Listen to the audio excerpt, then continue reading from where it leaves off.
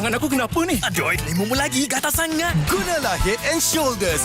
100% keyakinan, kelomomo dan kegatalan. Wiped out. Unstoppable.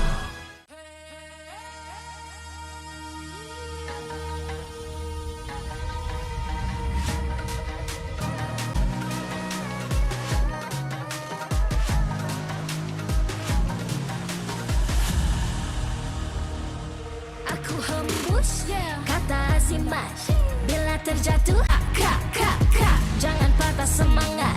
Semarak api bukan calon-calon. Biar apa menghalang, aku sambut datang. 1000 daya, 1000 alasan. Harungi semua sampai di akhir garisan. Kami tak senang mengalah. Kami luar biasa. Semangat membara, harungi bersama. Lakukanlah sama-sama lakukan.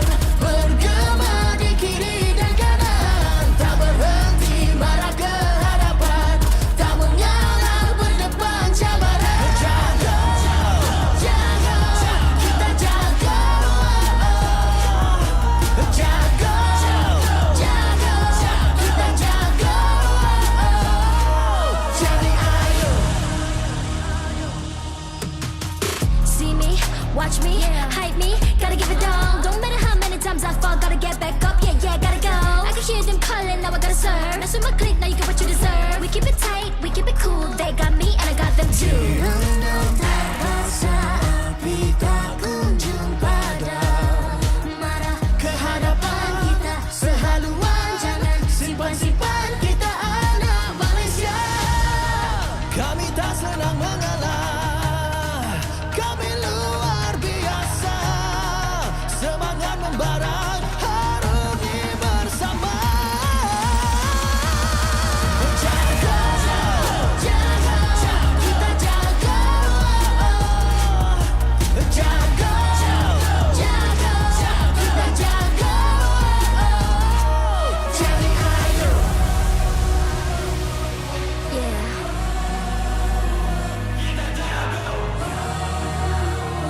Are you ready? Yeah. Let me hear you say. Oh, yeah. Lakukanlah sama-sama lakukan. Bergema di kiri dan kanan. Tak berhenti marah ke hadapan.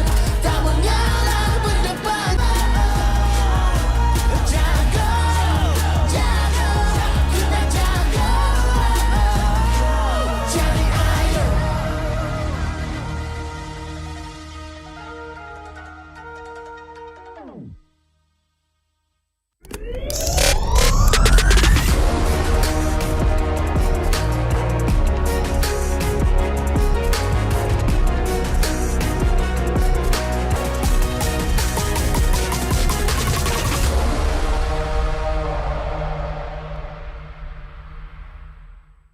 Okay, asal Zik, kita ada Iqmah Amri dan juga Encik Saudara Fauzi Nawawi memang dah terkenal, dah lama dah berlakon dekat industri Malaysia ni. First of all, apa khabar? Baik.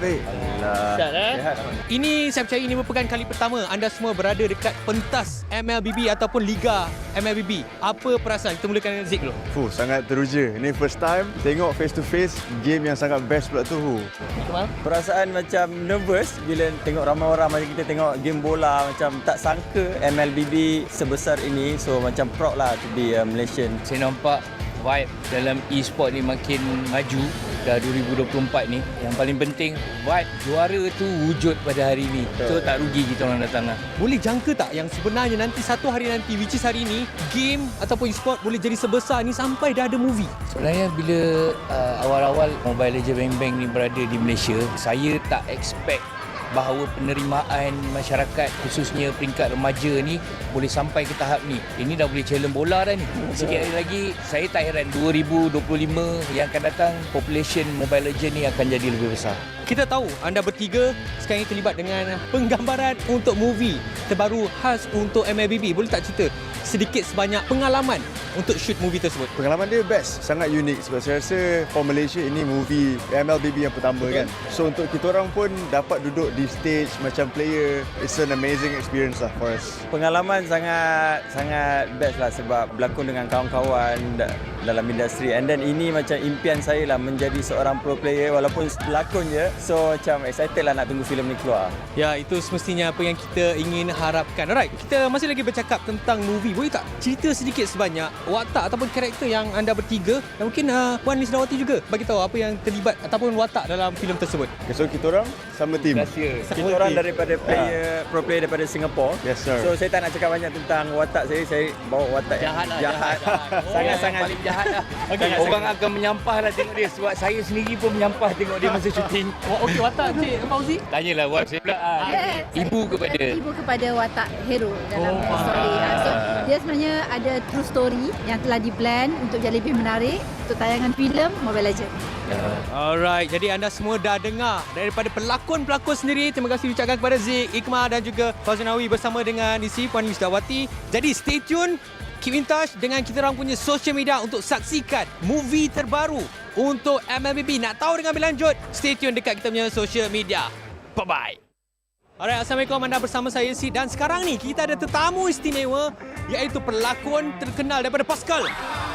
Iaitu saudara Hairul Azrin. Apa khabar Hairul? Alhamdulillah, sihat bro. Okey, so apa perkembangan terbaru? Ada filem ke ataupun ada drama ke upcoming? Sekarang saya dah tak berlakon.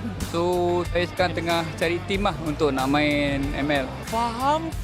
Okey, alright. Bercakap tentang cari tim. Saya dah tengok awak pun ada bermain sama dengan pasukan Selangor Giant tapi berlakon cerita-cerita yang gempak. Tapi kenapa pakai Nana bro? Ni banyak baca komen Tak lah, sebab saya tahu pakai tank, saya tahu pakai mage je. Yang lain saya tak tahu.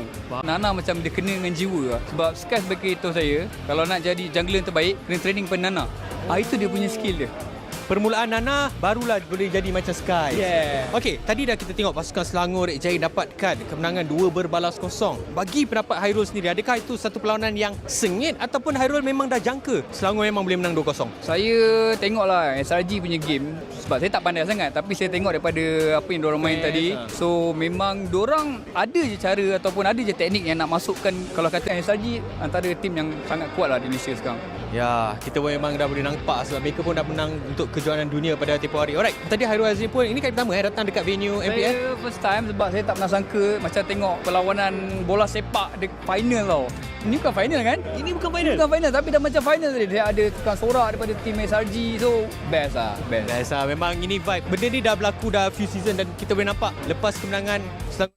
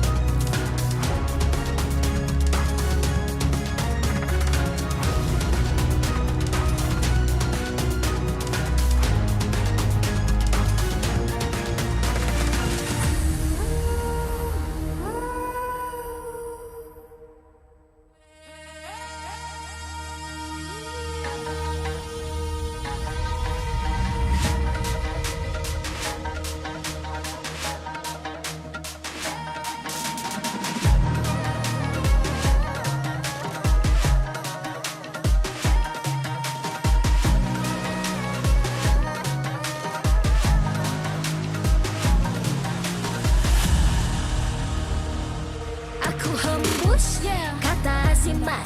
Bila terjatuh, aku beringat. Jalan dah jauh, cari titik bermula. Krak, krak, krak, krak. Jangan patah semangat. Semarak api bukan calon cadang. Biar apa menghalang, aku sambut datang.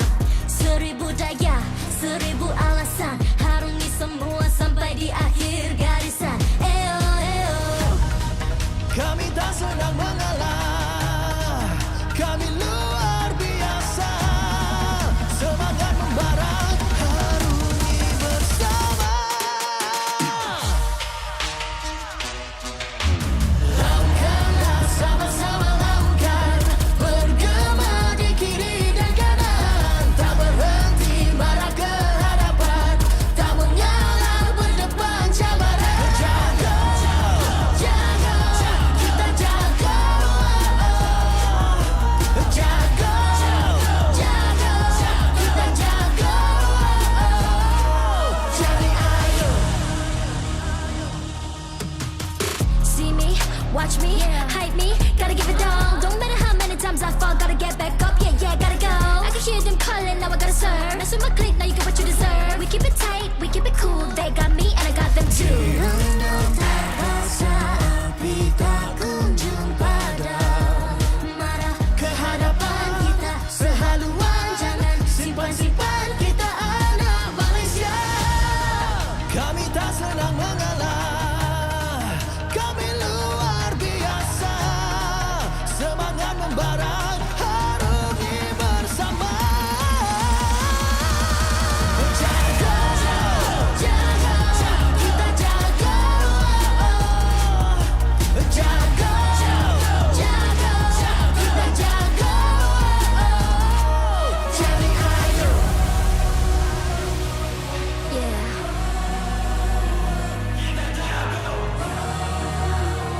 Are you ready? Can you feel me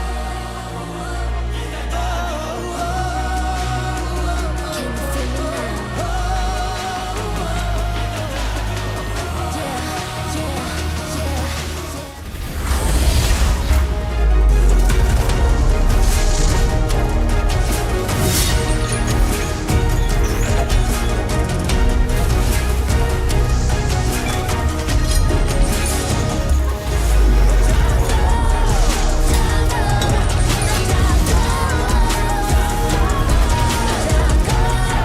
Yeah, yeah, yeah.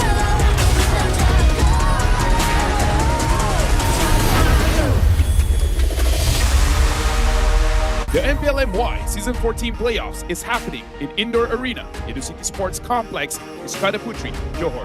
Powered by Moonton and APRJ. Official 5G mobile internet, hotlink, best for 5G, lightning fast, MLBB gaming. Official gaming phone, ROG Phone 8, king of performance for mobile gaming. Official lifestyle fashion partner, up your game with JD Sports. And thank you to all our partners in esports and strategic partners. Kejayaan hanya milik mereka yang tak pernah menyerah. Dengan api semangat yang menyala dan tekad yang tak goyah, mereka mampu mengatasi segala cabaran dan mencapai kejayaan.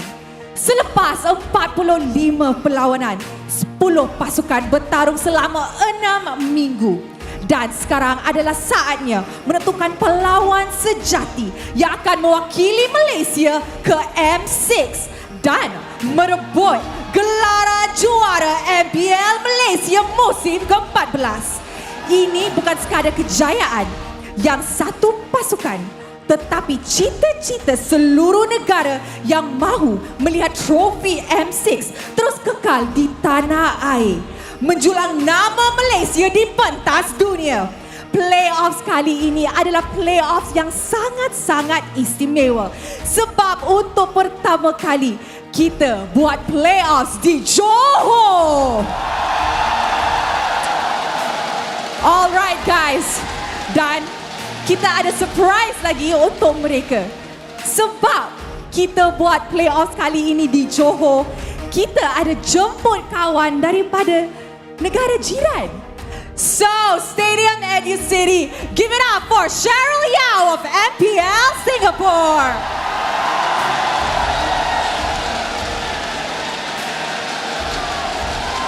You guys here are just absolutely wild. This is Malaysia, friends. Hello, Rose. Hi, friends of Johor. Hi, MPL Malaysia. Nama saya Cheryl. Thank you so much for Cheryl. having me. Come on over here. Come join me on the stage. Whew. Rose, what kind of crowd do you guys have here? It's just absolutely insane. Well, like what we always said, ini adalah gaya kita. This is the Malaysian way of hosting a tournament. Betul tak, guys? Wow, I literally can feel the roar of the crowds in my chest, and thank you so very much for giving me this opportunity to feel the pride of Malaysia right here today for MPL MY. All right, Cheryl, before we even begin, I would just like to say that you look absolutely stunning today. You look gorgeous. Thank you so very much, Rose. But of course, we like to hear from the crowd as well. You look amazing, my queen. Now, thank you very much, Cheryl. It is an honor to share the stage with you here. Now, how do you like Malaysia? How do you like the crowd of MPL Malaysia? You guys are just built different, man. It's just absolutely amazing. And you know, it's just really wonderful. You guys have that passion and you guys rooting for the teams, the faces that will be representing Malaysia over on the international stage. So it's really, really awesome. So speaking of which, walking through those doors here into the arena, I was just like, hold on. Is this M6 already? No way. This is just playoffs. You guys do things differently here. Yes, indeed. We Malaysians really do things a bit differently. And of course, untuk korang semua, korang kena datang ke Educity, tengok perlawanan dengan kita sebab bukan setakat match perlawanan menarik sahaja yang kita ada dekat sini. Sebab kita pun ada aktiviti banyak dekat luar, and of course, Foodylicious Festival mana banyak makanan ada dekat luar. So yes, I've been outside as well, and guys, the activities happening outside here at MPL MY Southern Festival is just absolutely insane. Now I'm just regretting not bringing my family over because this is truly a festival that's suitable for everyone of all ages. I can see even families are here too. Yes, betul tu, Cheryl. And of course, kalau korang tak tahu lagi kalau korang kena beli tiket ke ataupun boleh datang percuma, guys, tiket adalah percuma sahaja. Guys, come on, who doesn't love free things? Now, I'm Singaporean, so I definitely love free things, and it just sounds great. Everyone loves free things, don't they? Yes, everybody loves free things. But, korang tahu tak apa lagi yang free kita ada dekat MPL Malaysia musim ini? Musim ini pasukan yang juara akan menerima MPL Malaysia Championship ring yang 10 mythical fairy dreamstone yang dibuat daripada black spinal gem diletakkan di atas cincin sebagai tanda 10 pasukan yang bertanding. Dan selain itu ada serta corak harimau di bahagian tepi cincin yang diinspirasikan oleh corak harimau MPL MY and of course the icon of MLBB. Now definitely so, I've seen the rings themselves and I love the incorporation of the tiger onto the rings, and truly, with this ring itself, I really hope that it invigorates and, unleashes that inner spirit of the Gaya Harimau of the players here today to clinch that championship that is to represent Malaysia at M6. Yes, betul tu, Cheryl. Now, you know what, Cheryl? It's a new venue. Takkan tu je kita ada surprise dekat korang, betul tak? Kita ada dekat venue baru, mestilah kita ada tema dengan design yang baru. So, korang dah ready ke nak tengok grafik baru? Tak dengar, korang dah ready ke nak tengok grafik baru? Alright, so with that, I guess on the count of 3, let's unleash it. And 1, 2, 3, ini gaya kita!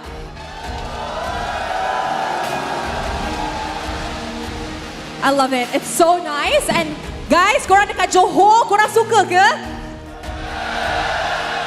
Absolutely insane.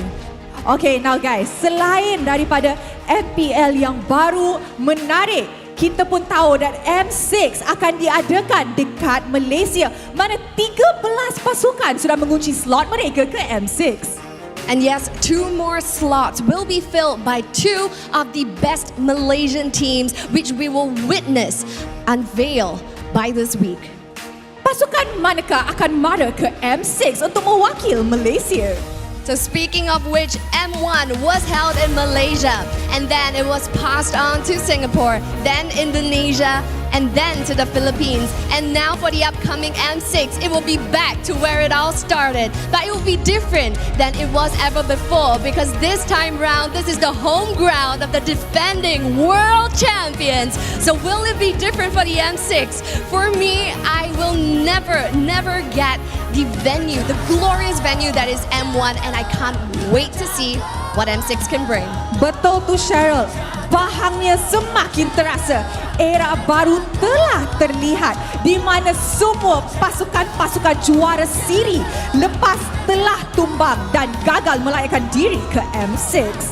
So yes, with that being said, I'm sure everyone here in the arena must be excited for the first match that's going to come out real soon. We will have 2 matches played today where the winner will advance further into the stage to carry on their playoff aspirations to hopefully get a chance to win that title. And the losers will unfortunately have to say goodbye to their ticket to the M6. Not unless they come as a guest today. Anyway, untuk perlawanan pertama, kita akan saksikan perlawanan di antara Todak menentang Monster Vicious. The crowd is ready and the stage is set. And I guess with that being said, we're gonna hand our time over to the casters. So yes. So Cheryl, jom kita ke caster. Thank you so much, Elian, as well as Rose, our beautiful host taking care of us on our stage. Welcome to the MPL MY Playoffs, day number 1 here at Season 14. My name is Gideon Q, of course, and hello to all of our international viewers out there, because today on the desk, our co-casters and even a special guest, we got Sadafa here on my left, or your right, and of course, Abstract from MPL SG coming down to keep us company. How you doing, Abstract? The place is great, the venue is great, the casters is great, the host is great. Honestly, upon arriving here, I feel very hospitable, and you guys, great hosts. Thank you, of course. I mean, the venue is all looking amazing, but tell me about that crowd, Stafa, because I'm seeing that line and people are still flooding in. The atmosphere here in Educity Stadium is electric and beyond any expectations that we could have had. We knew it's a bigger venue, we could fit more people, but we were not expecting this kind of turnout, this kind of reaction. It's great, but in case you guys are just tuning in from all across the world watching the live stream on the English broadcast, today's schedule, we're going to be kicking things off with a banger of a game. It's going to be Todak versus MV. Afterwards, it's going to be JP Niners up against Red Esports. Now, of course, when it comes down to the first game and, of course, the second game itself, it is definitely quite a upsetting part where we are going to be looking at 2 teams that will be bowing out today. Definitely not something that I'm, expecting, or rather not something that I came in wanting to see. But it is a competition after all. We're gonna have to see one person move on to the next round and one person, or rather 2 teams, that have to bow out. I have to ask, Stafa, which of those 2 teams you think are going to be making out here today? Because the play-ins are brutal for a reason to earn that second life. And on top of that, compared to previous seasons, I feel like the competition is closer than ever. It is so difficult to predict. And yet you have asked, so I must answer. In my personal opinion, I think Monster Vicious and JP Niners have the better chances. Pretty good. I mean, I have to admit, pretty good odds overall. The regular season has been extremely exciting and been building up to this very moment here today. Now, the play-ins, as mentioned before, this is brutal. 2 of these teams will be leaving us today and will not get that second life in that upper brackets once we get into the playoff brackets. Even so, these teams need to show their best here today, and I think the turnout really goes to show the stakes involved. Honestly, the turnout is definitely not something that I expected. We're talking about a Thursday, right? Thursday afternoon. It is a weekday, and of course, the stadium is absolutely packed. I myself didn't think that, maybe we'll have some good amount of people. Most people will be online, but I'm wrong. The people in Johor definitely proved me wrong. Completely. I mean, considering that we already have you as a guest, I'm wondering whether maybe a good percentage of Singaporeans have come down to check this event It's not impossible. Fair. It's our first time having the MPL outside of Selangor. Here in Johor,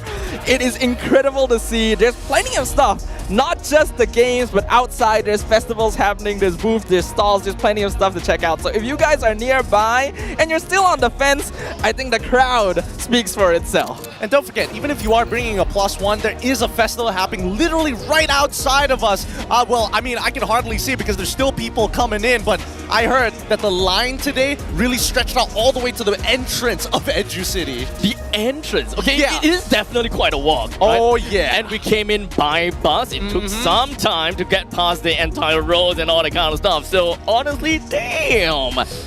That's a lot of people. It's way too many people. Honestly, it's starting to feel like a sauna in here. The bodies alone, with the energy being given over to the stage, we can only expect the best of the best today. But let's cut straight into it, right? The business, down to it. What do you think of the odds? Our very first matchup is going to be Todak and as well as MV, two teams which I personally thought have a really good chance of actually making it top 3. Exactly. I mean, definitely looking at the both of them, I want to see them move on. Both of them. Unfortunately, we don't have the luxury of that option because play-ins are truly a obstacle that every team has to overcome here. Todak, MV, only one of them gets to move on to face SRG, and later on in the day we will see whether it is the JP9ers or Red Esports who moves on to face Vamos. It's a best of 5 all the way from the start. Oh yeah. Yep. We don't hold any punches. There is no mercy this time around. We know that we are going to be the host for M6, so we've got to get our quality up. And best of 5s is a really good way to kick things off today. Oh, okay. So at least when it comes down to, elimination matches, it's not necessarily that punishing per se, because it's kind of like a single elimination at the first part per se. At least it goes all the way out, BO5, and honestly, I'm not too surprised if we are looking at all 5 games. Of course. I mean, in this best of 5 alone, these teams need to be really, really fresh. They got to come up with some new strategies and continue to evolve the meta. As you can see, the players have already started to walk on up anyways. Now, let me introduce you the lineup of Todak, starting off with the pillars, Zaim Sempoi, Momo, and as well as Zayed, Yanlord, and Chiku guys to complete the roster. Todak kicked off the season in a shaky state, having to explore multiple different lineups of players to figure out what would work and what would stick. This lineup though, lineup C as we dubbed it halfway through the season, turns out to be the winner and has slowly been getting stronger and stronger with a mixture of faces old and new. The Todak that I remember back then is about a team of swordfishes that plays around the master swordfish, which is Chiku guys himself. But I can see that there is definitely quite a little bit of a shake-up, and the Todak specialty of playing some special heroes doesn't seem to be that present anymore. Hey, look, I mean, the Todak Langar DNA is still part of them, but this is the next generation. And with the next generation of Todak, our next generation of Monster Vicious is here. From Tier 2, they fought all the way to the Tier 1 and qualified in the MPL and continue to hold the banner strong of a full local lineup. It's Martizi, Zeno, Uni, Nova X Kobar, and Ruff. A team consisting of players who have filled in roles for other teams throughout the history of MPL Malaysia, finally qualifying with their full original roster from Tier 2, demonstrating their true potential in a very unique way. Speaking of true potential, I've seen the statistics about Monster Vicious, right? They win all the big guys, being Vamos and Selangor Red Giants, but what's the deal with them losing to the lower end of the bracket teams? Well, I'm glad that you brought that up. Netizens in Malaysia have labeled this team, especially in our community group, as the Robin Hood, a team that steals points from the rich and gives it over to the poor. Honestly, even homeboys were very thankful for MV being that Robin Hood, because had they not won that 2-0 match, they probably would have gotten relegated. It's a very strange status that MV has created for themselves, but I do believe we have a video for you guys to check out. Let's have a quick look at this, because Suyo, a game changer so far, has been absolutely destroying the meta. And I want to get your opinion on this, Abstract, because again, you were the first, MPL SG was the first region to actually play Suyo in their own playoffs, while the rest of us was kind of trying to figure out where he sort of fits in the meta. Is he really, really good? Is he really, really bad? We had no idea until you guys touched it first. That's right. So at least when it comes down to Suyo, during our playoffs, which is post-patch 20, right? Suyo did manage to come into an appearance by being onto the jungle. Every now and then we saw him being in the EXP. We're kind of figuring out if whether his immortal form is something that can allow him to stay alive in teamfights a lot more with vengeance and all that jazz. But we're starting to slowly figure out about Suyo. Okay, he's more of an assassin, he's more of a jungle, but is he really that much of a priority? He started off with a B1 pick. It didn't turn out all that well, right? 50% win rates and all that kind of stuff. And he slowly dropped in priority, weirdly, being B1 picks, and then the next matches R3, and then one of the final few matches B4, B5. Very interesting. I mean, so far, with Suyo in that meta, I'm looking at two people here, and that's Zion as well as Uni, to really show the clash of the hometown heroes. Both full local lineups, and with Suyo in the meta, this could really skew the drafts in favor of one of these teams. Not just the two teams with local lineups, the only remaining teams with full local lineups here in MPL Malaysia. It is truly disheartening to know that they will be facing off against each other at the start of the playoffs, and one of them has to leave straight away. The legacy of both these lineups has been created with the old guard of Todak bringing us our best ever finish in M1 to a brand new generation that is Monster Vicious, the only team in 2 seasons to take down the Red Giants. Yeah, I honestly just want to see if whether MV will be able to kind of like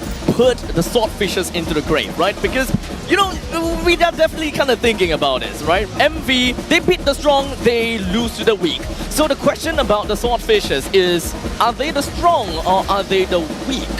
Staffa, is Todak strong? Oh boy! They have a rich history. They do have a rich history. It's kind of crazy, I'm not gonna lie. But guys, join the fight now while you still can. You have a redemption code down below. And don't forget, if you're lazy to type it in, just scan the QR code to save your time. But let's pull it back here. I mean, rich history in Todak. Are they strong, Staffa? Todak has been doing more consistently after the first few weeks of the regular season where they finally solidified their lineup. We're slowly getting better and better. But there's still a team that depends a little bit on draft, a little bit on momentum, and they gotta make sure the conditions are hit for them to come out on top. Conditions are hit. What about you? Honestly, I'm just in for the fun, man. That's great. That's the best way to handle it. With Todak as well as MV, you never know what you're going to get. It's going to be a little bit of a coin toss. I hope it is going to impress you, because it is time to bring out both the teams onto the stage here in Edu City.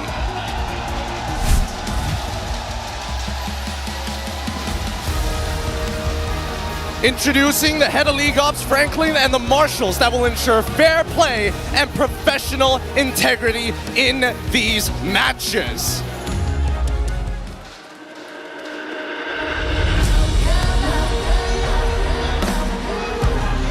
They made their waves with their unpredictable moves and ever-changing lineups. After numerous tweaks and iterations, the Kings of the Ocean finally settled on their main squad. Led by Chiku guys, the Macro Master, the embodiment of the Langar DNA. Today, they're here to secure their place in the upper brackets to get one step closer to returning to the M-Series World Stage. Give it up for Todak!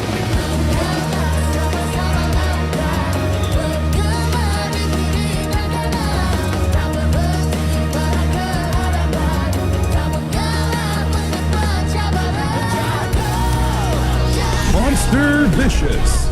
They have broke the winning streak of giants like Vamos and SRG, proving they're here to make an impact. They're overcoming fierce battles to reach the playoffs, and today they aim to rise even higher with a spot in the upper brackets. There is more than a game. It's about pride, resilience, and putting Malaysian talent on the map. As the stakes intensify, they stand united and ready to give it everything they've got. Let's hear it for the all-location sensation, the pride of Malaysia, Monster Vicious!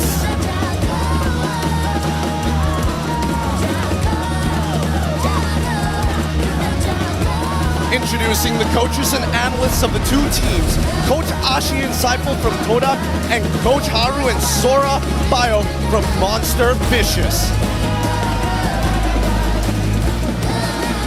Let's keep it going with bus bumps between the teams, a true sign of professionalism. This is how we roll. This is Malaysian sportsmanship. Ini kaya kita. Good luck to both our competitors. A status is in contention right now for the very first match of the MPL Malaysia Season 14 playoffs as two local lineups compete for the legacy of fielding Malaysian talent on the global stage. It's a very interesting time to be alive in Malaysian MLBP history. Everybody's excited for M6, but most importantly, everybody's excited to see these local talents go above and beyond. Honestly, with these two teams coming together after a very long regular season, they have honed their skills, and now is the day, now's the time for them to put everything to use. I think yes, because Todak rival RRQ like M1, M2, M3, M4. And I have message for Siku, don't angry in lane. Selain Todak, tim Malaysia yang pengen lu lawan di Swiss round nanti dan kenapa? I think SRG because before Onyx lose against SRG, right? I trust my friend and my teammate can beat SRG. So I wanna revenge to them. And this is just an insider for Skylar himself. Unfortunately for them, they weren't able to win the entirety of MPL ID, but second place in the qualification for M6. He's excited to see familiar faces because I remember M1, 2, and 3. Each and every time we saw Todak and as well as RQ battle it out, it is always a heated argument, not only in the comments, but even in the Land of Dawn.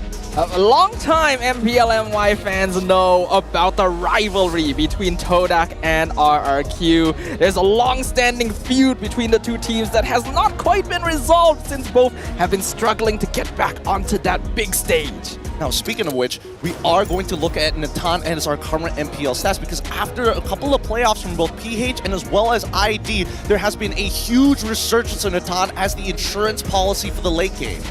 Hold on a second.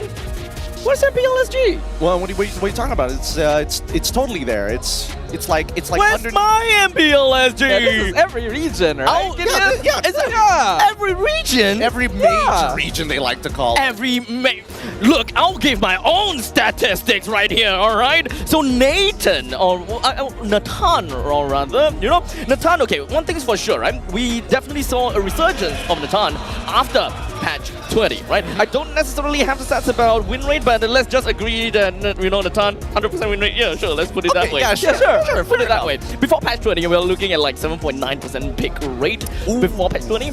And right after patch 20 came out, we're starting to see more Natan with a 26.9% pick rate. Oh, that's okay, so a 20% jump specifically for MPL SG, but coming into this drafting phase, get excited everybody, because we're expecting Natan to be the go-to pick for both Jiku guys and as well as Ruff in this matchup. The real question, we've already shown Suyo, we've already talked about first picks. Blue side or red side, which do you think is key to victory here?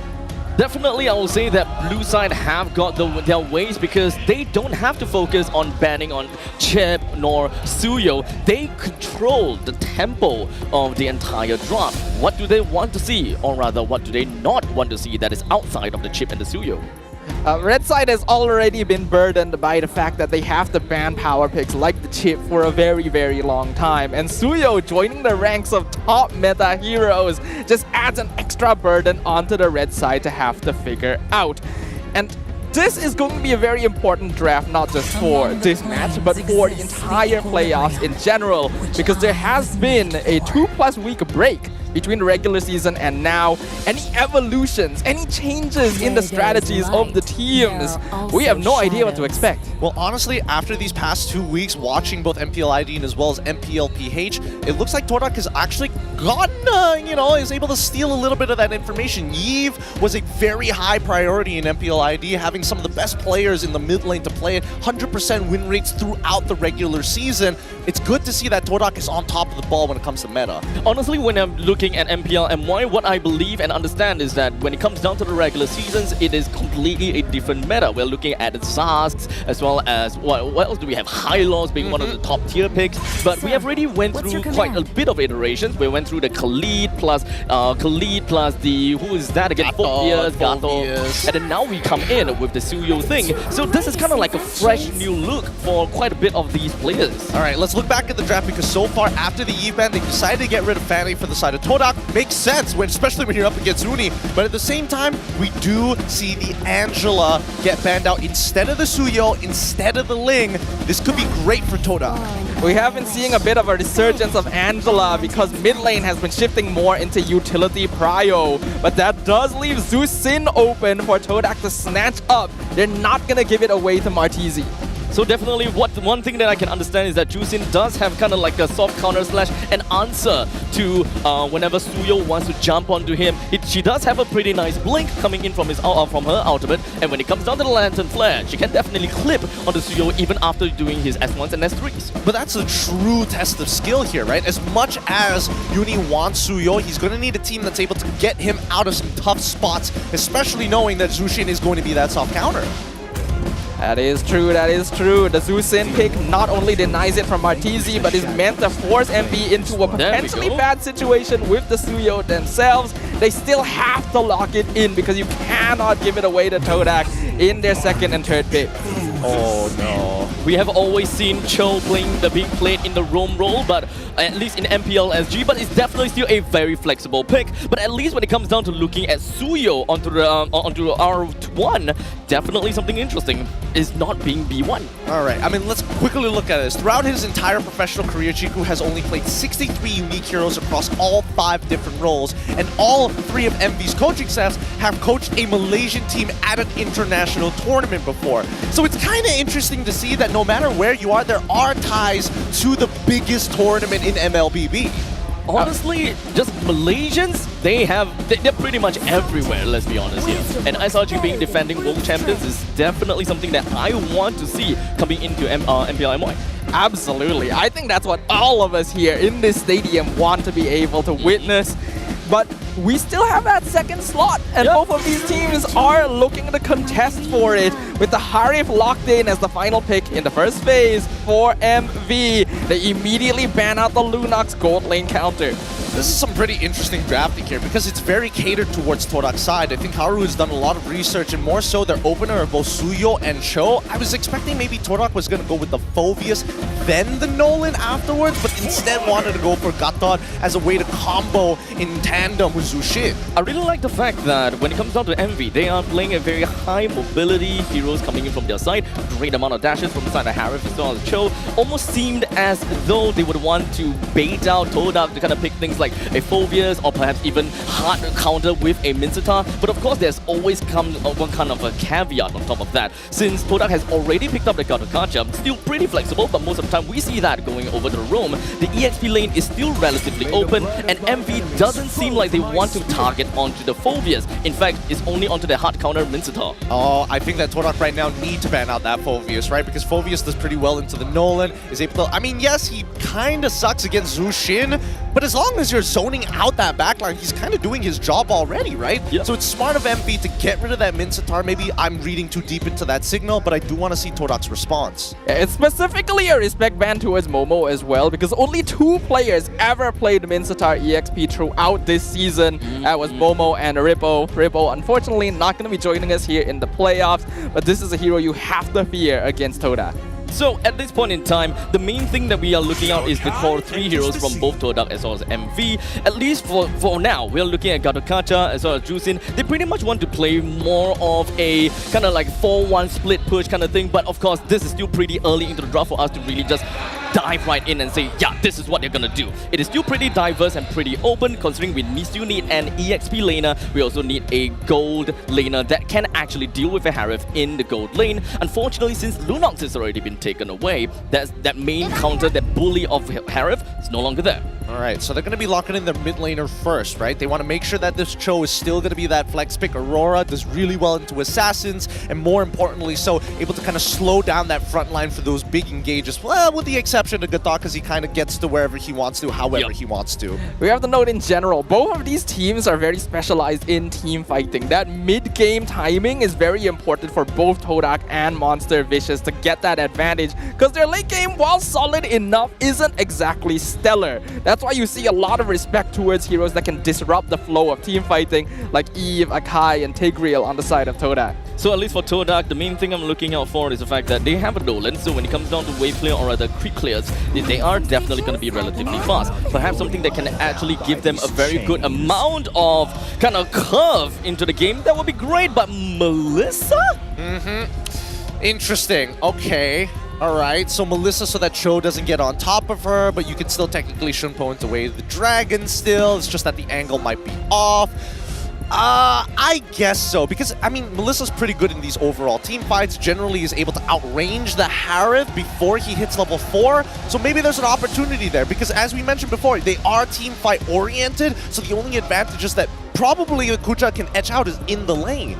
Yeah, I can see where you're coming from, but I feel like Melissa's still gonna have a bit of difficulty. As long as Ruff plays around models, it's very easy to poke Chiku out of lane. Honestly, I've never seen a Melissa in MPL SG for this season, and honestly, I'm not exactly even sure how well Melissa is gonna fare. But moving on aside from the Melissa thing, Phoveus and Khalid being B5 as well as R5, is this something that you guys expected? Well, honestly, I think that Khalid and Phoveus was going to show up at some point. I was hoping specifically MV was going to pick up that Phoveus, but hey, you know, it's as good as it gets. With that being said, it's time to make our way. The draft has been settled and the final lock-ins are in. Give us a breakdown of the composition stuff up before we jump right into the Land of Dawn.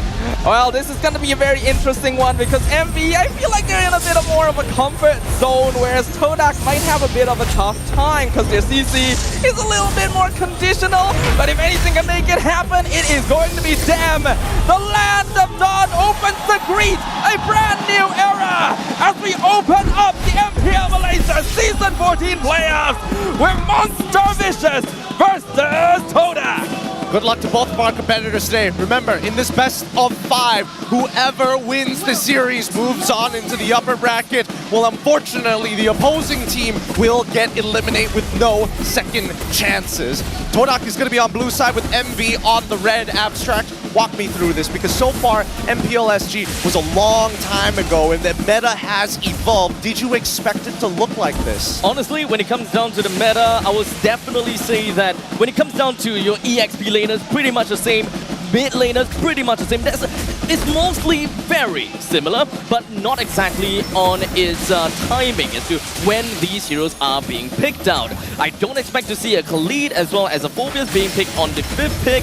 In fact, they are always being part of the priority. But of course, with the Suyo coming in, even MPL SG itself, we don't really see that big of a resurgence from for Suyo, and we don't really have a very good idea how to use him yet.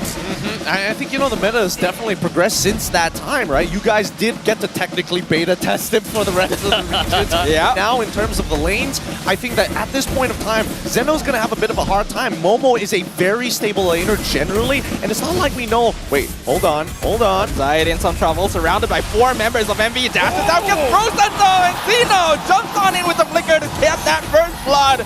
Zion Senpoi, Yan Lord, too late to save it. Despite great mobility coming in from a Nolan, which does have a 2-second dash, this is definitely not something that Todak could run away from. Monster Vicious, they were very, very comical into taking that jungler out.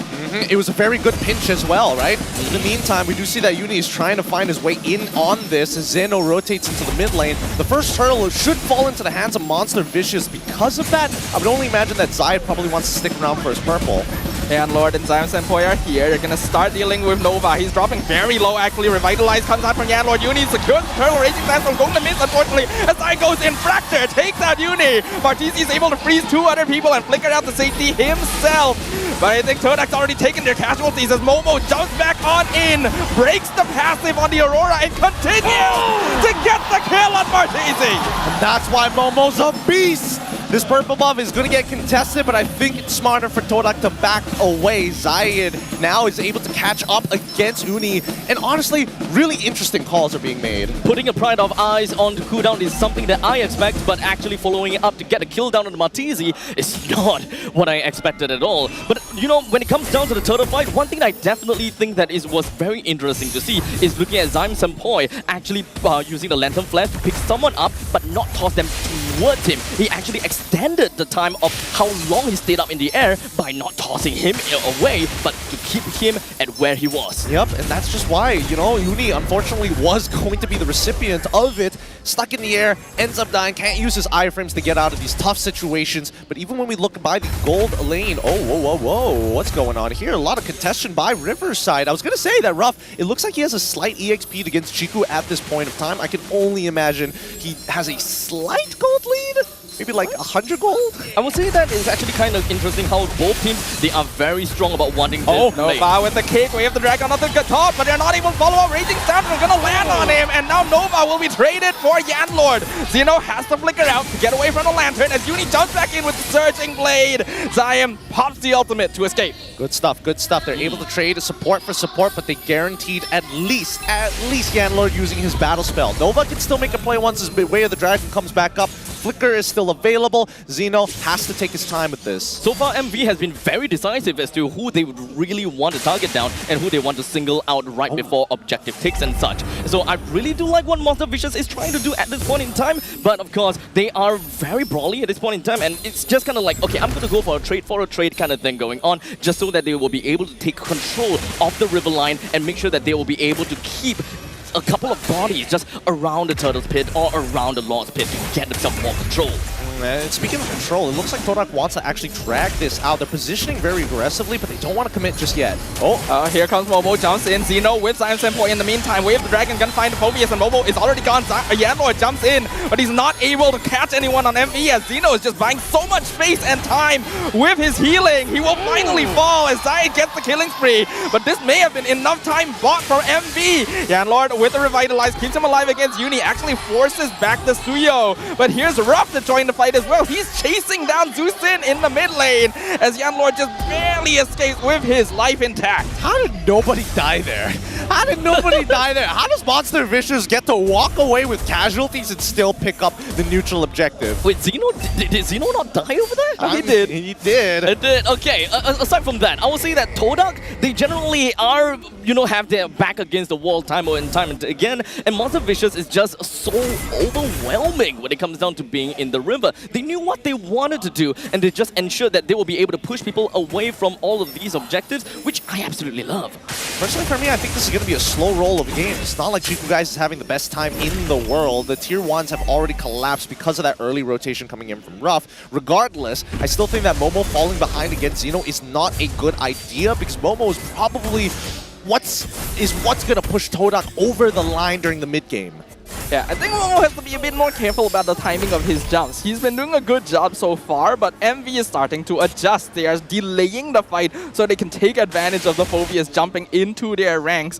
And I think Zeno buying so much time in that fight was what really made the difference. So far, the game is still kind of neck and neck, even though we're looking at about, you know, it's just about 300 gold differences.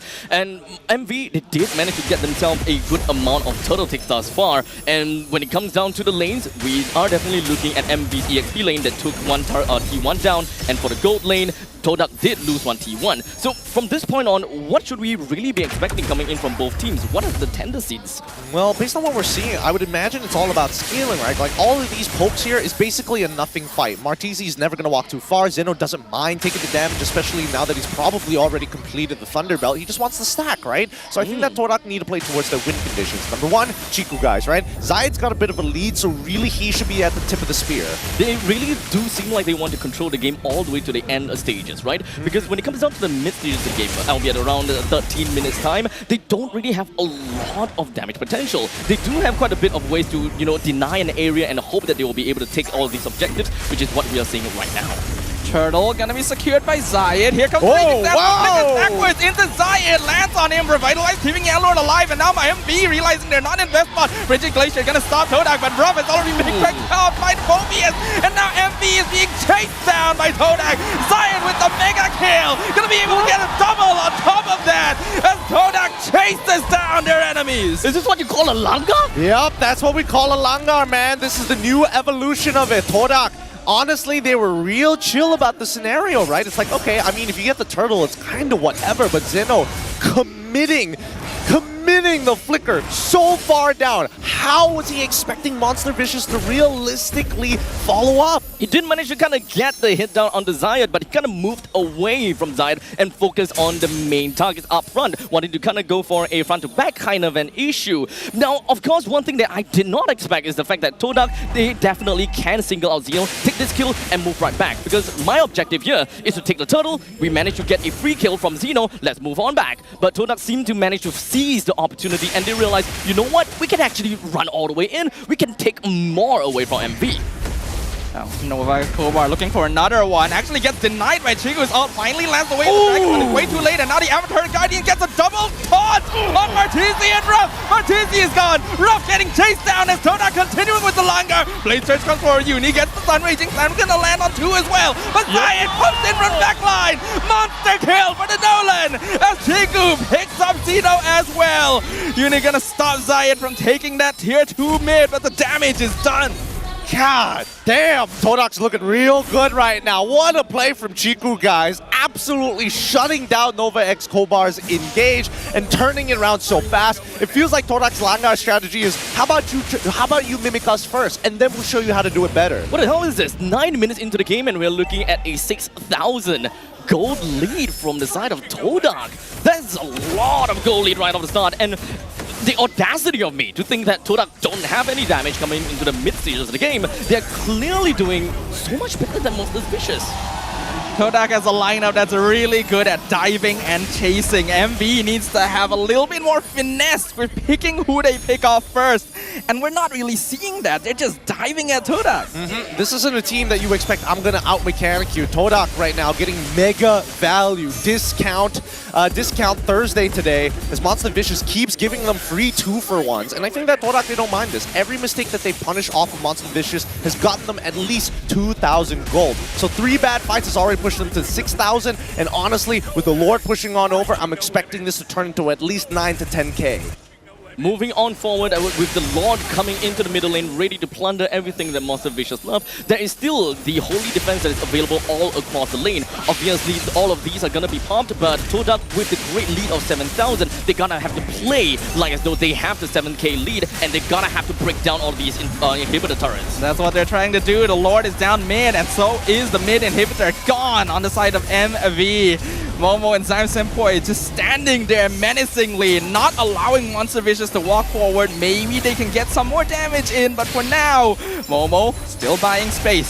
Chiku just doing damage to the bottom lane here. Raging Sandal gonna land on Momo as the Avatar Guardian comes in, and Chiku's doing so much damage! Ruff is just gone! Erased from the map! Momo a bit too deep, but he's gonna be able to trade himself for a godlike streak as Zayed finishes off the show! And they're gonna be able to transition up to taking the top in him as well. Oh, they can't! The minion, unfortunately, the get away with me does pop out, and Zeno cannot go further than this. But at this point, it's so low that it's considered to be gone anyway. So you can see that even Zayed is thinking like, maybe I should just like walk on in and tap it real quick. Just a quick tap. Just quick little tap. Definitely something that will go down real soon. So it's fair to say that Monster Vicious, they definitely do have 2 inhibitor turrets down, but it is still a naturally pushing lane in the middle lane, and Todak understands that, you know what, we've got what we came here for. We've got the middle lane pushed out, and let's just play for the Lord in the next minute or so. They still have got a lot of gold ahead of them, and they definitely know that they are tankier, they have got higher damage than Monster Vicious, so they don't have to be too aggressive, nor do they have to be too desperate, because the main winning condition that they want is to go over for the late stages of the game and also to play as a team. Main thing is they cannot lose control of the map to Monster Vicious, especially since they have Nova Escobar on the opposite side. With a Cho, you wouldn't want anyone from your own team as Todak to be singled out by this Cho. Sounds like a good idea unless Nova is able to find the kick, and I think so. Oh, no. No, Yanlord just on him, and Zayed almost blows up Nova. 10% HP as the roamer. This Nolan is a problem. 7-1-0. He is rich, he's got items, and he really stings. I think Todak have set themselves up for victory on this next Luminous Lord, and I think that Monster Vicious, they might be caught in a checkmate scenario. Yeah, I don't see them coming back from this. Zeno in trouble. 1v2 against Yanlord, and Zion Senpo is just getting picked up. Way of Dragon going to find Momo. Kicks him back, but After Party Guardian's gonna save him as Rob is just gone. Taken out by Chiku. Martisi delayed by Zion Senpo, and Monster Vicious in full retreat. But Momo not gonna let that happen as Zion comes in. Follows up. 1 kill, 2 kills. Uni, the only one left alive.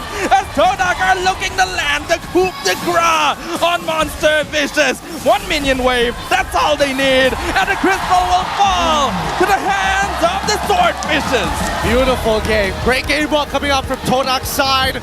Very cool, calm, and collected. The Todak style now looking more like a scalpel than it does a absolute giant sword. Very well executed coming from the side of Todak. They did definitely manage to take advantage of all the small little mistakes that MV kind of showed up. And Todak, they left no man behind, and they made sure that they don't slow things down. They've got an advantage. They went all the way through with it, and well, Todak Langga.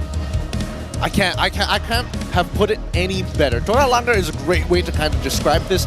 And I think that the next generation now, it doesn't feel like they're running at people anymore. It feels like they are patient to a certain degree. I think it feels like they are prepared for Monster Vicious specifically. I don't know for sure if the Langar is just gone and Todak are now patient and disciplined, or they know that MV will want to run at them. These are both team fight squads. They know each other's behaviors a little better than most. And Todak was just waiting for those opportunities to come to them. I mean, speaking about team fight squad, right? When it comes down to MV, they definitely do want to seem to play around team fight, considering the fact that they have the Raging Sandstorm, they have the Frigid Glacier as well. Great ways to engage and as well as counter-engage. But when it comes down to Cho specifically, right? When we want to look at the Way of the Dragon to really single out someone, we don't really quite see that he's managed to do that, or rather be able to have someone within the composition to really make full use of that of the kick. You can't really burst anyone down fast enough to get yourself that 4v5 advantage. Well, here's the thing, right? As we look into this fight, I personally think the ones that were kind of underperforming was Zeno in this matchup. He had a lead at the very beginning. He ended up going too aggressive with his Raging Sandstorms, and I think the biggest problem is that even if Nova X Kobar was to find a Way of the Dragon, Zeno has to zone out the rest because Yanlord comes in with the avatar of the Guardian to stop any kind of burst. Like you saw, Martisi were trying to burst out his target with the help of Uni. They both had to step away when the AOG landed. I really was expecting a little bit more burst damage from the side of Uni, especially as Azuyo. But of course, looking at the side, the fact that Todak, they do have very good ways to counter-engage. Like you said before, the Avatar of the Guardian is a great way to really single out people, or rather to really just take control of an area altogether. And not just that, once Yenlord goes in, Momo has got free reign going in when it comes down to the Infernal Pursuit. And MV just doesn't seem like they have an answer for the fact that Todak is just throwing bodies in front, and Chiku guys just resting all the way behind. As you can see, Chiku guys untouched. Zeno tried to go for him, but clearly no one else could really follow up afterwards. Yeah, I think it was very, very smart, the approach that Todak took through this game. And Zayed, going to be the MVP of game number 1. I'm not too sure what his final score with the Nolan was, but we'll get to see it very, very soon. The damage output from him was insane. I really thought he was going to start falling behind after that first death, that initial pinch down punish, because again, it feels like even MV did their homework expecting Zayed to be on that side of the map, and honestly, I don't even think Zayed saw it coming. I don't think that he saw it coming, and I don't think that he realizes that he can actually kind of get himself back into the early stages of the game, right? Because we all expected jungler, you lose the first initial fight and you pretty much give away the turtle. Technically, yes, you did give away the turtle, but it doesn't seem to really phase him at all. Well, that's a great point to bring up, because again, I think that's where Todak really shone this match, right? In terms of every single one of the traits they did, you take turtle, don't worry, I take 3 of your heroes, and it looks like they always had a positive trade with each interaction with MV. Yeah, the only times that Todak was losing these skirmishes was in the first 2 minutes of the game, where Zai gets picked off. That's his only death of the entire game. And then when Momo jumped too far forward. After that, Todak was always layering their engagement, waiting for members of MV to split themselves up, because there seemed like there was a strange desperation from Monster Vicious to try and force something to happen. Nova was consistently trying to look for Chiku guys when it's already difficult to do so as a Cho versus Melissa. I mean, when it comes down to MV, right, the one thing they realize is the fact that when they do win, they win fast, and when they do lose, they lose fast as well. It could be that it was because of the desperation that they realized, yeah, you know, this is our statistics and this is how we have been playing. Maybe if we really want to win this, we gotta go all the way from the start. Yeah, I think that unfortunately for MV, they never really found their footing afterwards. And I think, so honestly, it's really thanks to Todak's big tempo breakers and the way that they've traded. Because Momo, his laning phase was pretty much shafted at a certain point. He manages to come back alongside with Zayed off that very first turtle as soon as they hit level 4. And Chiku guys, and this was like a 4v4. Like, Chiku guys was not involved in the majority of the fights that happened in the first 7 minutes. He didn't need to be. That is the big thing as well. MV had a lot of layers of Todak to break through, because Momo and Yanlord on the Phoveus and Gatot are very good at jumping in your face and forcing you to deal with them. And when Xeno or Nova are trying to force an engagement themselves, they are basically allowing Todak to split up their ranks without even really trying. Yeah, I mean, when it comes down to those team fights, there's a lot of times where the fight just breaks up into 2. And when it actually does break up into 2, Todak actually have got the advantage of all of that, right? Sometimes we've got Xeno rushing right into the face of the enemies together with Nova Escobar, and of course they are dealing with Chiku, they are also dealing with Zymes and Poi. Time and time again, they can't seem to have enough of a damage potential to really move on from the front lines over to the back lines.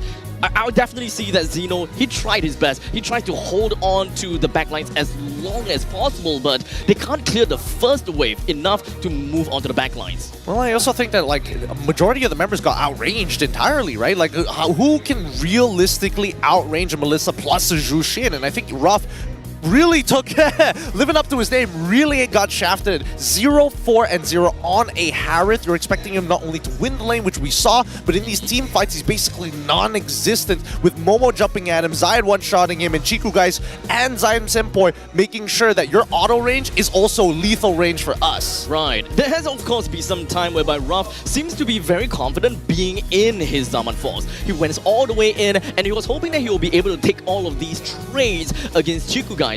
But and of course, Chiku guys does have quite a lot of economy onto his name, so when it comes down to items, Chiku guys is definitely way above of Ruff. And not to forget, Ruff was kinda alone while he's dealing with Chiku guys. There is more support from Todak to actually come and rough in onto Ruff.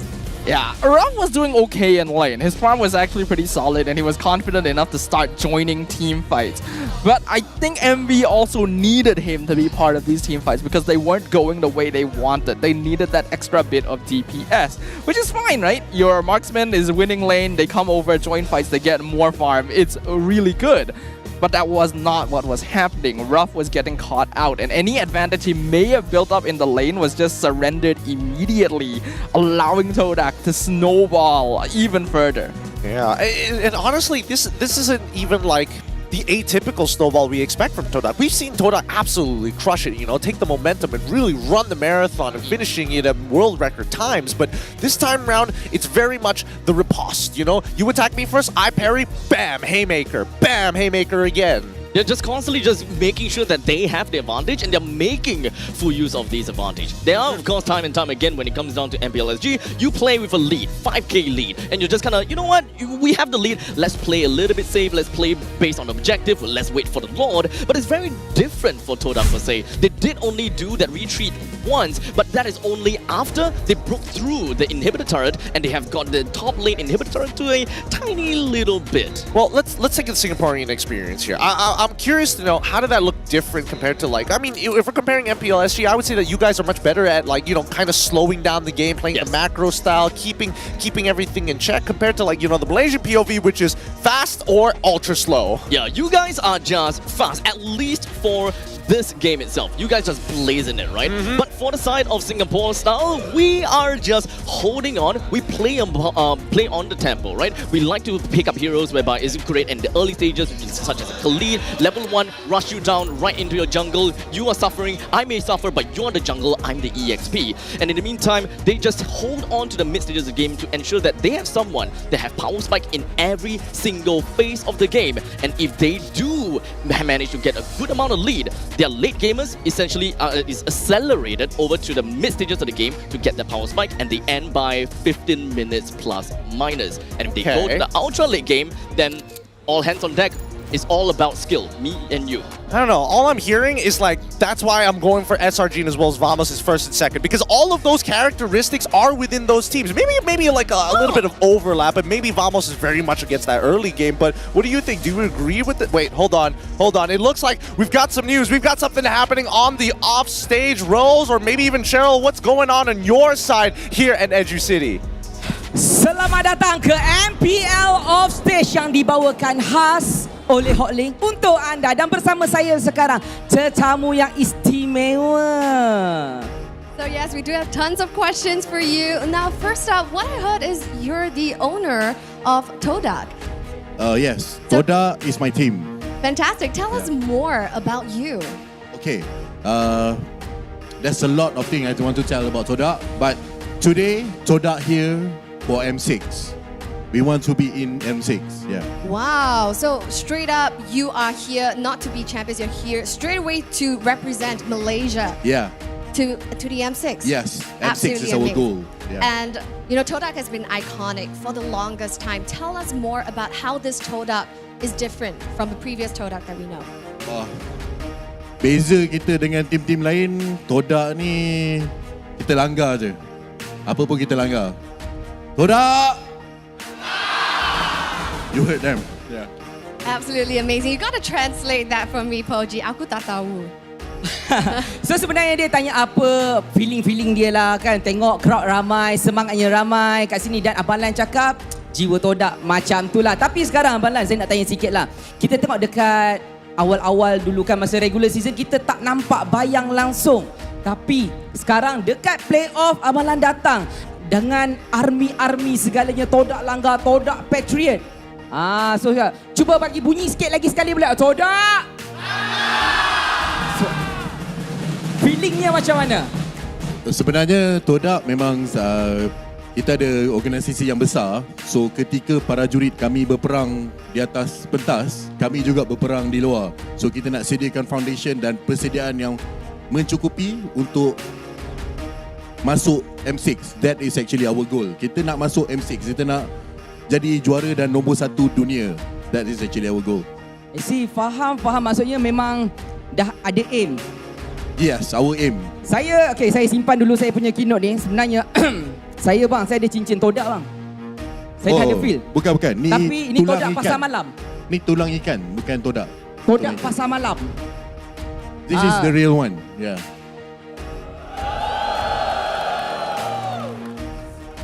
Ada lebih tak? Cincin ni saya hanya akan bagi kepada player-player dan orang-orang yang berjasa dan membawa kami ke juara MPL dan M6. InsyaAllah yang masukkan kami ke M6, kami akan bagi juga. InsyaAllah. Tak apa, saya mendoakan kejayaan juga. Dan mungkin Cheryl ada lagi nak tanya. Yeah. So Any yes, question? I do have tons of questions for you. Now, when it comes to Todak, me being an international watcher, you know, Todak has been synonymous with Malaysia and has been representing Malaysia on the international stage for 7 times already. And representing, you know, Malaysia in the M1 and now here upcoming M6, you know, it's going to be a fresh start. What can the audiences anticipate from Todak, and will it be Todak in its glory days like M1? Yes, of course. We have a lot of plan, especially expansion plan, because I'm very inspired when I went to MPL Indonesia. Indonesia is amazing. So I believe that Malaysia, we're going to be, you know, like as Indonesian MPL ID as well. You guys are in your own right champions because, of course, Malaysia, we are talking about the World Series champions. So yes, this time it seems like Malaysia is being favored and it seems like this is all the time that we have. Congratulations on clinching the first game here for this series. So I guess with that, jom kita ke caster. Thanks, Cheryl. I wasn't expecting Boji to be up there. Good shout outs from Boji. I thought Rose just transformed there for a moment. Whoa, I was so confused. But good words coming out from the organization owner of Todak. He is looking to get to those glory days all over again. All I heard and the thing that I remember and understand is he wants to get Todak, you know, back onto the international stage. And on behalf of Cheryl, while she was standing there, I'm gonna say this: aku tak faham. I totally nice. What about your rings? Look. I heard pasar malam. Look, I'll explain what the rings are in a little bit because we even got some statements from our MY insiders. We asked Homeboys' Udil, which 2 teams do you want to see to go to the grand finals this season? He said, I want to see SRG and Monster Vicious because Monster Vicious has beaten SRG before, so I want to see how they can stay consistent. Okay, I can get behind that because I also made my own playoff predictions and I put SRG and MV in the grand finals. But I will admit a lot of the teams are very hard to figure out this season. Todak has already shown that they are more than capable of dealing with MV. You can see the experience there to get inside their heads and just completely disrupt their flow. Game number 2. What's gonna happen? Look, I'm expecting the same thing, right? I'm expecting Todak to do the simple, play it chill, wait for the opportunity to go for that big riposte and haymaker them in the face because Zayed has been doing such a good job throughout the regular season. Now, keep in mind, if Todak is getting all the way to M6, their players and even their staff members are going to get a official Todak ring. Unfortunately for Poji, he got it at a night market, so it doesn't really count. we call it pasar malam. You know what that means, right? Yep, we have pasar malam over there in Singapore as well. I love all the food in pasar malam. Please, you know, I always spend too much over there. Hey, look, you don't have to spend too much here in Malaysia, especially when we've got a good pick of the most picked heroes. Yeah. Specifically, Nolan, we've got some great junglers on our hands. Okay, so we've got Zayed with picking up Nolan 7 times with a total win rate of 86. But what really stood out to me, Sekai's 6 times? 6 times. 6 times? Yeah. This guy is still unrivaled? Well, I mean, do you expect anything less for the current world champs? Not really. For a current world grand finals MVP, I think that's a status right there. But honestly though, whenever I think about Todak, I think about Malaysia. When I look at and kind of like a vice versa thing, right? When we look at the M series and I think about Malaysia, it equals to Todak.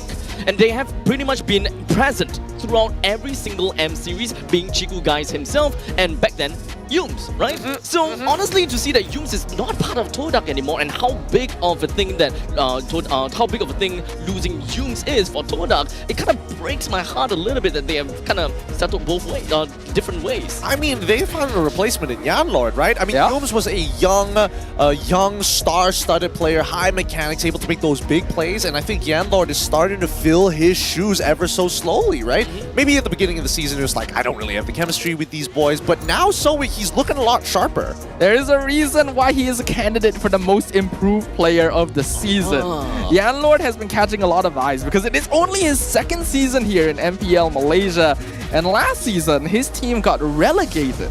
So it was because Todak saw potential in him and picked him up that he is here today. So it's fair to say that he is one of the catalysts for the fact that Todak is even here today. Absolutely, absolutely. He's on squad C. Well, this squad, I mean, they had like two squads. ABC. Yes, there were football team. Yeah, there were 2 other squads that did not make it to this point. I'll tell you that. Wow. Okay. Under one organization, they found the best means necessary to win these games, but it all begins with the draft. Let's jump right into it because now Monster Vicious is going to take blue side over Todak on red. Honestly, I have one question to the table here, right? Yes. Because we've hyped up Suyo. We definitely think that Suyo, Chip, definitely is the burden of the red side. So with the performance coming in from MV picking up the Suyo here, do you guys still think the same about Suyo being one of the top tier picks, or rather bans? I think game 1 was an example of Todak baiting Suyo. They let it through. They picked Zusin first because she's known to counter him somewhat well compared to other mages. And then they force MV to pick him up. Uni can play him pretty alright, but it's not quite as good as his other assassins. So in this way, Todak funneled MV into what they wanted them to do. Let's not forget about, Avatar of the Guardian. That is, you're trying to run away from that after engaging on Jushin, you are asking for trouble. Looking at this so far, first pick going over to MV on blue side, locking in the Suyo. It's surprising to see that the win rate is currently 45, but hey, don't worry, we're going to build up those stats throughout the playoffs. In terms of bans, same thing. Loyi, Angela, but this time Yves for the side of MV, and they kind of switch it up because Todak get rid of the Zushin, but they still have to get rid of Fanny and of course Chip. I'm looking at a 45% win rate from Suyo. I'm pretty sure that Raf will be able to kind of smoothen things out, but sorry about that. But of course, moving on to the next part of it, of the bans, or rather picks, Todak have actually moved on to picking up a Nolan and Gatakaja once again, and this is still pretty much within of their MO and what they have played in the previous game. So far, the core picks coming from Todak is still more or less the same, but the fact that they banned out Jusin for technically themselves, because now MV being first pick, this is definitely something that's going to be different. Yif is currently being banned out as well with Loyi and Angela. I would say that Aurora is probably one of the next best pick coming from Todak. It could be Aurora, could also be Valentina as well. Vexana is also a consideration. Personally, for me, I'm not too big of a fan of Vex as of right now, unless you've got some real serious firepower on your side to set it up for you. Although, I do want to bring up the point that so far, based on what we've seen, Suyo does pretty terribly in a composition that has to deal with both Yves, Gatokachya, Zushin, of course, being the top one. But interestingly enough, in Indonesia, they were using either Nolan or Alpha as the as a direct way to fight the Suyo. But it looks like Malaysia is leaning more into the Nolan than the Alpha. Yeah, I think it makes sense because it is still an assassin patch in the end. Alpha's pretty good, but he's a bit more niche in comparison and doesn't scale as well compared to the Nolan. But we're seeing some interesting stuff here. Maybe a bit of a return to form as the Hylos, Natan, and the Zask make an appearance. I love this. I love this a lot. MV has late game insurance. They have a way to kind of boost their momentum if they have a pickoff occur.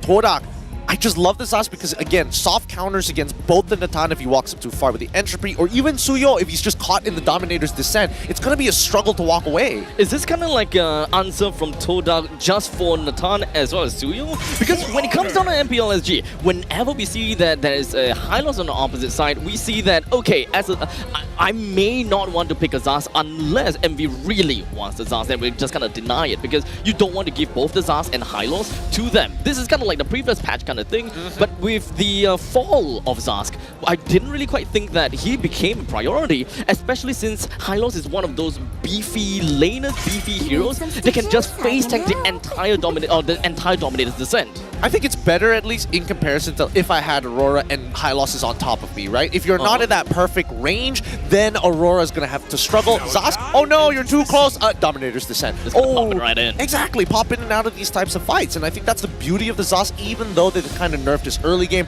just means they need a little bit more time. Now, coming into the second phase, Todak still banning out both the Tigreal and as well as the Akai. They're not shifting too much, very Coach Kuja style. Yeah, Coach Kuja is very disciplined and very direct in the way that he drafts. It does mean that if you are able to figure him out, that can be a weakness, but otherwise, there is always a primary objective with the way that he approaches picking up these heroes for his players. And based on the trend I'm seeing from Game 1 and now 2, I think Todak is focusing on zone denial against Monster Vicious. That's actually a really good point here, because that's why we're seeing Monster Fisher getting rid of things like Melissa as well. Ooh, even the Beatrix. Interesting. Wait, actually, no, that kind of pivots it.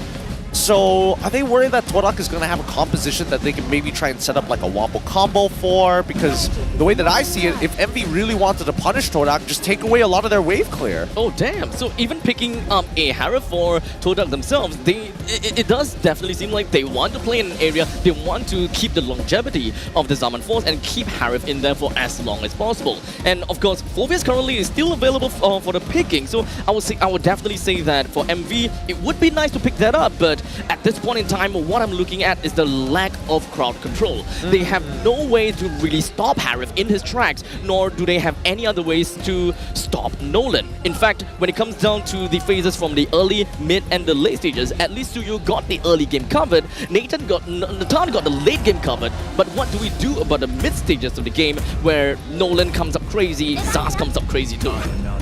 Both are also pretty good. I was expecting the Aurora, and now Phobius finally gets locked in for the side of MV.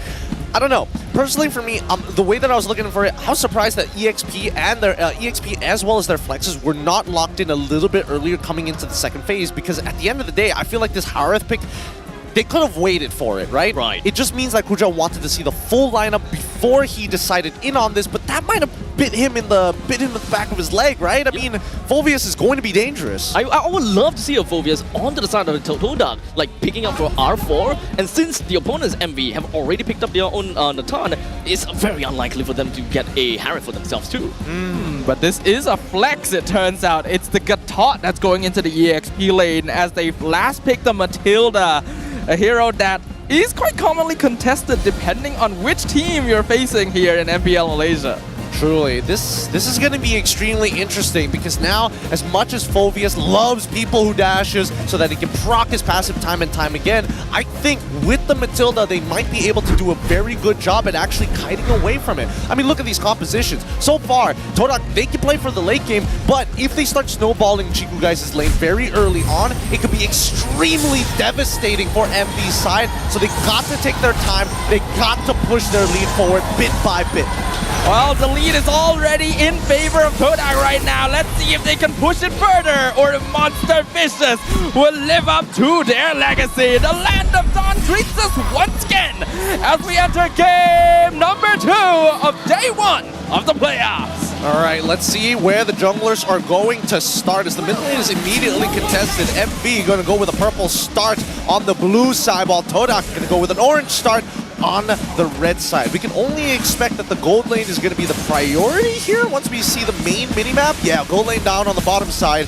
Hopefully, last game we saw that the mid trio kind of struggled here. Like, Martizi was kind of holding on to his own, but we saw that Todak always got to leave the lane first. And not only that, I would say that Monster Vicious, they would want to kind of like pincer down the Todak, which is something that they have done in game 1 and done very respectfully. They were very decisive as well. But I think that with all of that said and done, Monster Vicious seems like they really want to control on the middle lane, get themselves the main priority, and not to forget Zeno as well. This time he's playing as a Phobius, so perhaps he will definitely be a lot more committal in the later on in the team fight, but at least we're not looking at him onto the Khalid and just kind of like own some dive into the backlines anymore. For now, I mean, the early game, I'm expecting it to be a little stagnant here. Yanlor just making sure that he's keeping tabs on where the mid trio is going to be moving around. We do see a little bit of a feint coming in from Nova Escobar to maybe try and get a gank off against Chiku guys, but just great game sense so far. He just backs away. Great comms. Yeah, right now, it's very important for Todak to make sure they don't give any advantage to Monster Vicious. We've already talked about how strong Suyo can be in these early stages.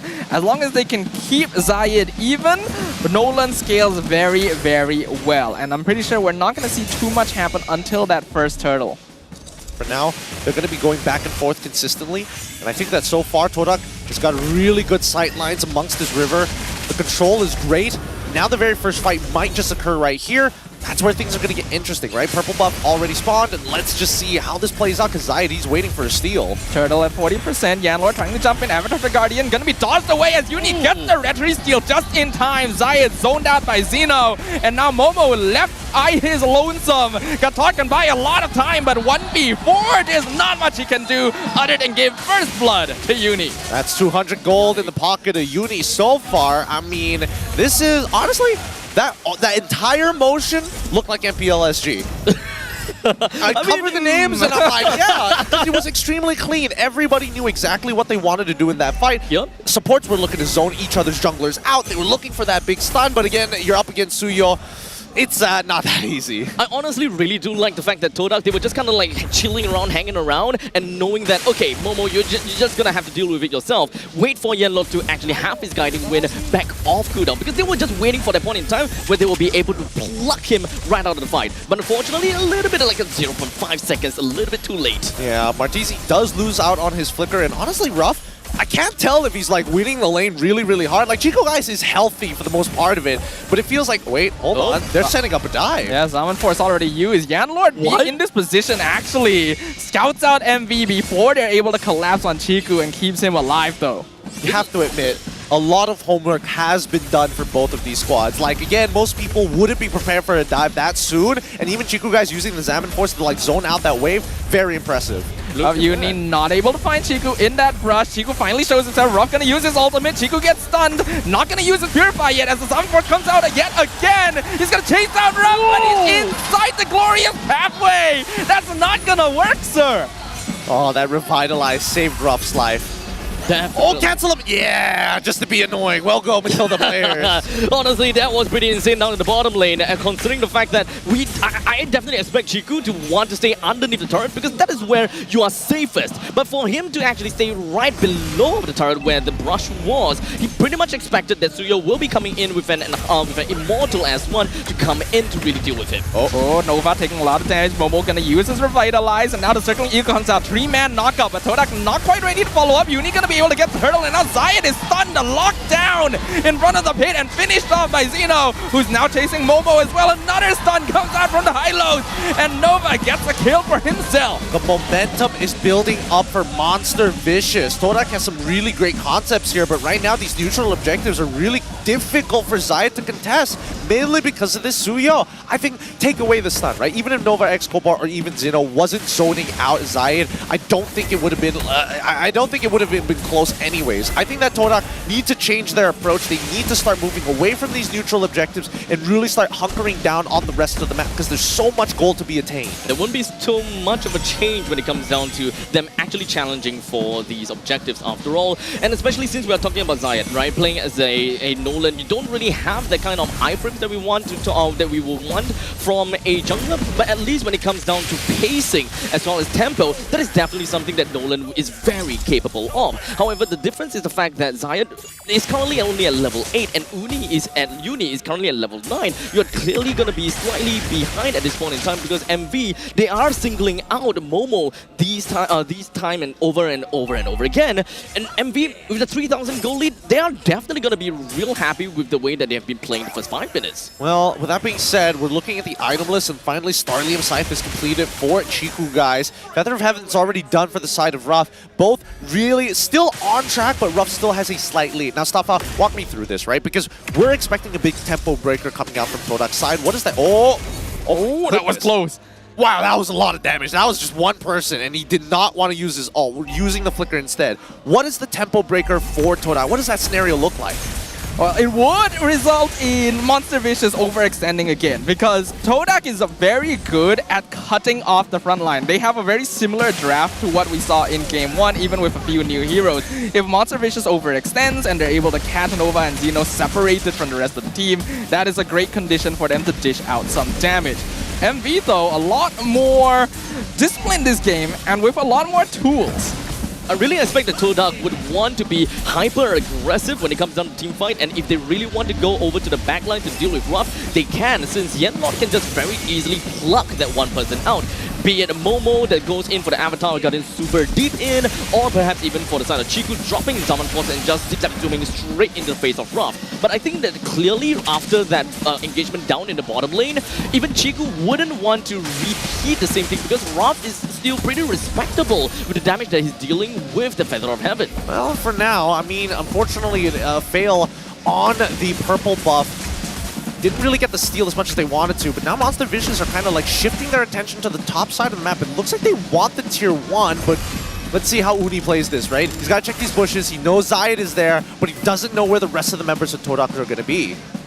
Uni could be in a bit of trouble here as Momo is now cutting off his escape. A potential dive. Nice feint from Zayed to maybe force out resources. Ruff gets a tower, but now a full collapse. Uni, can he get out of this? No! But it was close. Here comes Zeno. Probably doesn't want to take this fight because in the meantime, we could see Chiku guys going 1v2, getting a kill onto Martizi. And now the rest of Todak are looking to collapse. Novak Koba already trying to zone out alongside Zeno, but this is not a fight MP wants to take. They're trying to create as much space for Ruff as possible, who's actually doing a lot of damage. Todak not able to jump on top of him, and Momo dropping down to 1%, gets pulled out, but it's not in time. Ruff will be able to finish him. This is going to be trades after trades after trades. It's a double kill. Oh, he picked up by Ruff, and Zeno somehow flickering out the safety himself. Monster Vicious, they are just going all the way in on the Todak, playing based on the amount of advantage that they have, and they are stopping at absolutely nothing. The way they kind of pilot themselves all the way from their own jungle and into the river line and slowly meet onto the middle lane, that is definitely something that Monster Vicious knows what they want to do by dragging things out a little bit. They split themselves up just equally, just so that Todak, even if they were to go in with big ultimates coming in from the Avatar of the Guardian, or even when Zayed wants to come in for a quick little assassination, that's not something that Todak themselves will be able to do. Admittedly, this is starting to look grim for Todak unless they're able to make something happen here and now. If not, let's try and divide the members. Whoa. Avatar Guardian catches out onto Ruff. Is it going to be enough? Circle Eagle comes in. They get the shutdown. One shot, and Martizi follows right afterwards. Chiku guys going to follow up as now only 3 members of MV survive against all 5 of Todak. They want to get this mid-tier 1. Zayed contesting, steals the buff away from Uni at the exact same time as they take the middle structure. I'm sorry, I take it back, Todak. Calm it down. How did Ruff get caught, of all things, by the Avatar, Guardian of the Avatar? Like, what?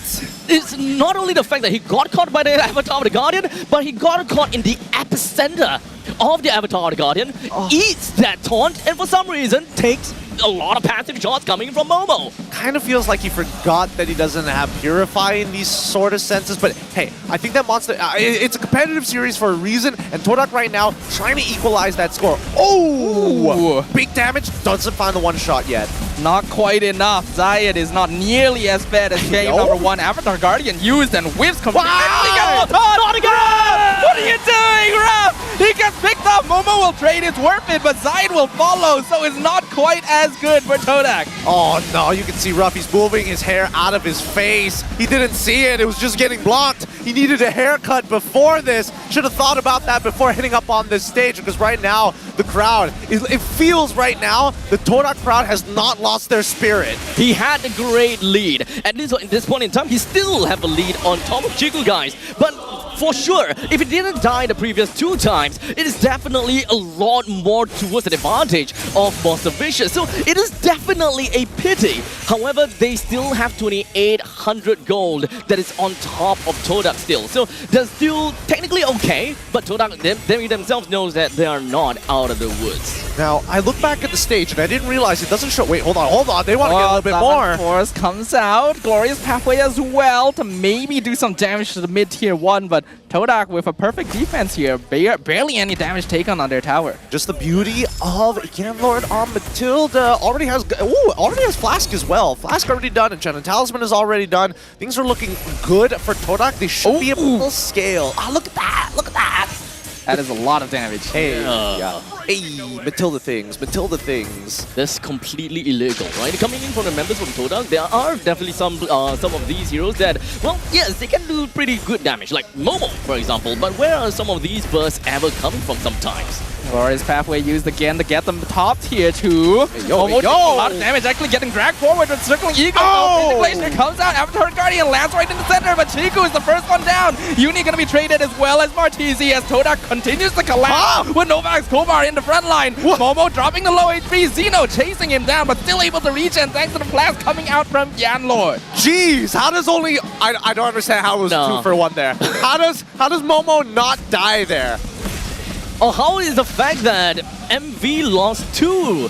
Well, Todak only lost 1. I would definitely say that MV, they did manage to have Ruff that is pretty safe throughout the entire time. He even have Entropy that is ready for him at his disposal if he wants to be also aggressive, but he's hanging behind a little bit. I would say that he's a little bit, PTSD from being plucked out of the game 2 times before. So it feels as though they just want to play things a little bit safer, but maybe a little bit too safe. I don't know.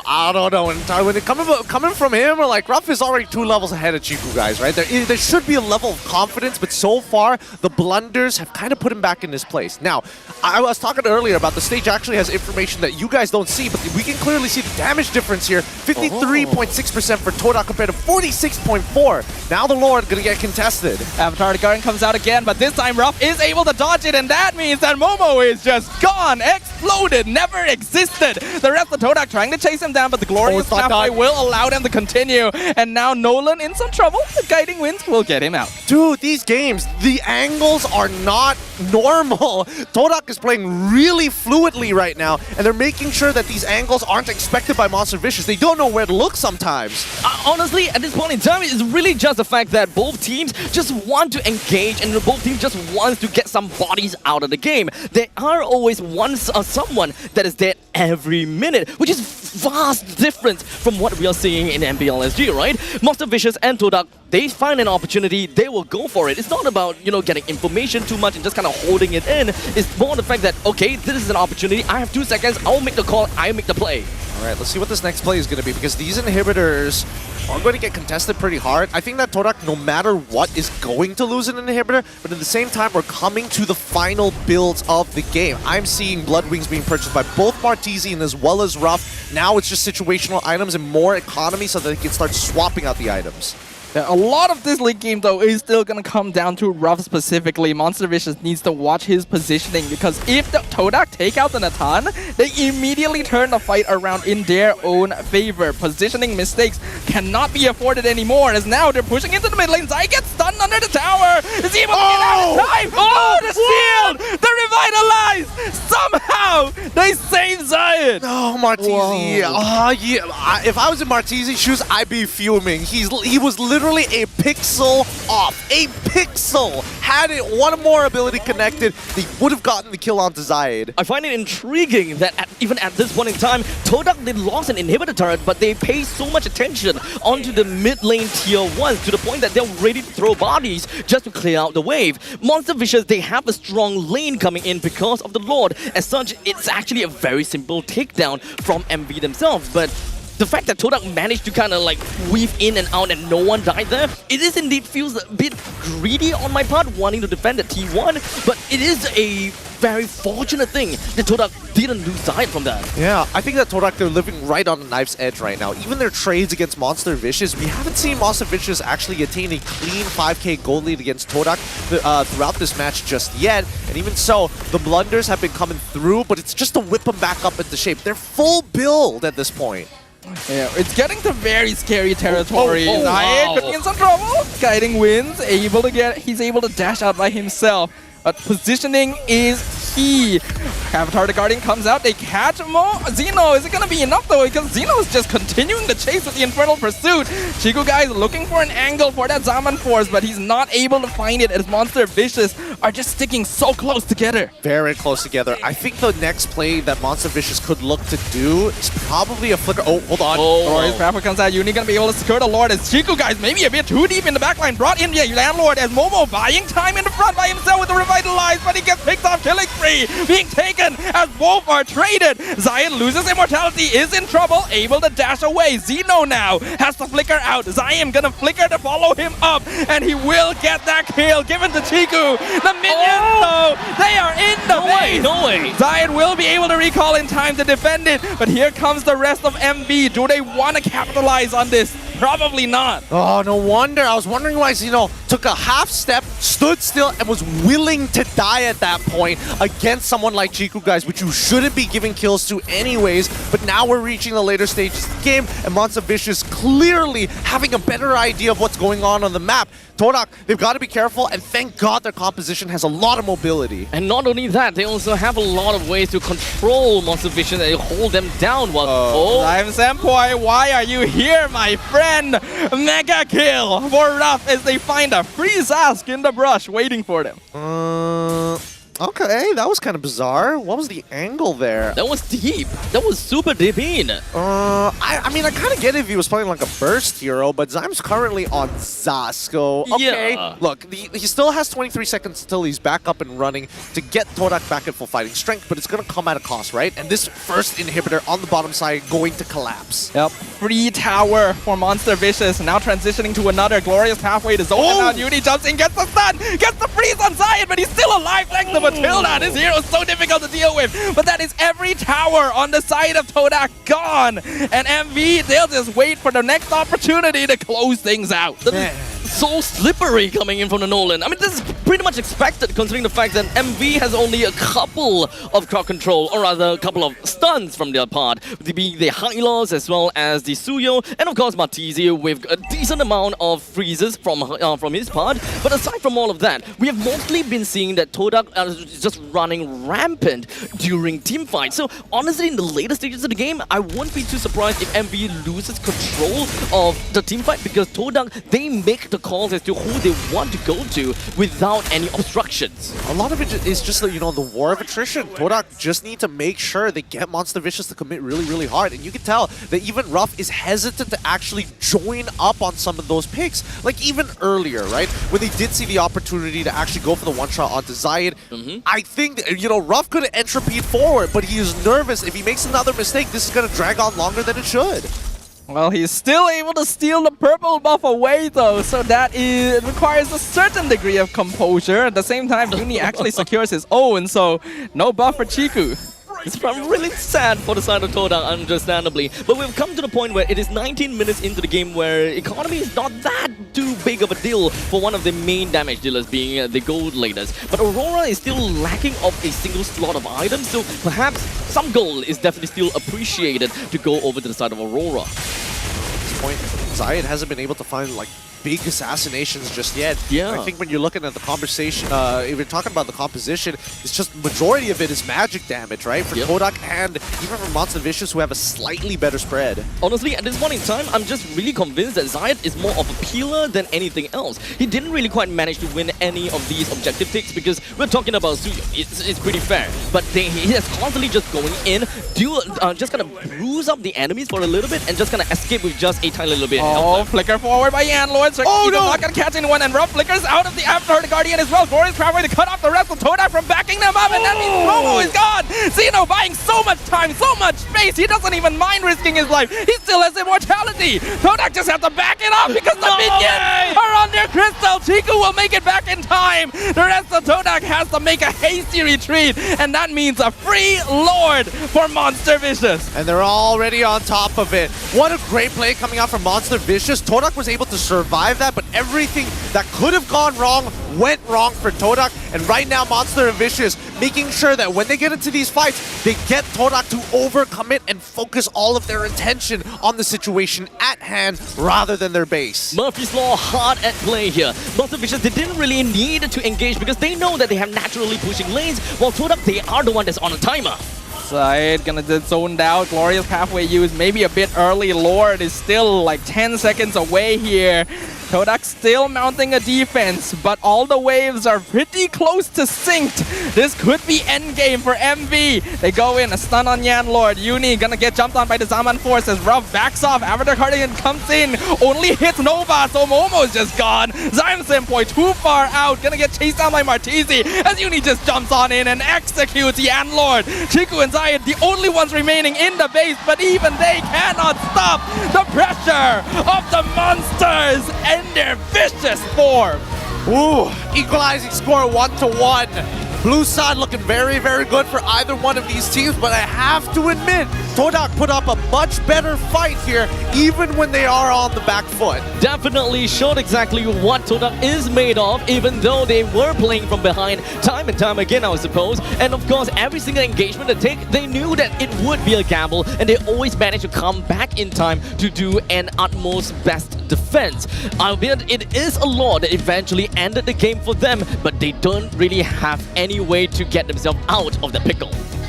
Well, with that being said, at least we have a bit of time to kind of think about what's happening for this next game, right? Because again, adaptations are going to be key, and so far between the battle of MV and as well as Todak, in terms of mechanics, it's looking pretty good. But I'm seeing more mistakes coming out of MV in terms of slight blunders that they can recover from compared to Todak. One bad execution, it goes downhill. Yeah, it's definitely a concern when we are looking at Ruff being picked up twice in a row within a very short span of time. That is definitely something that could have been mitigated. And in fact, MV could very possibly be able to end the game a lot sooner, right? But when it comes down to Todak, I think it really just boils down to the fact that when it comes down to the fact that they just lose team fights because of the greater amount of gold lead that MV have got from the start all the way to the end. So they naturally have got losing lanes, naturally have got waves being pushed in.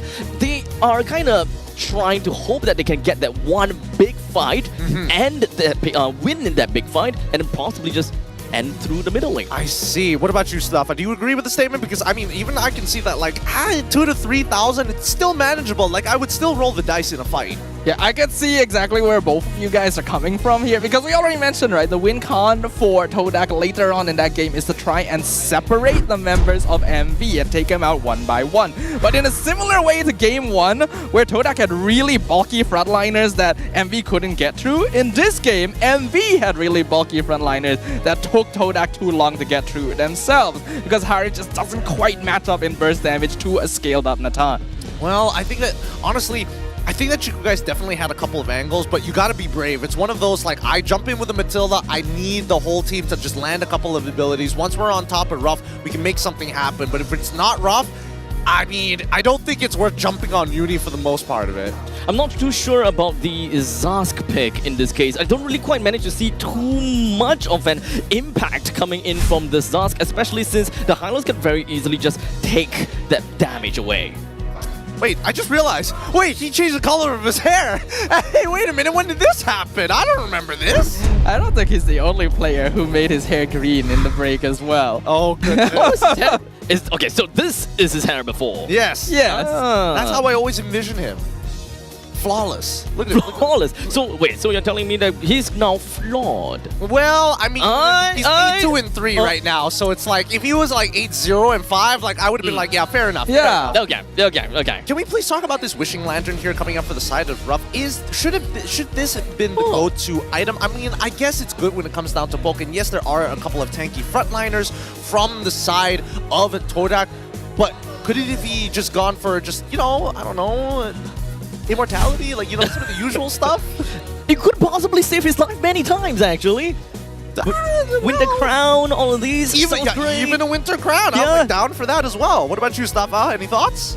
I mean, it is usually better to go for some utility, right? Winter Crown, for example, would save him if Zayed or Momo jumped on him when he wasn't expecting it.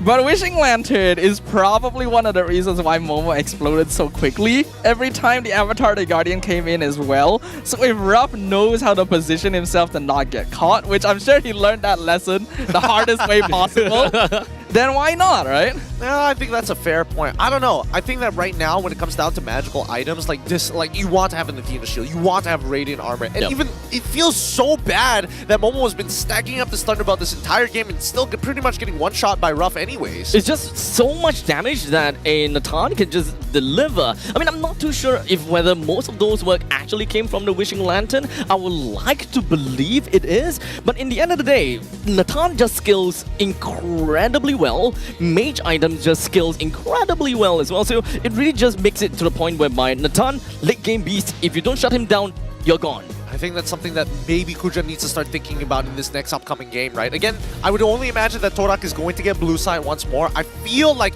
even when Uni is going pretty hard this game, doesn't feel like your usual oppressive Suyo player.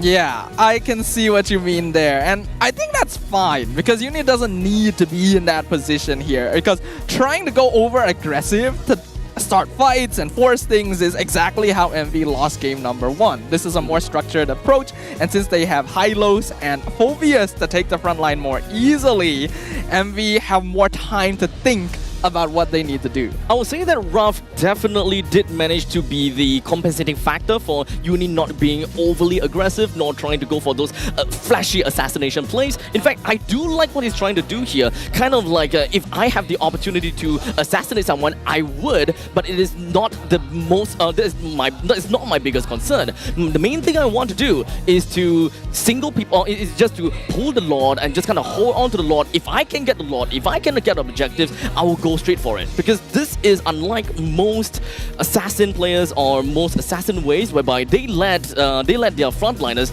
pull the Lord out and just kind of play around with it. Uni has always been sticking very close to the Lord, like as though he's yelling, "I want this Lord, stay away." I mean, with these neutral objective secures, it really begs the question whether Todak should have played the early game just like a little differently, right? Sacrifice a couple of these neutral objectives, maybe go to the opposite side of the map, and maybe boost up Chiku guys who was having a really rough time against Ruff. Kind of value for value, right? Yeah, right? I mean, you've got to find a trade somewhere. Like, Todak did that in game number 1. Oh, I give you the neutral objective, I take 4 of your members. That's a fair trade. I think this game demonstrates a little bit of that weakness I mentioned in regards to Kuja's coaching and drafting style, where this game too was designed to try and fulfill a similar purpose to game number 1.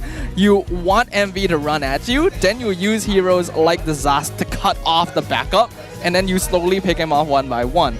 In this case though, it's a lot more difficult to do that. You have Hylos to revitalize, you have the Gatot to deal with. It's a lot more difficult, especially if you don't have the lead. This is actually a very good point that you noted, right? When it comes down to, you know, when one team kind of goes after another team, they're just clashing head on, right? They are not looking for some places to kind of get themselves value and such, because when it comes down to this game, at least, we are looking at Ruff that's constantly being in the fights, even in the later stages of the game. Yeah, let me just whack everyone. Let me just be part of the fight, which I get it. It's fair because your team requires Ruff to play on the aggressive. They need the damage coming in from the Natan. However, there is always that point in time whereby in MPL SG, even when it comes down to Natan have the entropy and you are able to run pretty far and you'll be able to get away from all of these split pushes and such. Singapore, we don't deal with problems head on. We kind of just sidetrack and just kind of like avoid that, and we will like, okay, you deal with my left side, I'll deal with your right side, and I'll give you a problem to consider. Interesting. Man, yeah, I don't know, maybe the nation needs to go have some therapy with that. With that being said, let's see who's going to be on the off stage here. Probably Poji, could be Rose, could be Cheryl. Let's find out what they're doing right now. Alrighty, so ladies and gentlemen, welcome back to MPL Offstage, brought to you by Hotlink. Now, tell me more about, what's your name, first of all? My name is Amir. Amir? Okay, so what do you do at MV? Team manager for Monster Vicious. Okay, so team manager for Monster Vicious. So I do have a question for you, Amir, and this is, why is MV so persistent on building a full Malaysian team? Kita orang memang nak fokus untuk full local lineup dulu. Kita orang ada try untuk ambil import, tapi kita orang akan prioritaskan dekat local dulu. Kalau local punya quality lebih kurang import, so kita orang akan fokus kat local dulu. Right, so Poji. So the initial idea is they plan to take international players, but then again, they already do the tryout and everything, but they saw if the international player and the local player, the gameplay is quite the same and the skills is quite the same. So why not they develop our country players? So that's why they said MV is a full local lineup in one of the best right now. Truly so, and this is why Malaysia, you know, you guys are already making your mark on the international stage. You guys definitely have it in you. Poji, what questions do you have? So, untuk Amir, so for Amir, English or Malay? So which one do you prefer? Never mind, Malay first. Macam tu. So untuk yang soalannya kan, pertama kali melangkahkan atau melayakkan kaki ke playoff Amir, rasanya macam mana? Seronok tak seronok? Hype-nya crowd. Ada tak fan-fan Monster Vicious dekat sini? Kalau dari side saya, excited dan nervous. First kali sebab kita orang full local yang masuk playoff dah pertama kali. Lepas tu harapan rakyat Malaysia untuk kita orang pergi MC pun ramai juga. So dalam masa yang sama excited, nervous dan ada pressure sikit lah. So actually I'm asking, how do you feel? Actually, how is he feeling? First time to be on MPL playoff. So what he feels is he feels quite excited and at the same time quite nervous because this is their first time. Plus they only got local lineup, but then again they prove themselves and also they prove to all the teams that sometimes a local can beat international. Ooh, well said indeed. Definitely a wild card right here. Now, I do have another question for you. When it comes to, you know, MV, you guys are a new team with young players. You know, is it stressful working with young players with relatively no much experience here, especially you guys making playoffs for the first time? Is it stressful? Sebenarnya untuk player muda lebih mudah untuk bentuk, lebih mudah untuk nak tegur daripada player yang dah berusia. Disebabkan kalau player yang dah berusia ni dia akan ada ego dia juga. So kalau player baru full local lagi senang nak communicate, so lebih mudah lah untuk kita berinteraksi semua dan tegur apa-apa mistake diorang. So actually what he's saying is because basically they are all younger player, they're all young, so they are easy to follow the instruction. Plus because they are all new players, so they don't have that kind of star syndrome. They will follow all the instruction. They will follow it. Coach say do like this, you do like this. So no counter. So plus at the end of the day, they already proved their best. Right, so MV essentially is like a blank piece of paper. It's time to write their future, write their destiny. And this is definitely all the time that we have, unfortunately, here for this segment. So with that, jump kita ke panel. Thanks, Jalur and Poji. Some good insights there at the very least from one of our local teams. And yeah, I mean, they've tried time and time again, but they still are prioritizing local. And I think, you know, it's been a very long time. I've heard this team name ever since they are in the tier 3s, tier 2 scenes. So it's been a very long time that they've been investing in these players. So honestly, when it comes down to MV, I have high hopes on them. Of course, when it comes down to for my power ranking, I put SRG, Vamos, but third place I put Monster Vicious, solely based on the fact that they are definitely a very strong team, being able to knock down some of these giants. And I think that the only caveat is that they are losing to the weaker teams. They just need to iron that out. Well, I mean, funny enough here, we asked Monster Vicious's coach Sora Payong. I heard that you applied to Todak as well for a coaching position because Todak has multiple coaches. And he replied, actually they offered me, but I rejected because the salary was low. I made a new offer and they rejected me. To Todak, I have beaten them many times since Season 8, so I hope this time I can give Todak a good challenge. And he's not wrong about that. Sora Payong has been on other teams and he has coached those teams to the point where they've beaten Todak before, so we can only expect the same results now, right? Yeah, I would say so. I mean, statistics never lie. Yeah. I mean, if we're looking at the coaching staff as well, right? Both of these teams do have interesting coaching staffs overall. When the season started and we saw that MV had Haru, Sora, Rexvin, we thought this was like the ultimate grouping of local coaches. Whereas on Todak's side, they have 4 coaches, all of which have reached a certain level of success in the past. Yes, 4.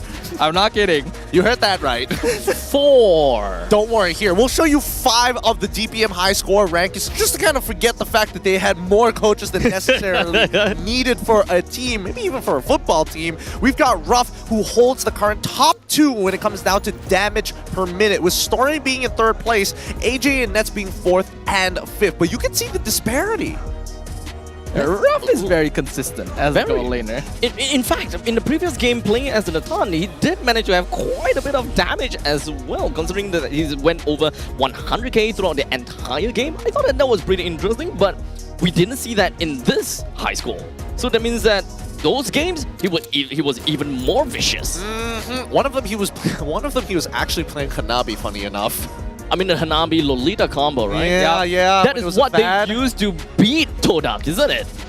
That's actually a good point, yes. It is. Yeah. Funny enough, yeah. Good. Funny that you bring it up, actually. I don't think it's going to be a thing again in this particular matchup, but I do think that, you know, as much as we like to hype up Ruff, I can't get the image of him just getting hit by the Guardian right at the center like 2 times, and then he was just like, I'm never as that confident ever again. He was humbled after what Momo did to him. 100% humble to the point that he is very passive from that point on. I was thinking, maybe a little bit too passive. You could literally see him freeze frame when that circle appeared under him. It's like, yup, that's me. I bet you're wondering how I got in this position.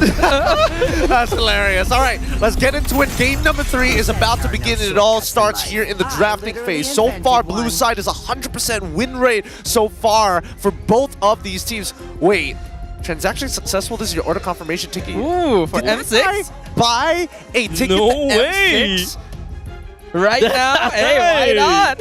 How do you, I got... Luckily, it doesn't tell what seats he has, or better yet, Just snag it right back. Yeah, snag it right back. Or better yet, the quality of those seats, because if he got a mythic one, I would be very impressed, because those sold out within the first 5 minutes of its launch. 5 minutes. It could be a screenshot as well. Oh, that's also a That's good a possibility. That's a good call. That's a good call. All right, let's jump into this. Todak on blue side, MV on red side. As usual, we see the Hayabusa ban coming in from Todak. I don't think Kuja is really going to change his pattern too much. We see the Fanny, as expected, MV. They're going to get rid of the chip.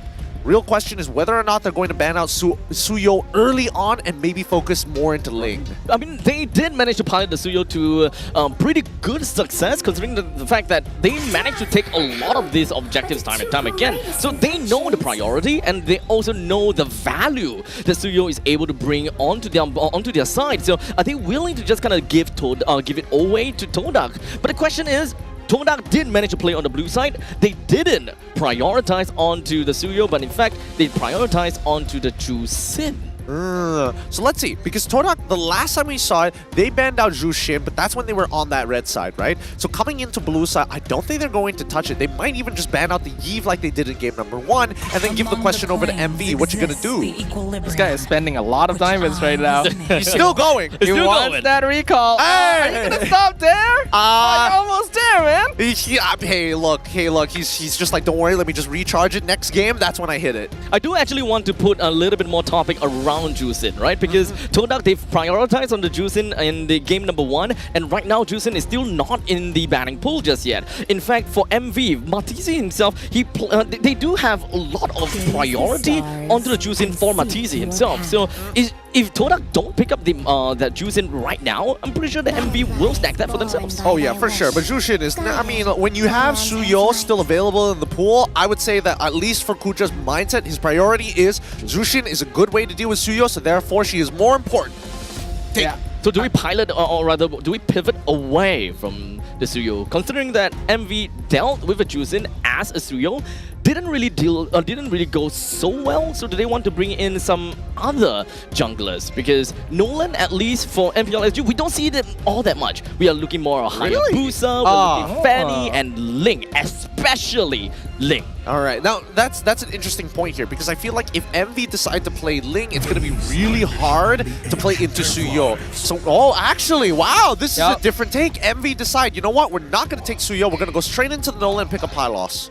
They already felt what happened when Todak forced them into the Suyo in game 1, so they're going to risk it since Nolan can match Suyo somewhat in farming, but it is risky to give Todak all of these power picks. This is kind of back to that Hylos plus Zask kind of issue. If I pick the Hylos, then you have to pick the Zask, because you wouldn't want me to have both the Hylos and both the Zask. You pick the Zask into my Hylos, you're putting yourself at disadvantage, but at least it's better than giving me the Zask. This is kind of like the same thing, whereby I pick the Chusin, I'll give the ball is now in your court. Do you want the Suyo? If you don't want it, we'll take it. Oh man, this one's really tough here. I don't know. I feel like MV is kind of in a do if you don't, do damned if you do if situation. If they go for Khalid here, it feels like it's a good idea, but at the same time, there's just too many ways to actually break him out of it. They're going to go with their late game insurance policy in Natan. I think that's totally fine, but we'll see whether Ruff's performance is going to get better over time as we head into the second portion of the ban phase. And I think that MV is at a huge disadvantage already.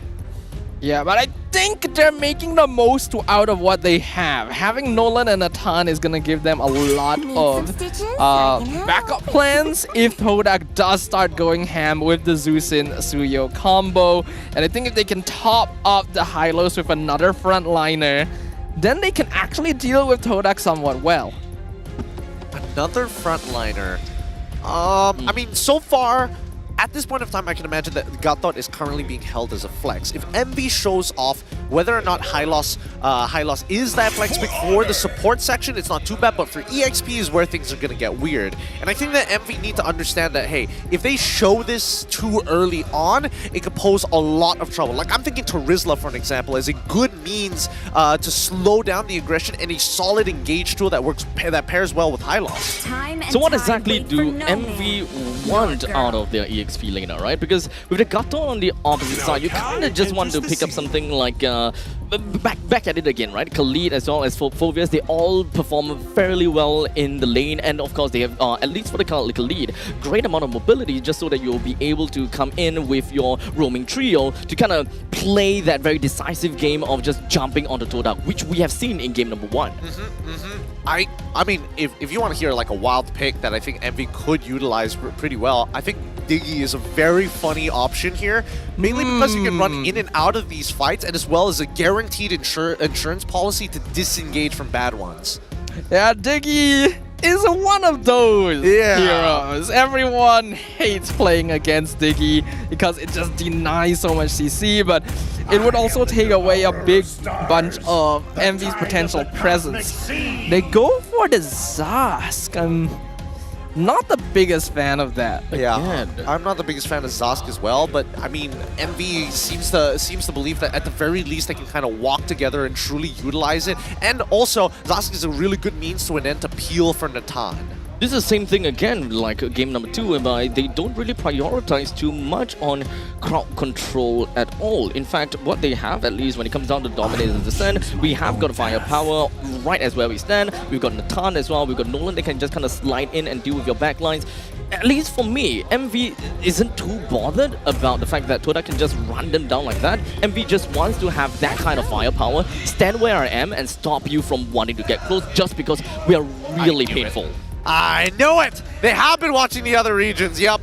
They pick up Irithel. This is going to be an interesting lane matchup at the very least. Chiku, guys, he should be okay against this Natan Irithel. It is a skill matchup, generally slightly favored into Irithel.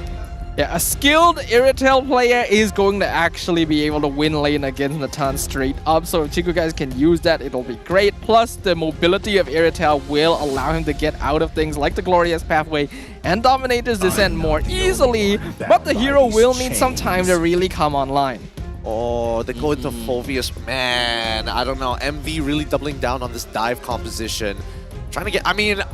I'm actually liking Todak's comp way more. I think the toolbox is more well-equipped, good disengage, good disruptors, more importantly, just great peel for this Irithel. So unless Chiku guys makes a significant mistake, I don't see it actually working out. Or better yet, I don't think that MV can actually make it to the 15th minute of this game. This is gonna be real tough for MV. I mean, considering that Todak, they are pretty darn strong. They have the Suyo, and of course, Irithel just absolutely rats on top on Nathan.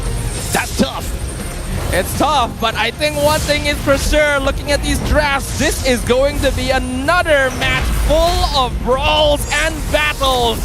The Land of Dawn shall be filled with bloodshed as both Todak and Monster Vicious look eager to cement themselves an advantage in this best-of-5 series. Game number 3 now underway. Land of Dawn is open and online, and both junglers ready to take their buffs. Looks like Todak on the blue side. Zayed will be taking his own purple with MV on the red side, as Uni will take his own purple. So they're, oh wait, actually, this is a bit of a change. It does mean that they're not going to end up on the same side of the map. It looks like Zayed wants to end up towards the bottom. Zayed wanting to end up at the bottom. Okay, so this is definitely what we'll want to see. Maybe pincering onto whoever that wants to kind of assist down onto the EXP lane. But one thing's for sure, I can understand that MV wants to end up in the gold lane because of the fact that Natan is very likely going to be super pressured by that Irithel. But looking at how they are standing, they're both kind of safe. Yeah, they're both kind of safe, and I think that Chiku guys was anticipating a lot of pressure from the side of Monster Vicious. He's not taking Master Assassin. He's not looking to win this lane against the Natan. He just wants the scale, and once he gets maybe his first item, look for an opportunity to turn it around on Ruff. With that being said, right, again, 4 tenacities from the side of Todak. Tenacity gonna be important here as we see Zayed jump in. What? You know, actually gets cancelled from that Phobia skill too. So really well timed by the MV EXP laner. Good stuff for now. Because you can see that even with Uni, he's already transversed from top side, stole away the River Crab, all the way back down to the bottom side, looking to clash against Zayed. 2v2, gonna be 3v2 soon as Uni comes on in to make sure that Nova and Xeno can get the EXP they need to hit level 4 by that first turtle. Slowly but surely, I would say that MV, they do manage to put themselves right on the map pretty darn nicely, and of course even managing to throw Todak out of that pixel bush. MV moving on to the middle lanes, and eventually they would want to take control of the turtle, just kind of shove the waves as much as possible, but we don't really quite have Nova Escobar to just kind of clear out the middle lanes instead. This is really interesting because Monster Vicious is actually doing... Oh, hold on! You know, in trouble. He's already been picked up by Zion Senpo. He has to use his ult to get away, but Momo is just sticking on top of him. He finally will flicker out. But with Flicker and Revitalize both gone, 2 battle spells not available for MV. The fight isn't even over yet, right? Now it's going to be the turtle dance between Todak as well as Monster Vicious. This whole time, Zayed was actually able to catch up against Uni. Oh, Yanlord gets the taunt onto Uni. Can he get it in time? No, Zayed with the first blood. Oh, but Uni still actually secures the turtle on top of it. But now with that final slash, knocking Monster Vicious back. Yanlord going to be traded away for Nova Escobar. And Xeno getting severed by Zayed, who's chasing down Martizi and flourishing another battle spell. And that's how you play Suyo. These long drawn out fights, more rotations of spells. Zayed just getting mega value there. Although I will say, oh wait, hold on. Whoa. So careful, Ruff. Has to use his ult. This is what we mentioned. Irithel actually a pretty good matchup against Natan.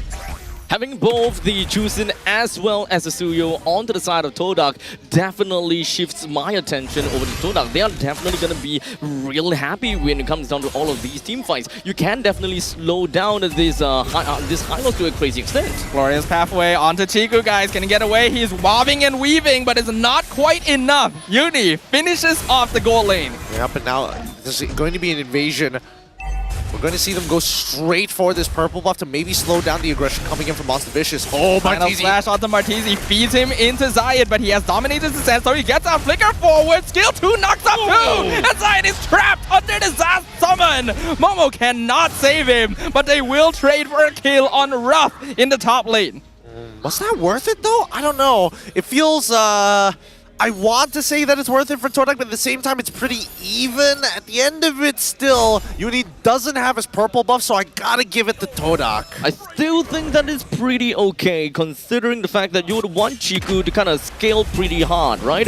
And if they're able to get Ruff down, then you're kind of making things a little bit easier for Chiku. Just kind of take down some of these defense plating, give him a little bit more gold, funnel it all in as much as possible, and hopefully you'll be able to get Chiku out of this lane and really just help out with the team even better, because when it comes down to MV, they definitely do have got pretty good skilling all across the game, early, mid, and late, and getting Chiku out of his lane and being in the fight is definitely a lot valuable. Turtle plays out here. Finds Yanlord in the brush. Martisi actually taking a lot of damage. Dominates his ascent. Used very early on, but Zayed just way too deep and left by his lonesome. He's taken out. Turtle will easily be skirt by Uni, and the final slash only lands on Novak Kobar. Yanlord, Momo, Zayim, they just have to get away. The hell was that? What? They just kind of left side there and he just took it. Like, what? Huh? Todak actually lost two turtles. I mean, for the first turtle, I really thought that Zion would have been able to get the turtle, but the second one being very deep in and being kind of caught out by MV, definitely not what I was expecting. Final slash into taunt on Zeno. He flickers out the safety. Monster Fish is not able to get the top tower, and Ruff also needs to use his ult to get away from Chiku, guys. Glorious pathway just to make sure that Todak cannot follow. The hell? I don't understand. What is happening right now? I mean, the topside sequence is already really weird. Why are you trying to like proxy the wave against Momo and Chiku guys when you know Chiku guys already has the Haas Claw, so his wave clear is decent. He's got explosive crossbow as well, so like I don't see why these decisions are being made. It feels like Monster Fishes right now are on autopilot. Oh my god! It's a double fight! 1v1! Both will disengage because they are getting dangerously low. Oh, very dangerous, very dangerous. Oh wait, hold on. They re-engaged. What? Goes back in onto Uni. He knows he doesn't have energy. There's no purple. Oh! But he chases him down and gets the kill under the tower. Oh my goodness, it's not over! Top lane, Avatar the Guardian. Ruff able to jump away from it. As Zion Senpai uses his ult to chase him though. Momo will be traded, but they get Ruff in return, and that is worth it every time. But Yanlord now left alone, killing free from Arteezy. Zion Senpai, what road are you using to go home?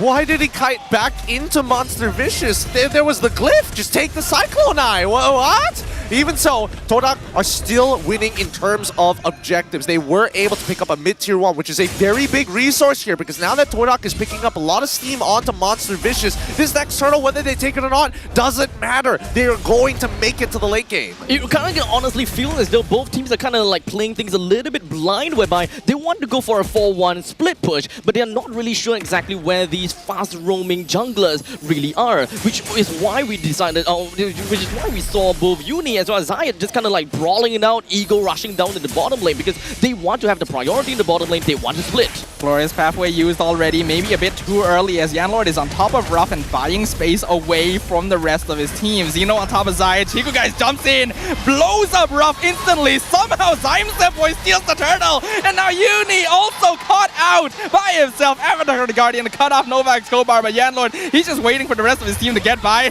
Unfortunately, sacrifices his life for it for some reason, as things are just getting scrappier and scrappier. Chiku guys, he sees Nova, is he gonna chase him down? Yes! Shut down for the Irritel! Shut down for the Arlet! Monster Vicious are falling apart! 2,000 gold lead for Todak so far. It seems like they can do no wrong despite dropping 2 turtles. Doesn't matter. This is where we expect Todak to be at their strongest, and even a Clock of Destiny completed for Zion Senpai. With all the T1s taken down, Todak definitely do have got a lot more avenue to just kind of move their way into Monster's Vicious territory, and hopefully we'll be able to kind of shove them away from the T2s eventually. With the launch is currently available in under 65 seconds from now, I'm pretty sure that Todak, they would want to continue playing based on what they have done before, but they still gotta have to be real careful. Even though that they are 3,000 gold lead, MV, they still have got one of the biggest problem, and that is the scaling of Ruff, which would eventually come in pretty nicely. Yeah, I think at this point, even looking at the eye, interesting. What is Ruff trying to go for here? He has components to give him some form of spell vamp. Oh! Ouch! Zion Senpai almost blown up. Still has his ult though. That's actually cancelled! But it'll still come out in time. Glorious pathway gonna be used. Zeno immediately blows up. But beautiful final slash from Momo! Just completely corrals Monster Vicious into their own purple buff. Only 2 survivors make that 1 double kill for Chiku guys, as Todak just sweeps Monster Vicious off of their feet. Holy shield gonna be blown. Don't tell me they lose an inhibitor for this. You got this, Nova. That's all you gotta do. Big Prod, final slash. Prod, you know what we want. Give it to us, Zipper. Give us the replay. We have to see that one more time. He gets cancelled, and he waits for patiently and then gets a 4-man final slash. You don't see that very often.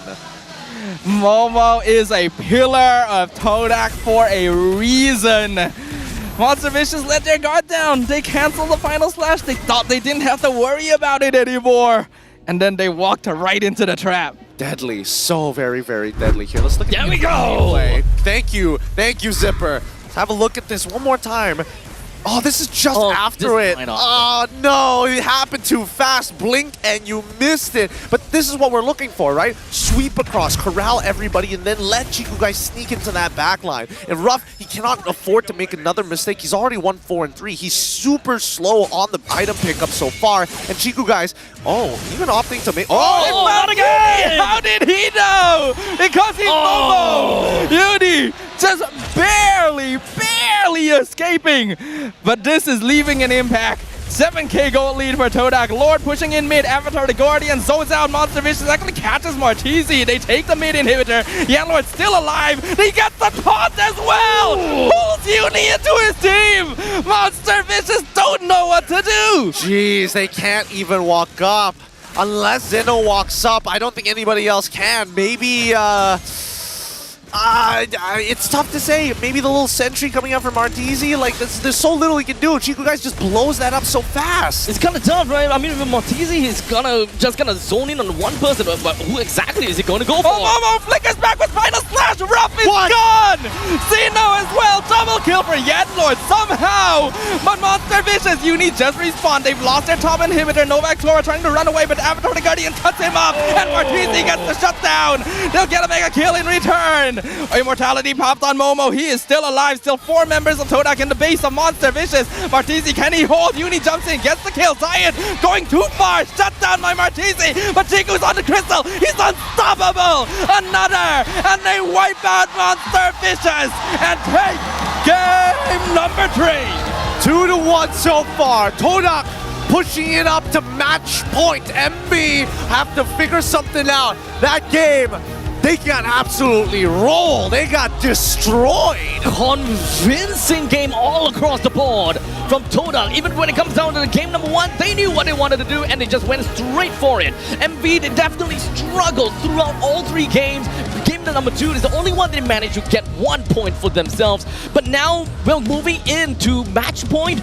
MV, they've got a lot of things to iron out, man. Yeah, I don't know. It's not looking good for MV. They really didn't look great in that game. A lot of blunders, a lot of just missed mechanics, and even so, I think that they kind of went on autopilot a couple of those moments as well.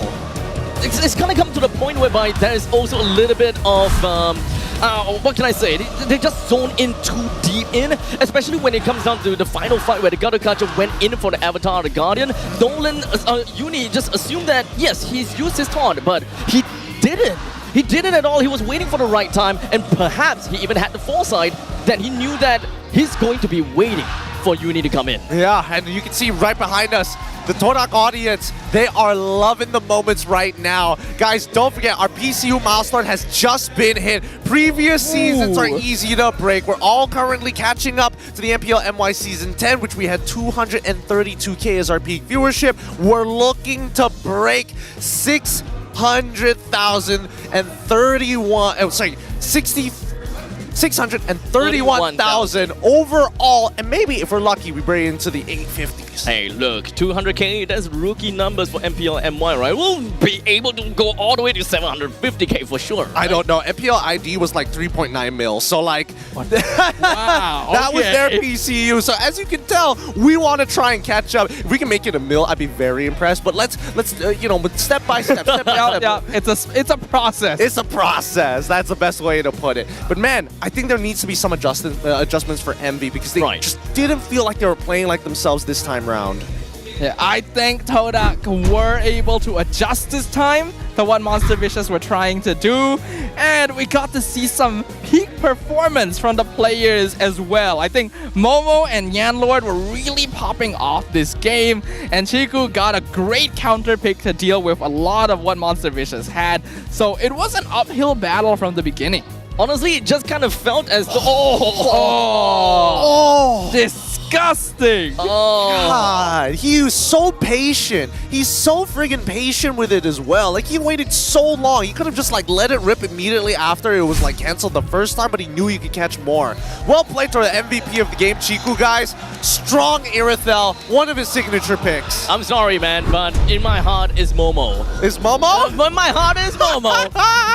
You're just an EXP later. Exactly. It's bleeding out of you. I can smell Honestly, it. I can get behind that. Come on! Chico played a good game. He had a strong laning phase. He was able to blow up the main win condition from the side of MP 3 times, not just 2, 3 times in a row, and still kept himself alive, even despite not being that great against assassins. I mean, Chiku, this guy is quite literally the pillar for Todak. I mean, in all the previous seasons, it's quite literally a Todak playing around Chiku, guys. But now Chiku have got a Todak that knows how to play the game like as good as he does. So now it's really just Todak is Todak. It's no longer Todak is Chiku, guys.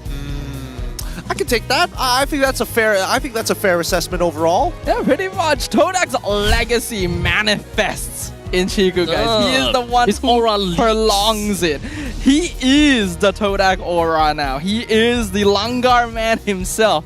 Always being able to pull out picks when you least expect it, right? The Irithel, the Lunox, all heroes that Chiku really popularized around here, and he still got it. 517. Oh man, I will say that the Zion Senpai's that one death, really weird pathing on his part overall. Yeah. I can't remember what happened there, actually. Well, let's not talk about that too much. It's more important. He picked the wrong route on his navigation system. Autopathing. His Google Maps was recalculating. It's just like, where do I go? But still, when we look at the emblems here, a couple of things that are a bit of a standout to me is the fact that nobody's really trying to greed out too hard, right? I get it for Yanlord, he's going to go for the tenacity and the vitality. Makes sense. But even for Zion Senpai, I was expecting to see like Wilderness Blessing, for an example, and even Chiku guys to take Master Assassin. You would think so, right? But one thing we have to note is that MV really doesn't have consistent lockdown, right? Reliable lockdown. Yes. They only really have high-lows, and he's not usually going to be on top of the Irithel. Because of this, Chiku guys is comfortable to go sprint, even though nowadays Irithel is basically forced to go Purify. If you add Quantum Charge on top of that, he just becomes a one-man army. I mean, in the most realistic sense of them going up into a 5v5 team fight, I honestly can't exactly imagine how MV would want to stop the Langa part of Todak, right? With only a single point stun from the side of this high loss, and for Martizi, a single stun with a beam as well. And that's pretty much all, right? Yeah, that's pretty much all from everyone from MV. So it kind of didn't surprise me all that much that if Yanlord would just come to jump in, or if Momo even lands a final slash, MV will have no choice but to start running away instead of just holding the ground and just stop Todak right as where they stood. Well, I mean, like, let's not forget about some of the other forms of crowd control that they have. They had Zeno able to knock people up. They had Ruff, who was able to displace people, but all of it is within a straight line. I think the main problem is that Todak was able to execute in a means to break their battle lines compared to MV, who needs to expect to walk away from the initial engagement and then re-engage to continue a traditional front to back. I had been wondering, actually, if anyone was going to bring out the Arlet in both Game 1 and 2. Agreed. We finally get to see it, and there's a reason why I was thinking about it. It's so good at disrupting team fights. That was the name of the game in the draft initially. Todak finally decides, okay, I'm gonna do it now. Yeah, but it's also pretty terrible against the Phoveus in lane. So hats off to Momo, losing matchup, but still able to make significant impact. Exactly. That's definitely, when it comes down to Arlot, I love Arlot, don't get me wrong, but when it comes down to the laning phase, it's just so tough for me, at least as a player, you know? I mean, they're pro players. Yeah. It's so tough for me to be able to really realistically do anything outside the lane, because you lose priority, your Phoveus just kind of gets out of the lane, he starts to fight already, and then by the time you're going in and you're ready to make a big play of a final slash and flicker and all that kind of stuff, your team's dead. Yep, sometimes it's just too fast or it's just too late, right? But based on the stats so far, Zayed being a big perpetrator of how they kind of push the lead on their end, slowing down their opponents, and even so, despite him continuously showing why he's one of the best junglers we have produced here in Malaysia, the game that he played just now fast assassinations each and every time. And more importantly so, he's quick on his toes. He doesn't necessarily have to go for the backline, but is very more aware than he was last time when he was with Red Esports, where he was like, chasing kills. It just feels that he's more attentive to the team. I think a lot of it comes down to the team playing around him as well, right? He has a lot more space to make decisions, a lot more space to go for these backline executes. And he said this earlier in the season, right? Prime Zayed is back. And every single week we are seeing more evolution to see that return to form and just how far he can go. Honestly, now that we're kind of talking about Zayed, we have been looking at the coming of Suyo as well as Nolan time and time again. But if we really want to kind of talk about Zayed himself, where's the Lancelot special? I don't think they pushed him into that corner just yet. I think that the meta has evolved right now to be very centralized around the two big pillars of both Yves as well as Zhu Xin. I think those are the two picks that really need to be questioned, because if there's one without the other, it becomes really awkward. Really awkward. I think both of these hero picks need to go first before we start thinking about, even going into jungle picks like Lancelot's, because there's only 5 bans, and Red side, unfortunately, is basically forced to ban out both the Suyo and as well as the Chip, assuming that Zhu Xin needs to get banned too. That's 3! That's 3! They've got nothing left! There's not much you can do on the red side, which is why we're seeing a lot of skewing towards blue side so far. I think it does have a 100% win rate so far. Blue side. Oh yeah, you're right. So MV is gonna be on the blue side next. So we're going into a full 5-game series. Now, here's the thing. A couple of things that I brought back from MPL Indonesia is a couple of ideas when it comes down to the draft. Number 1, TLID decided to ban on blue side to ban out Chip. I thought that was weird. But the game that they played against RRQ, they kind of opened it wide open, right? So that's maybe one of the ideas that they could have gone with. But let's first talk about your predictions about the top 6. I'm not going to let this slide here. I'm seeing SRG, I'm seeing Vamos, but you're seeing MV 3rd and Todak 5th. What's that all about? Look, as much as I really, kind of look at Todak equals to Malaysia equals to M series, I totally understand all of that. We have been seeing Todak in the M series all these times, but let's be honest here. MV, I love their entire identity, whereby they beat the strong and lose to the weak. I don't know. That just means that Todak. That just means that Todak is. Wait, this doesn't work well for me. No, it just means that MV is gonna suck at the Swiss stage. And they make it to M6 is gonna be a really uncomfortable Swiss stage for them, right? You don't know who you're gonna fight against. It just means they gotta lose twice. And then they So if MV wins, they win against strong teams. Exactly. So they start by winning. No, they just have to go, it's either they're 3-0 or they're 0-3. No, that actually places me correctly, right? Because I know that Todak is strong, right? MV beats the strong and lose to the weak. And if MV wins Todak, Todak is strong. And that's what the message I want to bring across. Okay. Todak is strong. Todak is strong at 5th. All right, sure. All right. I'm just going to I'm just getting confused. Hey, Robin Hood. He's trying to go for the inverts. He's trying to go for the invert it here, but we quickly also, from our MY Insider, got a little bit of a chat with Todak Chiku guys. We asked them, how do you feel about being able to play gold lane in playoffs again after 2 seasons? And he goes, I'm happy because it's been a while. I want to lift Todak's name again. We're confident we'll be champions. When we qualify for playoffs, we immediately started training for it. I can see the results of that training. There's good ideas from the players of Todak, and we are actually seeing them adapt a little bit in-game when MV tries to switch something up. That is always the mark of a strong team, whether or not they're flexible enough to change up what they're doing midway through the strategy. I don't think they're quite up there with some of our stronger teams yet, but we're seeing signs of it. I think the level of polish from where we've seen Todak at its peak comparatively to where it is now, it is a different time, I agree. I do think that they are a little too reliant on their pillars. I think right now, we need to see some standout performances from some of their other members, especially Yanlord. He's consistent, but we need the big plays. Now, guys, don't forget, M6 is happening here in Malaysia, and the pre-sale tickets are now open. Don't miss out on some of the exclusive items and discounts that you can get from the lucky draw and prizes worth up to 80 diamonds. The pre-sale tickets are available from October the 31st to November the 5th, so get it now at www.ticket2u.com.my. I mean, okay, so we talked about Yanlord, right? And so far, Yanlord, game number 1, he went for, he played as a Gato Gacha, and when it comes down to game number 2, he is Gato Gacha. Oh no, he's Matilda, sorry. And then game number 3, I think he's Gato Gacha again, right? Yes. Yes. So far, he's been playing heroes like Gato Gacha and Matilda. Definitely, when it comes down to quote-unquote big plays, they're all actually mini little macro movements that he will be able to assist with the team. Because I don't expect, as a Gato Gacha, you want to make super big plays and I initiate kind of thing. It's kind of like counter-engage, let me save you. It's a lot more of a savior of the team in this moment in time. But we haven't really quite, as you said, seen too much of all of that. I do really want to see Yanlord to actually pick up on a role, or rather pick up on a roamer that actually allows him to initiate for a team, as a matter of fact. I would like to see him play Cho, to be honest.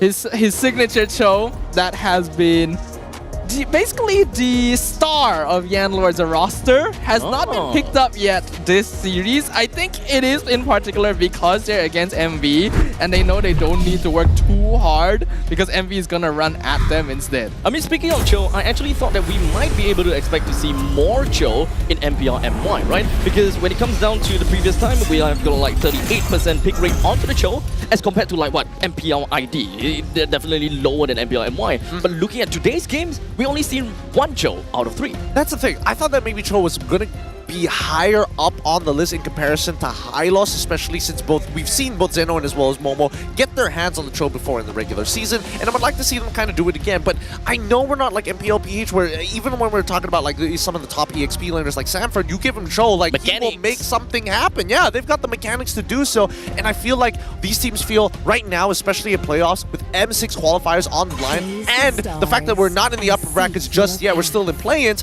let's not risk it just yet.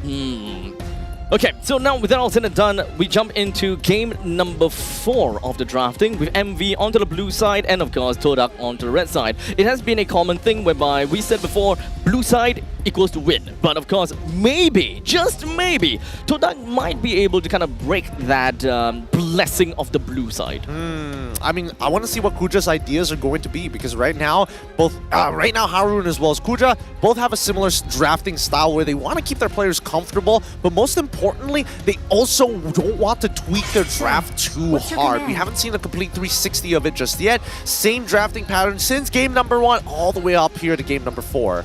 Yeah, absolutely. We've seen some variation in the way that the teams are approaching the Suyo pick. In game number 3, MV tried to challenge it by going for the Nolan so that they wouldn't have to deal with Suyo versus Zusin. Unfortunately, it didn't quite work out because he's still a very difficult hero to handle.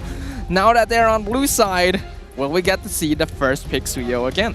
I don't know about this one. I feel like MV really need to think about this. The Zosk initially was dealing a lot. Like, Martisi is doing a good amount of damage with this Zosk. But unfortunately, it's not benefiting the entire team because he can only target one person at a time. Fair. I do really want to see more of a team-wide kind of hero that really helps them out. Right?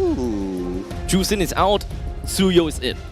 It's gotta be Suyo at this point. It's gotta be, right? They managed to make it work once on blue side, especially. And Jusin's out too. I mean, vanquish the shadow. It has to be. It has to be. I can't see any other reason why they would want to leak out the Suyo here. Alright, now this is where it gets big for Todak, right? I want to see what their opener is going to be for this red side against Suyo. Because now, previously, they had access to Jushin. They usually have access to Gatot. I'm imagining that they do want to go for the Gatot once more to try and punish Suyo if he goes a little too far. But what are they going to pair it with? It looks like it's going to be Vexana. Oh, okay. Having the on-demand Terrify is going to be very useful, especially if you can time it correctly to stop Suyo from advancing on you. But it's a difficult timing to hit, especially in the chaos of battle. Man. Right now, I think that a lot of people, especially, I kind of wish, as much as Gatot's Avatar of the Guardian has like a really big radius, when there's a lot of particles and a lot of elements on the map, you can't see stuff. You kind of can't see it, which is, I know that Ruff definitely died to it one time because of that, but their response, Tigreal, Aurora. There was the variation. Tigreal has been being banned by Todak in the second phase every single game. So this time, Nova's like, enough is enough. I want to play Tigreal. Give it to me in the first phase. What's the answer to this then for the side of Todak? Or perhaps they just want to figure out their main core team first. Natan is currently still available, and I think that they did manage to kind of prioritize Natan in one of the few games. In fact, for I think MV, they themselves also loved Natan. And at this point, I think it's still relatively safe to kind of go for it. Should petals fall? Looks like it's going to be Oh, yes! instead. Talk about CC, talk about damage. Let's talk about iframes, because this is one of the few picks that I'm excited to see coming in from Zayat, and I want to see him play it into Suyo specifically, because this is very much a skill matchup. If you dodge that Soul Sever, all of a sudden Suyo just drops down in terms of number value. Fair. That's definitely one of the main things that you'll want to see in terms of bruising or executing, right? And Lancelot, the master of iframes, and in fact, the iframe is quite a bit amount as well. Exactly. So here's the thing. I think that, especially if I'm in Yuri's head, right? If I'm playing Suyo up against this Lancelot, I gotta make sure that I'm able to time my abilities, right? And most importantly, get into the immortal form when he tries to go for a Thorn Rose or even a Puncture, because it has damage reduction. Considering that Lancelot, he does need the farm, but has pretty high base damage once he is at max stacks. That's maybe something that Yuri could look to punish. One thing as a Lancelot, right? I'm just kind of thinking, if as a Suyo, if you go for the Immortal S1 and you want to land the stun onto the Lancelot. Oh, that's not happening. You would definitely want to iframe that, right? But the moment you kind of come out of your Thorn Rose, you're kind of susceptible to the Soul Sever, isn't it? Or better yet, just use the Puncture to get out of there, right? As long as you are near a minion or a wave, you have mobility, right? Unless you're like caught in the middle of an island, then I guess you just try and ult away and pray for the best. One thing is to give context to people who may be a bit more confused about the Lancelot pick, since this is not common. This is a pocket pick for Zayat specifically. He was wreaking havoc with Lancelot when the season first started. Is basically where Prime Zayat came from. But his win rate is only actually 50% on this hero. It started dropping off in effectiveness the later in the season went, and more teams started figuring it out. So while we love to see it, this is going to be a true test of his capabilities. Dude, Kuja, he's too smart. He's too smart. Banning out the Hilda. Oh, man. I mean, I'm actually kind of surprised, right? I mean, we did manage to see the Hilda from MPL ID. You yourself, we were there in the playoff, 3 times in the grand finals and all, especially when it comes down to the fact that you're playing as a Lancelot in the jungle, being threatened by a Hilda is no funny thing. I mean, even to a certain point, Lancelot is eventually going to outscale the Hilda. The Hilda's just really annoying because he disrupts your combo, right? He breaks your flow very easily. And I think now, at least in Kuja's mindset, it's like, okay, now they can't utilize it as an EXP laner to mess with us later down the line, which I think is a great idea, because even so, Hilda does pretty well into these like annoying tanks because she can out-sustain them all. So it's about wave clear, it's about priority. I think that Kuja right now just needs to figure out a way to play for high ground with not only Vexana, there might be an argument for Beatrix too. Beatrix would not be too bad, but looks like Todak are going to lean towards Natan instead, just to make sure that Ruff won't get his hands on it. Keep it safe. He's still a very, very solid Natan. I mean, Harif is currently open for the side of MV as well. I don't think that they are too necessarily fixated about even getting a Natan for themselves. It's definitely great, but with a Tigreal and an Aurora, they would be pretty happy to even have a Harif onto their side. And perhaps when it comes down to the next EXP laner, Phoveus is still open. They can definitely dip that.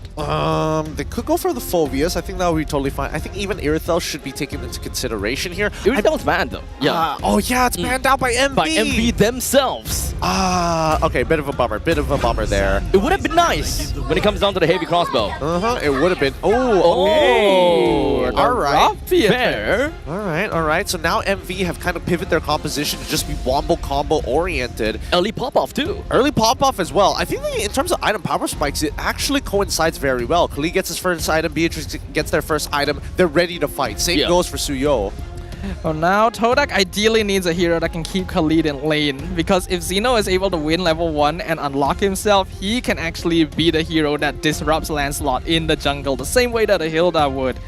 Honestly, I know that this is kind of a hard wish, but I want to see my tank vendetta coming in to at least match up with the lead. Nah. I think Momo would more likely play Arlet again than have to do that, right? I mean, yeah, but you're just gonna be crapped on the lane. I mean, he gets his hands on the Phoveus. I think this is totally fine and actually works in their favor. The only problem is that if Phoveus does not use his ult to dodge some key abilities from MV, he's going to get gunned down. I don't know whether...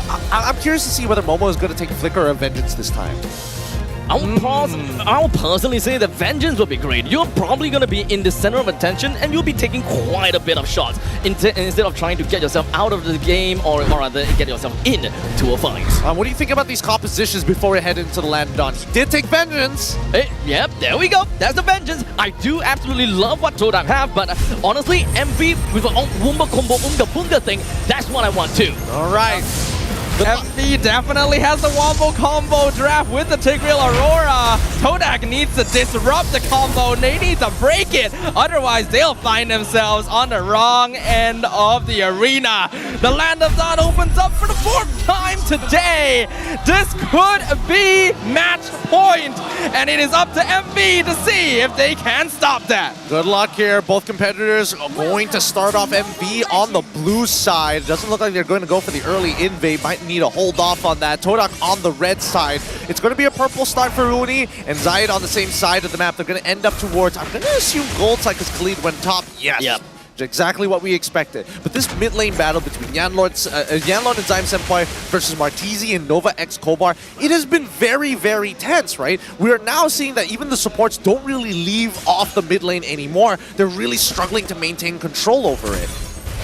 Yeah, getting that mid lane priority is very important for both these teams since they want to brawl, they want to invade, they want to get more information. So the center of the map will control a lot of that.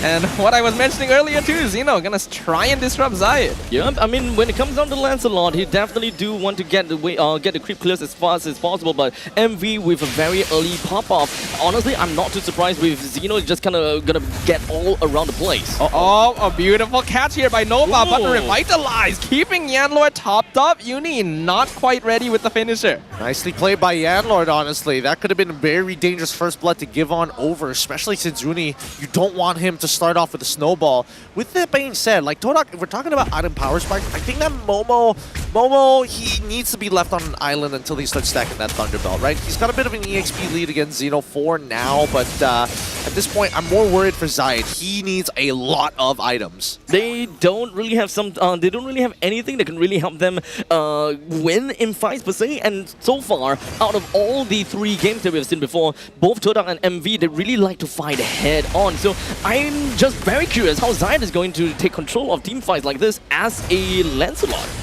Yeah, it's all about that bobbing and weaving. He's very good at it, but nowadays there's a lot of tools to catch him.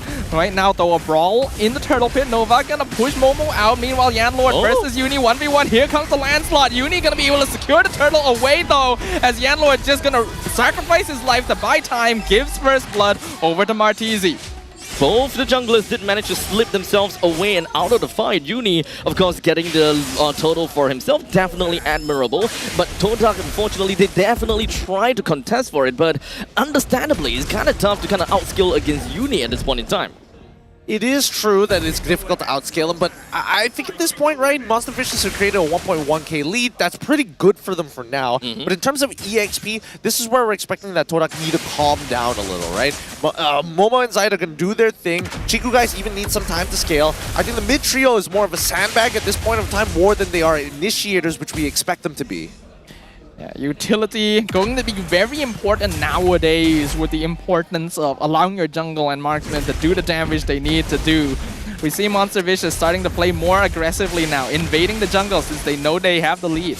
Yep, they would want to do whatever that they can in order to just kind of take away some of these turrets in the early stages. Of course, T1s, they gotta go down soon. But Todak seems like they really wanted to take Avatar Garden comes in, but it's right into the implosion. And with that, Yanlord and Zayed are just gone. Chiku tries to blink over the wall to finish off Nova, but he gets caught by the Raging Sandstorm, forcing out the Purify.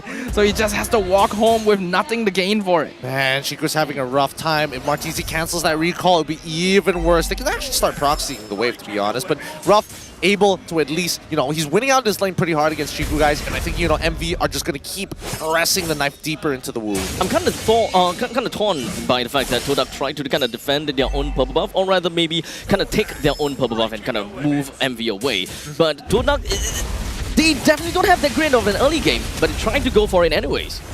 Yeah, they don't have a great early game, but still, I respect it though. Unless we see Monster Vicious develop truly a 5k goal lead, then I think Todak has something to be worried about. But right now, I think that even for Zayed, Nova Escobar has been making sure that he's got his eyes on Zayed and really man-to-man defense here. Oh, whoa, whoa, whoa. Ooh, Raging Sandstorm, I think, was used there. Yeah, into the brush. Manages to zone out Todak, forcing ult from Chiku as well. Nova and Xeno just zoning him off of the gold lane. Yeah, Lord's in the back line, not able to taunt Ruff. Nice timing with the dash, but at least able to get out without allowing MV to catch them. Oh, good thing, because as soon as Yanlord walks out of that bush, Monster Vicious call off the dive. You don't want to be standing on top of the AOG, especially for the sake of Chiku guys at this point of time. Like, he's only got Feather of Heaven, and now, oh, whoa, okay, Uni is able to tank a good amount of that damage here, but is it? No, they wouldn't, right? They wouldn't.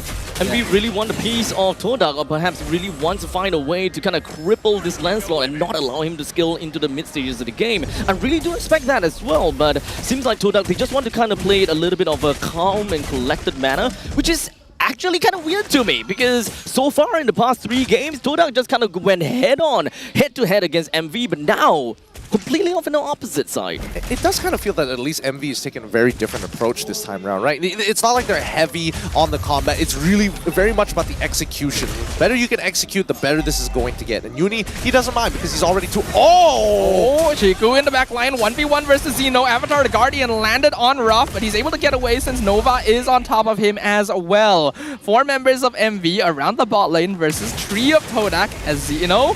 First one to make a move. Momo gonna try and zone out Nova. He doesn't actually have Implosion available. It's still on cooldown, but a nice freeze comes in from the side, catches out Momo. They're trying to buy space. Yanlord and Momo, though, will both be sacrificed, and Chiku just has to escape with his life. Oh boy. I don't know. I feel like, funny enough, I do feel like Zeno should have maybe flickered forward to try and chase that kill onto Chiku guys, mainly to put Chiku guys even further behind, as Beatrix will have more tempo on top side still. But I think now they can just kind of hold Todak hostage. They don't even need this turtle necessarily.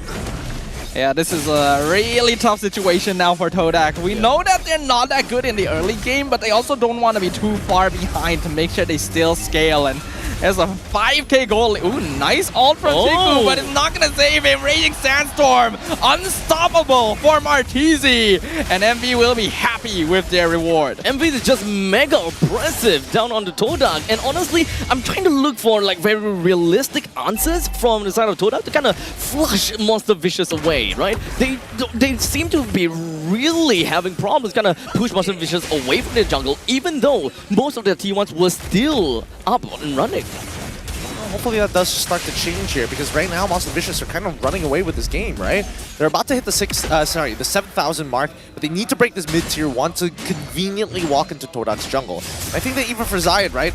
Now that the side lanes have basically both side lanes have lost, he has no pressure! That's a flicker into the back line! Zeno with a 3-man catch! No kills, but they get a free tier 1. Zayed actually able to secure his purple buff. In the meantime, Momo 1v4. He's trying to chase down Ruff. Avatar the Guardian going to miss. Momo goes down. Monster kill to Martizi as Uni buying time in the backline himself. Chiku going to get traded by Xeno at the same time. 3-0 in favor of MV.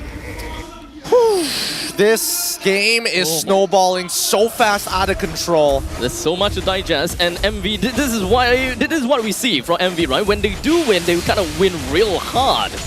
It's kind of like the previous game where Todak, they won it very convincingly, but that doesn't really seem like there's a lot of pattern per se. Yeah, I mean, honestly, I do think that MV are playing a lot more precautiously in the way that they approach these fights, but they are just winning every single one of them, and now you can see them actually, you know, walking with the momentum and starting to begin the jog before they start really running with it.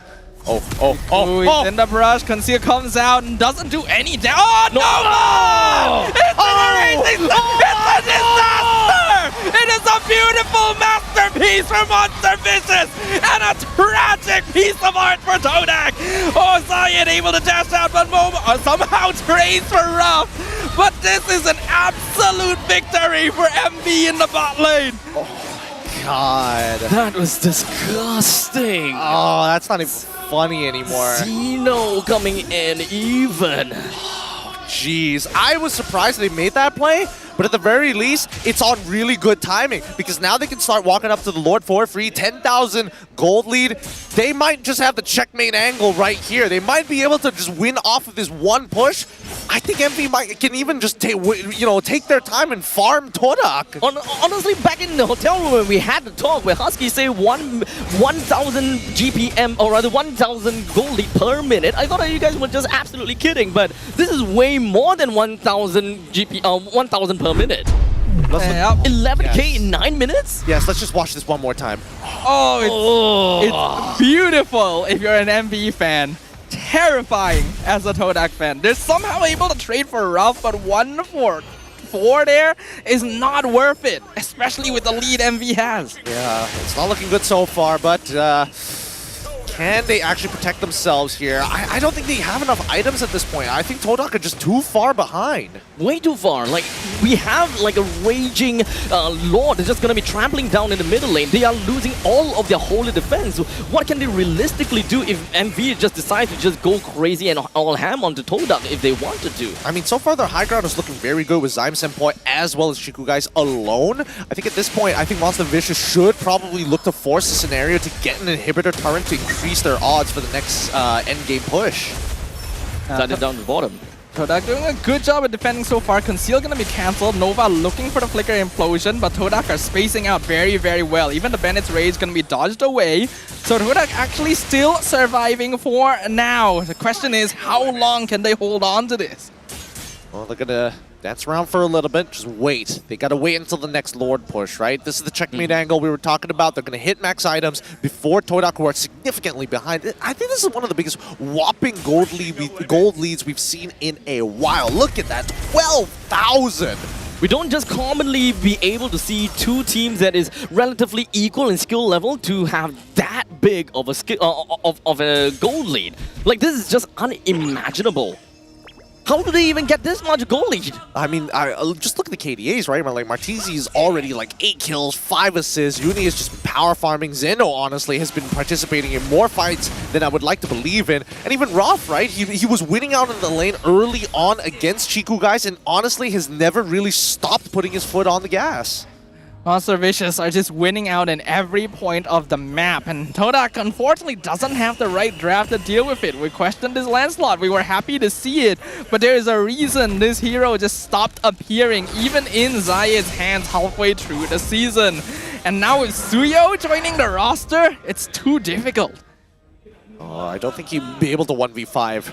Not just yet, but even side lane pressure, right? He can't really walk out. He doesn't have that sort of mobility like Hayabusa or Roger or even Ling has when it comes down to just like split pushing. He's good at clearing waves, but running away from people, he really needs a couple of things in his environment to really allow him to be slippery. But let's not forget about timing as well, right? If MV decides to kind of tackle down onto him at the right time where there won't be any creeps marching in, that is pretty much a defenseless Lancelot. And now as the game continues to progress, they're just going to make quick mince meat out of this Luminous Lord.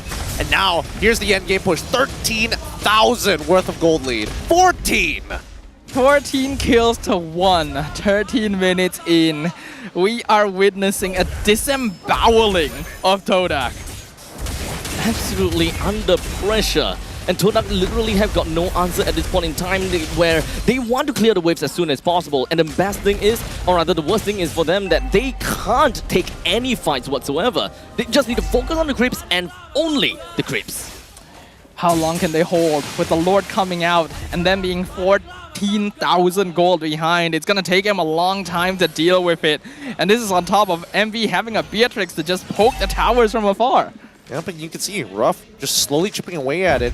think at this point it's just a waiting game. Nah, he's fine. He still has Flicker. He still has plenty of options, and I don't think Momo wants to take him on just yet. Conceal play from Nova. He's in the base. Todak sees him. It will get broken. Zayed trying to clear the wave, but he's so squishy.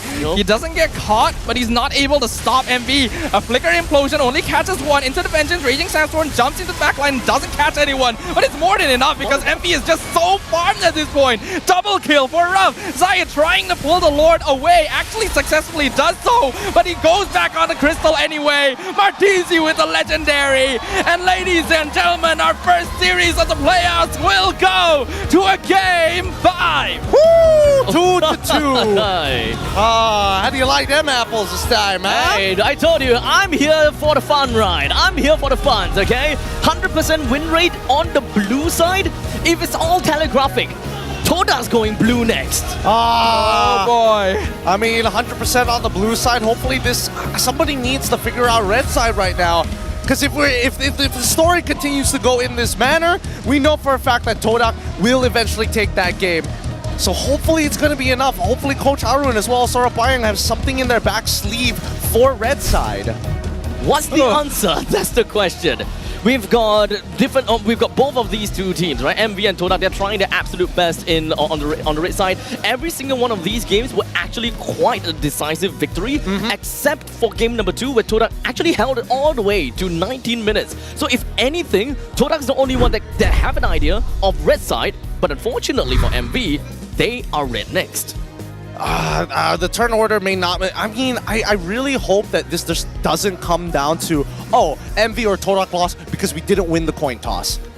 Yeah, I would not appreciate that as well. I think Todak definitely lost the draft though in total. MV switched things up, got the Suyo, got Tigreal as well. We're really seeing why this hero was being banned out every single game before. So good at catching the opponents. And the Lancelot, it was an ego pick. It was a test. It was a trial of Prime Zayed. But when the enemy team can do this... Yeah, at this point in time, you kind of lose all your morale as Todak. I'm pretty sure you just, okay, GG, go next, 14, 15k goal lead. Yeah. What can we realistically be able to do? Yeah, I don't know. This game is one of those, like, I wish a game like this happened at the very beginning of the series, because then Todak could be like, oh yeah, they're really far ahead. We can just like move on from this. But give it up for our MVP of the game going over to Martizi. He probably feels real good about that one. Martizi has been relegated to a bit of a punching bag actually this series. Not really able to do the same things he was doing throughout the regular season. But here is the return to form he's been waiting for. 9-0-7 on the Aurora. MV Martizi, he's shown exactly how and what he wants to do as that pillar in the middle lane. Definitely when it comes down to Martizi, I haven't managed to see him playing the juice in today's series just yet. But I definitely am not disappointed about the current performance thus far. Oh, I think that the performance can get even better, but so far, I mean, hopefully we can just blow through these stats, because I need to see what this final game is going to look like, right? That's what nobody has figured out red side just yet. I want to jump in right now. Yeah, I just want to jump in right now, man. The suspense. It is suspenseful, but we will have to go through at least the post-game stats. I mean, I feel like it's just going to be inflated. It's literally just going to be like, you know, punching in the high scores. Like, are we going to see a GPM high score this game, I wonder, considering just how much gold MV was accumulating? Yeah, that seems pretty fair. That could pretty much happen. I mean, all across the board, as you look from the side of MV, it is actually a very huge surprise from me that Nova Escobar didn't even die a single time as a Tigreal. That's a big ask. And in fact, the only one that died is actually Ruff there. Yeah, and oh man, it's just this was a culling. It was not. I mean, even Zayed, right? Really greedy with his current build, opting to kind of like just slow down on what he actually needs.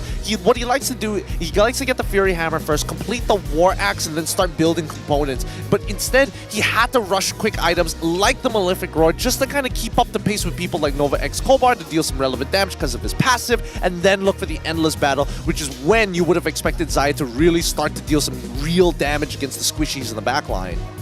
with this entire back and forth kind of series, I just gonna have to say that both of these two teams, they did extremely well, and of course they have very good answers as to how they would want to kind of win games very convincingly.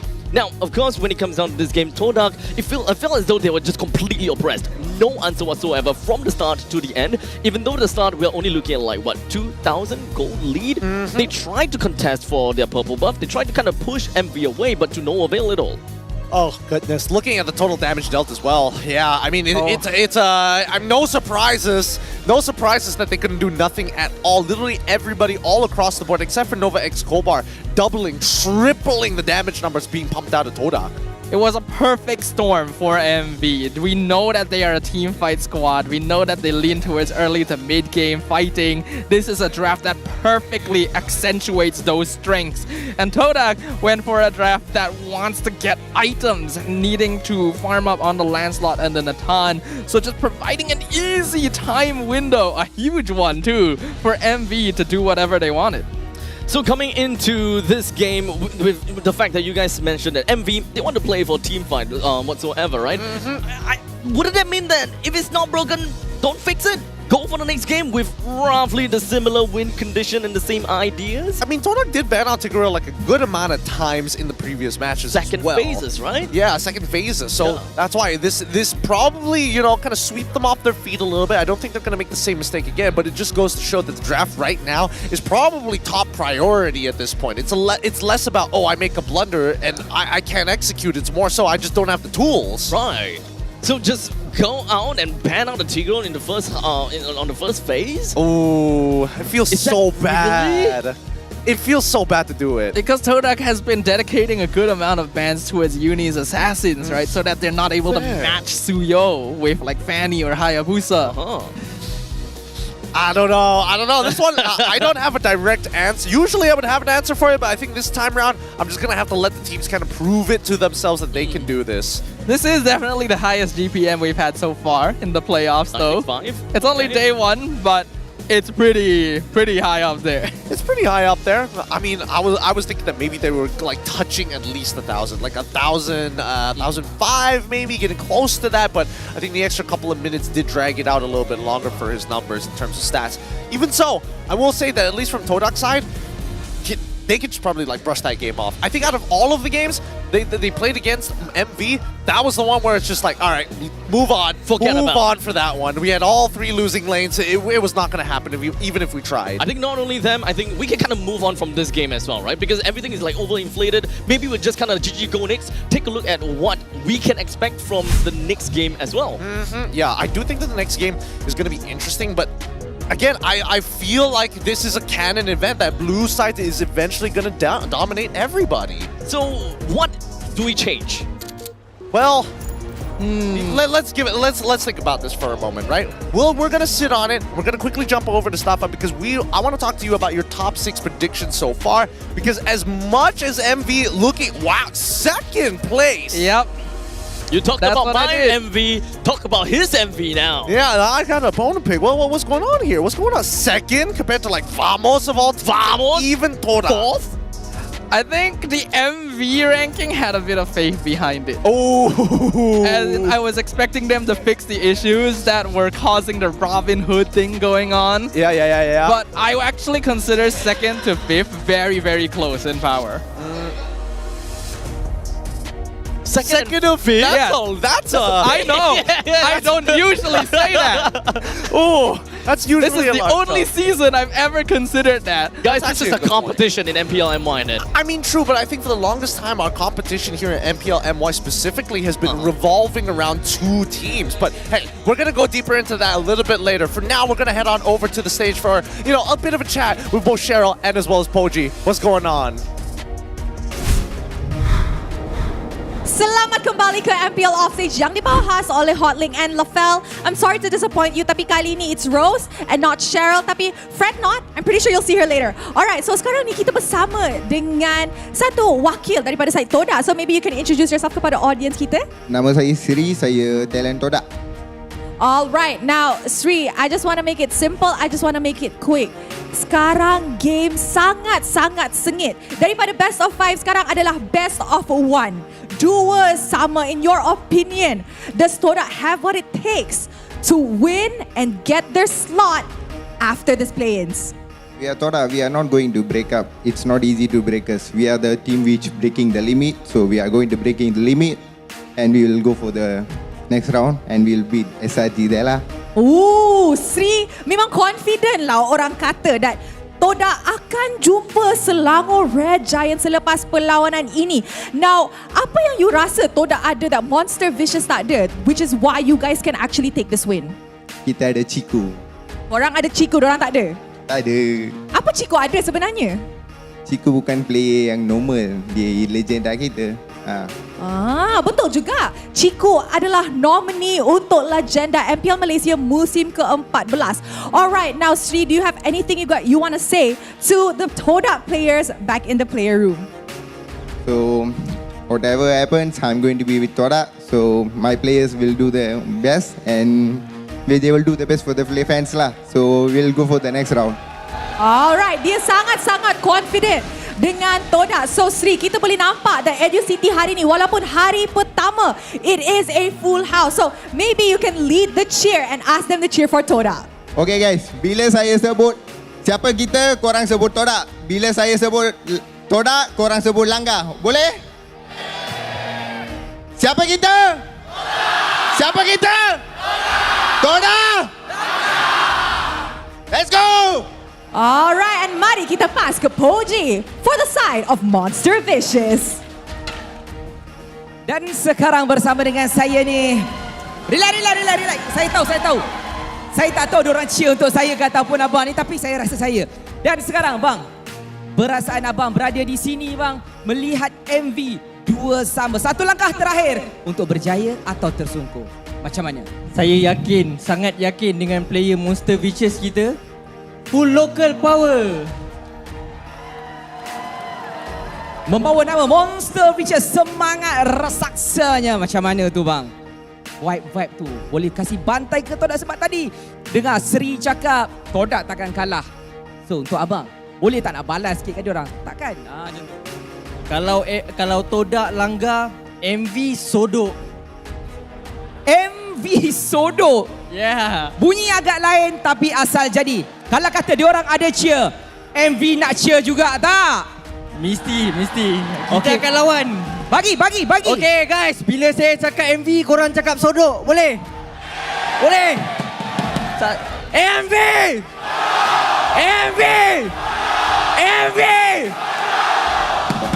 Itu saja. MV sodok yang penting. Semoga kedua-duanya boleh mencapai apa yang dihajati. Dan sekarang kita mengharapkan kedua-dua pasukan boleh mencuba yang terbaiklah. So, let's go untuk kita tengok siapa yang bakal berjaya. The turnout is insane here at Educity, and this is just the play-ins of the playoffs, day number 1. I thought the Todak fan, especially with the Legion and everybody around, was going to be leaning to their side, but even MV, quite the turnout for the full local lineups.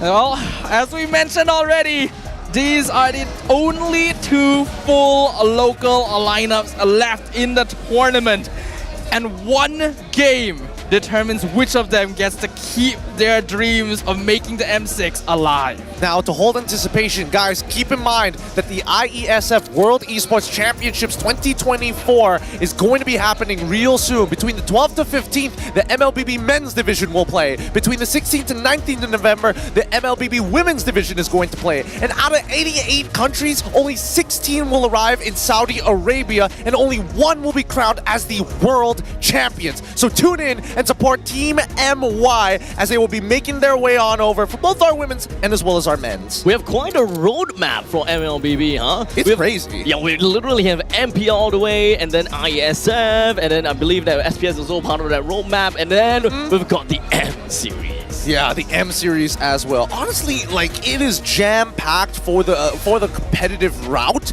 of MLBB overall, and I can only imagine for those who are looking to have that golden road run, it's pretty exhausting.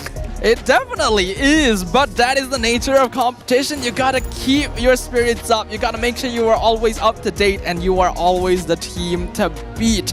Because teams are just getting better and better all across the world.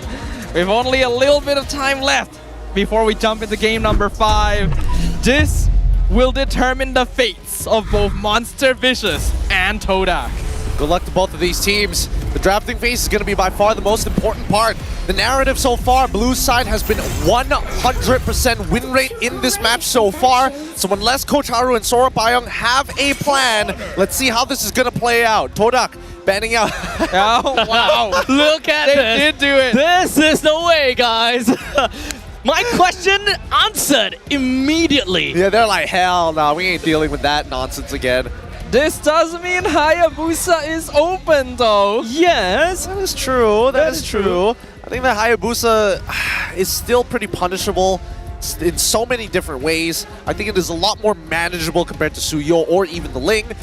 Let's see how this plays out, right? Because again, MV is needing to decide what that final ban is supposed to be. It's gotta be Juicin. It's gotta be, right? I mean, Todak has constantly been wanting to pick up a Juicin whenever they're onto the blue side, and even in, I think, in the previous few games, they are doing the same thing. I think you leave it open here, if you ask me personally, but well, I'm not up on that stage, so Juicin does get banned. I think that this is one of the things that they gotta have to break the pattern for, right? Because so far, when Todak is onto the blue side, oh wait, hold on a second, game number 3, the Juicin was banned as well, so technically we are still on the same pattern. Exactly. So far, the drafting meta between these two teams have continuously evolved, right? Slight tweaks here and there.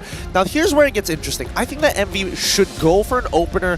I'm thinking of an opener that might include Phoveus here, maybe even like, considering how they played the previous game, Gatot Khalid.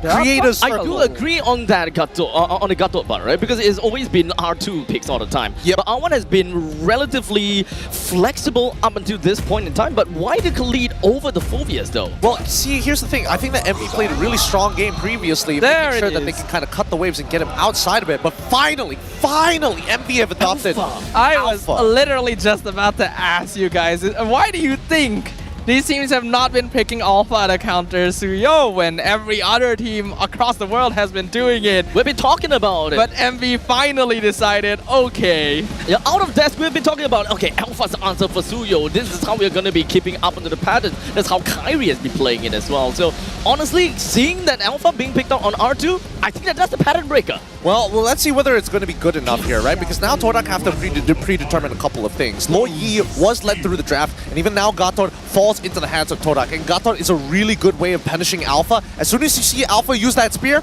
oh, guess what? A free AOG. Oh. You have no escape.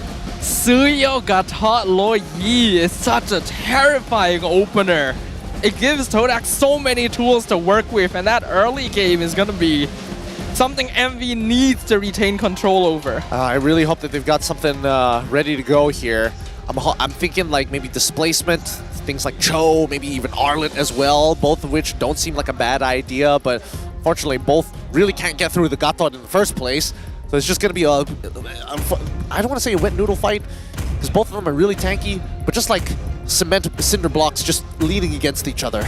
So honestly, what Todak is kind of expecting out of MV is the fact that MV will want to play together with the fact that they picked up an Aurora, they want to play Aerial Denial, they want to play as a team, they want to go for an AoE. Picking up the Phoveus, it further solidifies that kind of play style. So it only comes down to MV's R4 and R5 to kind of come up with an X Factor pick to kind of take themselves away from that initial team fight, or rather take away from that AoE wombo combo kind of game. Yeah, let's see what these bans are going to be though first. I think that like from MV's side, they're not too concerned about what the gold lane is going to be generally because they do have first pick. They can pinch it down though, so they can start taking away like hard scalers like Natan for an example. I don't think that the Irithel is going to come up, especially if you're up against things like, you know, Moskov, Claude, and even some lane bullies like Bruno as well. But those are some of the offsides. MV still making sure, leaning into the Melissa. I'm only going to assume that they want to play Natan for themselves, so they're probably going to ban out the Irithel unless Todak says something about it. Yeah, I can see where you're coming from. The Irithel ban just makes sense, even if they don't go for Natan just because of Chiku, but Franco ban, that is a very classic Nova pick. Huh. Novaria? on casting Nova Escobar pick. Yes. On the other hand, though, I was actually really leaning more towards the Cho pick from the side of MV. If they want to break themselves out of that shell of we want to play AoE, at least they have a Cho that comes in with the Way of the Dragon single out in displays, so that they do have a way to play more of a pick-off even. Since they do have an alpha onto their side, they can actually just kind of burst down the Garukacha pretty quickly. Even if the Garukacha wants to go for the Avatar of the Guardian, you shumpo within of the animation and just kind of kick Garukacha right within the ranks of MV. I suppose you could do that, but I think you're asking for a little too much. I think that at this point, if you're in Todak shoes, as much as you want that Gato Gacha to actually hit, I don't think that's going to be their main win condition, right? Because it's team fighting, right? You got the low Yi, you want to be able to flank your opponents. They need somebody who can actually stick on to their opponents, right? Stick on. Yeah, because again, you need that vision. Initially, low Yi wants to go for those big flanks, catch her backline wide with her pants down, and then after that, Yin Yang reaction to clean up that fight really, really quick. So information is what Todak themselves need. So Cho, Grok, both of these sounds pretty good on the EXP. But they actually don't sound too bad, yeah. But that means that Garukacha goes over to the EXP, which is technically a flexible pick to start with. Oh, never mind. Okay. They banned it out. Not gonna let it through. They are focusing down Nova, not giving him heroes that can set up plays and open up the map. It kind of makes sense though, being highly contested for this very specific game. Cho sounds great, but for the side of a Grok over to the side of MV, I'm kind of considering it. I think they're just going to go in front of Natan here once again, right? They're pretty divey, so I think Natan will be able to kind of catch up as well, right? I mean, they can go like Natan, Moskov, both of which actually do pretty well in this matchup anyways. Yep. Is there anything else that I'm missing out here in terms of gold laners? I mean, I don't want to say Harith mainly because of Gatot and as well as the way it works with Zaman Force, so I think those are the two safest options. Oh yeah, Matilda! I completely forgot. This got slipped through the draft for so long. Yeah, Matilda with the Alpha is a pretty good combo to enable early game plays and save you if you're caught out by Gatot or Lo Yi. You can go all out not bad, yeah, not bad at all.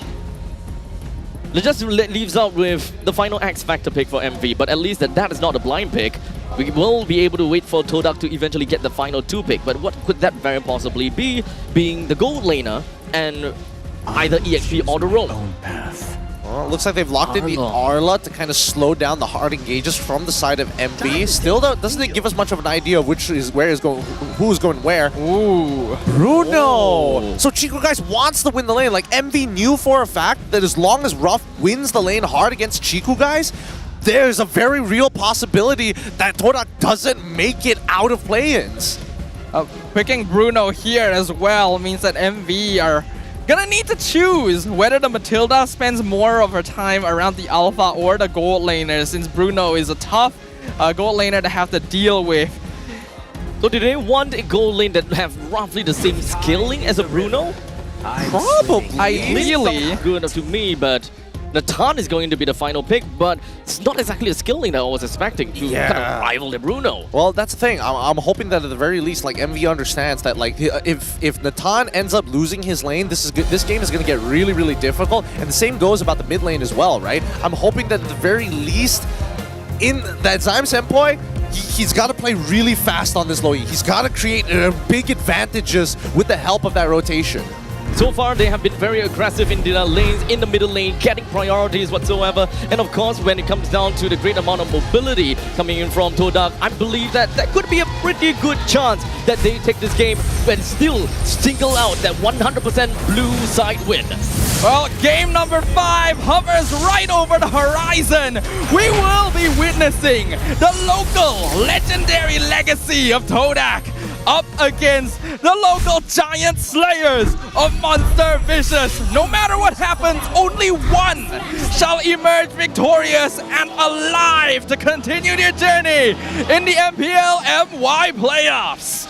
All of that games, all 4 games, boils down to this final moment. And Todak versus MV, with Todak gonna be onto the blue side and MV onto the red side. Both sides are actually starting off onto the red, so they are actually gonna be ending up on the opposite side of one another. I mean, We'll see how this is going to play out, right? Looking at the emblem so far, looks like they're going with standard procedure here. Wilderness Blessing for both sides. Looks like Zymus Senpai needs to be able to kind of match, if not go even faster than his opponent in Martizi.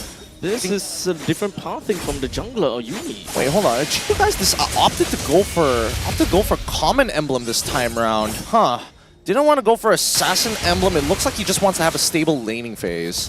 I think that is important. They don't want to go too all in at this stage. Todak understands the stakes that are here. Yeah, if Chiku just outright wins lanes, then they win. But if he doesn't, with an emblem setup like that, it turns things more difficult than they need to be.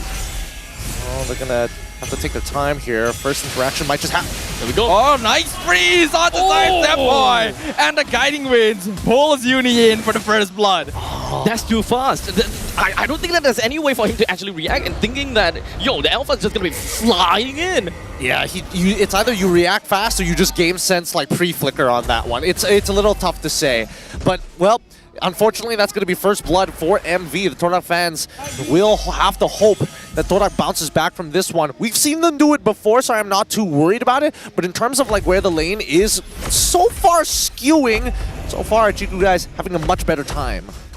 This first turtle timing gonna be very important. Uni already on it. Yanlord not level 4 yet, but gets the taunt in time. Momo flickers in, final slash on 2. Zion gets the turtle away. Uni with Spear of Alpha able to dash out to safety. Meanwhile, Zeno zoning them out to make sure the Alpha is not jumped on. No casualties, but Todak with the first objective. 0 casualties from both sides. Todak went in with the objective of taking out a turtle. They got it. But of course, I'm pretty sure that Todak would love to actually pop the Pride of Ice. But Martizi, he did manage to get himself flickering away to kind of make sure that he still have got it. Oh, here comes the TP. Here comes the TP. They're not going to do it on the back push because at least Yellow showed himself. I mean, it's fine. They just want to get the plating for Chiku guys. They want to extend his lead even further. Because Martizi, unfortunately, he ended up missing 2 minions on his way back because of the fast clear, and now that they rotated to the bottom side, Ruff can't even contest for the wave. He just has to let it be pushed in. A kill would be a bonus, but that's not the goal, as now the guiding wins. Herkung Eagle pulls them into Yanlord. Avatar Guardian going to be used onto the bot lane. And once again, no kills here. Quick disengage. They understand that Monster Vicious is definitely going to be pretty darn scary with the fact that Alpha plus Matilda, these two combinations is pretty scary. And so Todak, I think that what they want to do is just kind of wait it out until that Bruno is really there, right? Because he picked up his Heart's Claws. I think he's pretty much on his way to be able to be unlocked enough to kind of get himself around the lane. I think he's okay. I think if Chiku guys was being real greedy, he would have gone for the Berserker's Fury first to like kind of guarantee that, guarantee that damage. And I think that's when Todak is really going to put their foot on the gas. For now, it's not only just the lack of damage, it's more so we need to wait for the first items to start rolling about, especially for even like people like Zyme Senpai. They need that glowing wand online.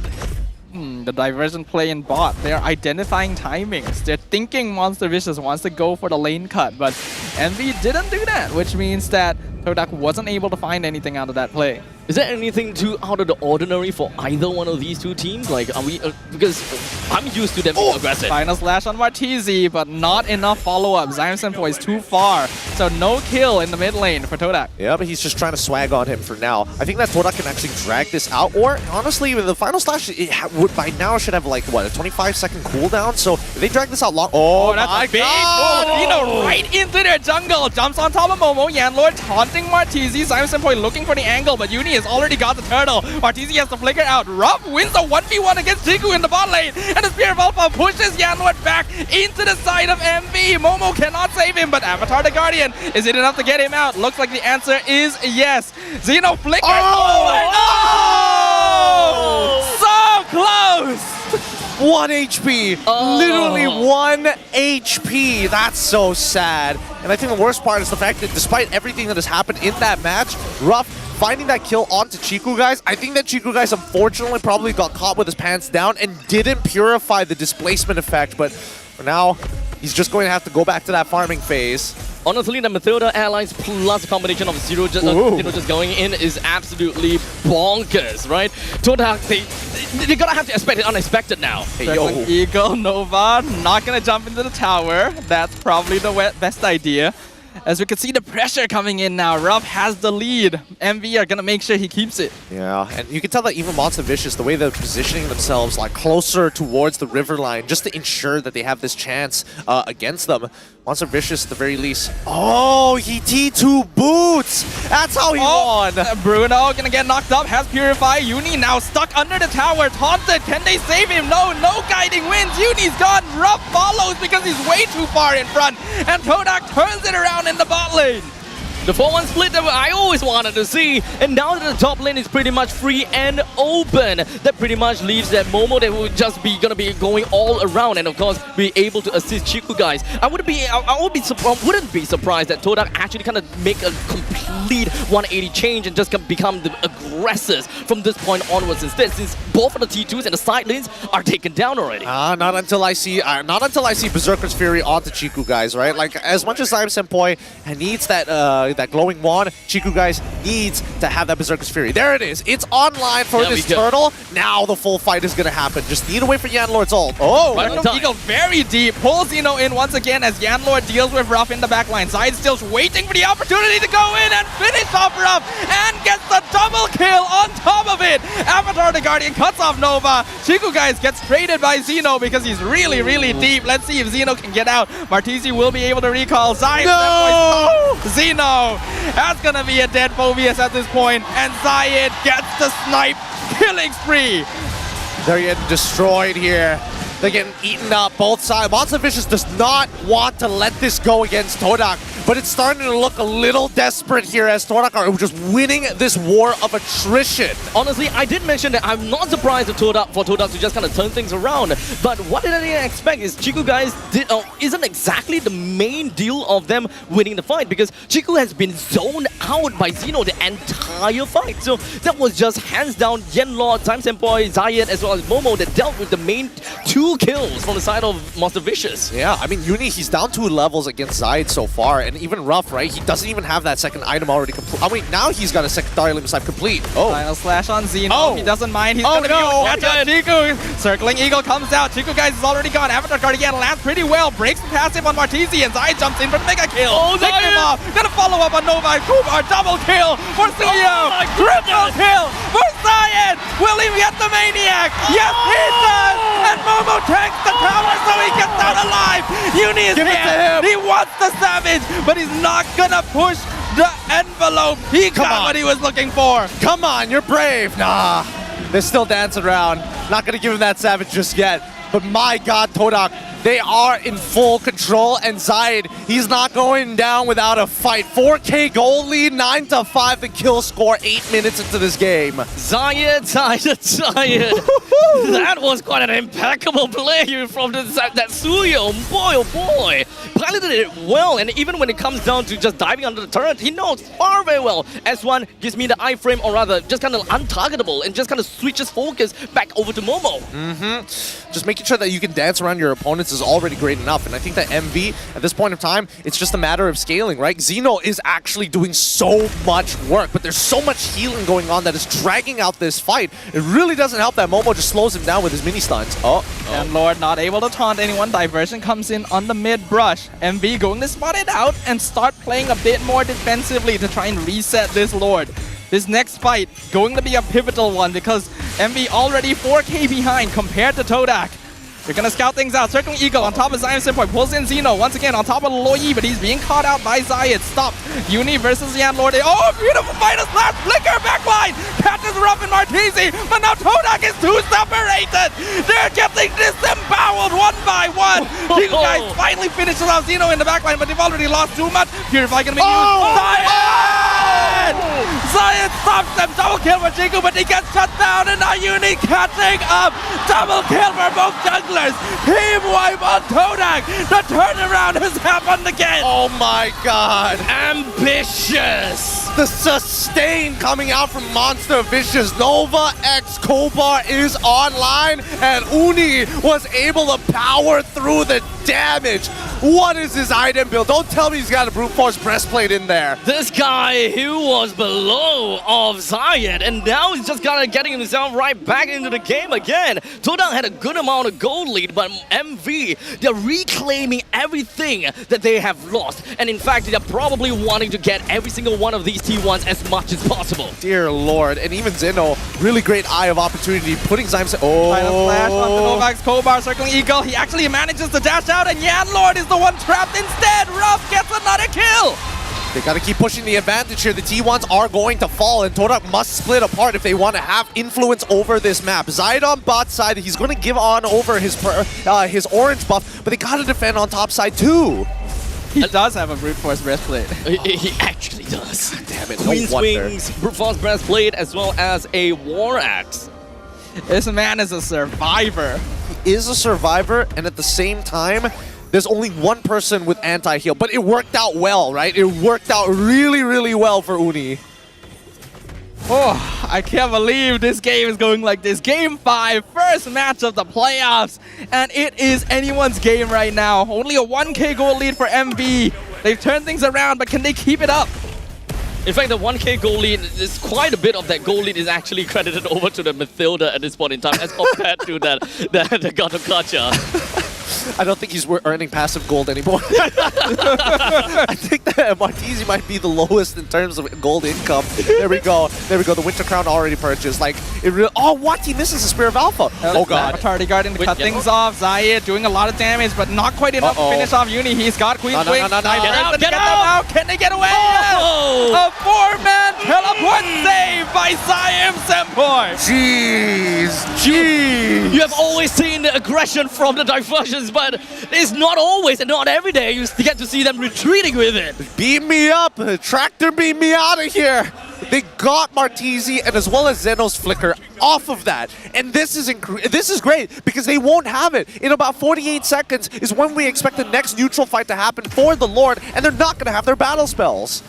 A calculated bait, if you ask me. They're preparing themselves to land Monster Visions just run right into them, and here we have Simon Point. Let's get ourselves kind of out of here. Easy peasy, lemon squeezy. He does also get the Wishing Lantern, which is going to go great against Zeno at this point in time, because I think Zeno has just been like the biggest nuisance for both Chiku and as well as Zyme, completely cutting them off from these fights. Yeah, he's really been stepping up for this game, honestly. He's really just making sure that, yeah, Chiku's not around the fight, and especially when he's being supplemented by Nova Escobar, that Mathilda allies with Zeno going in.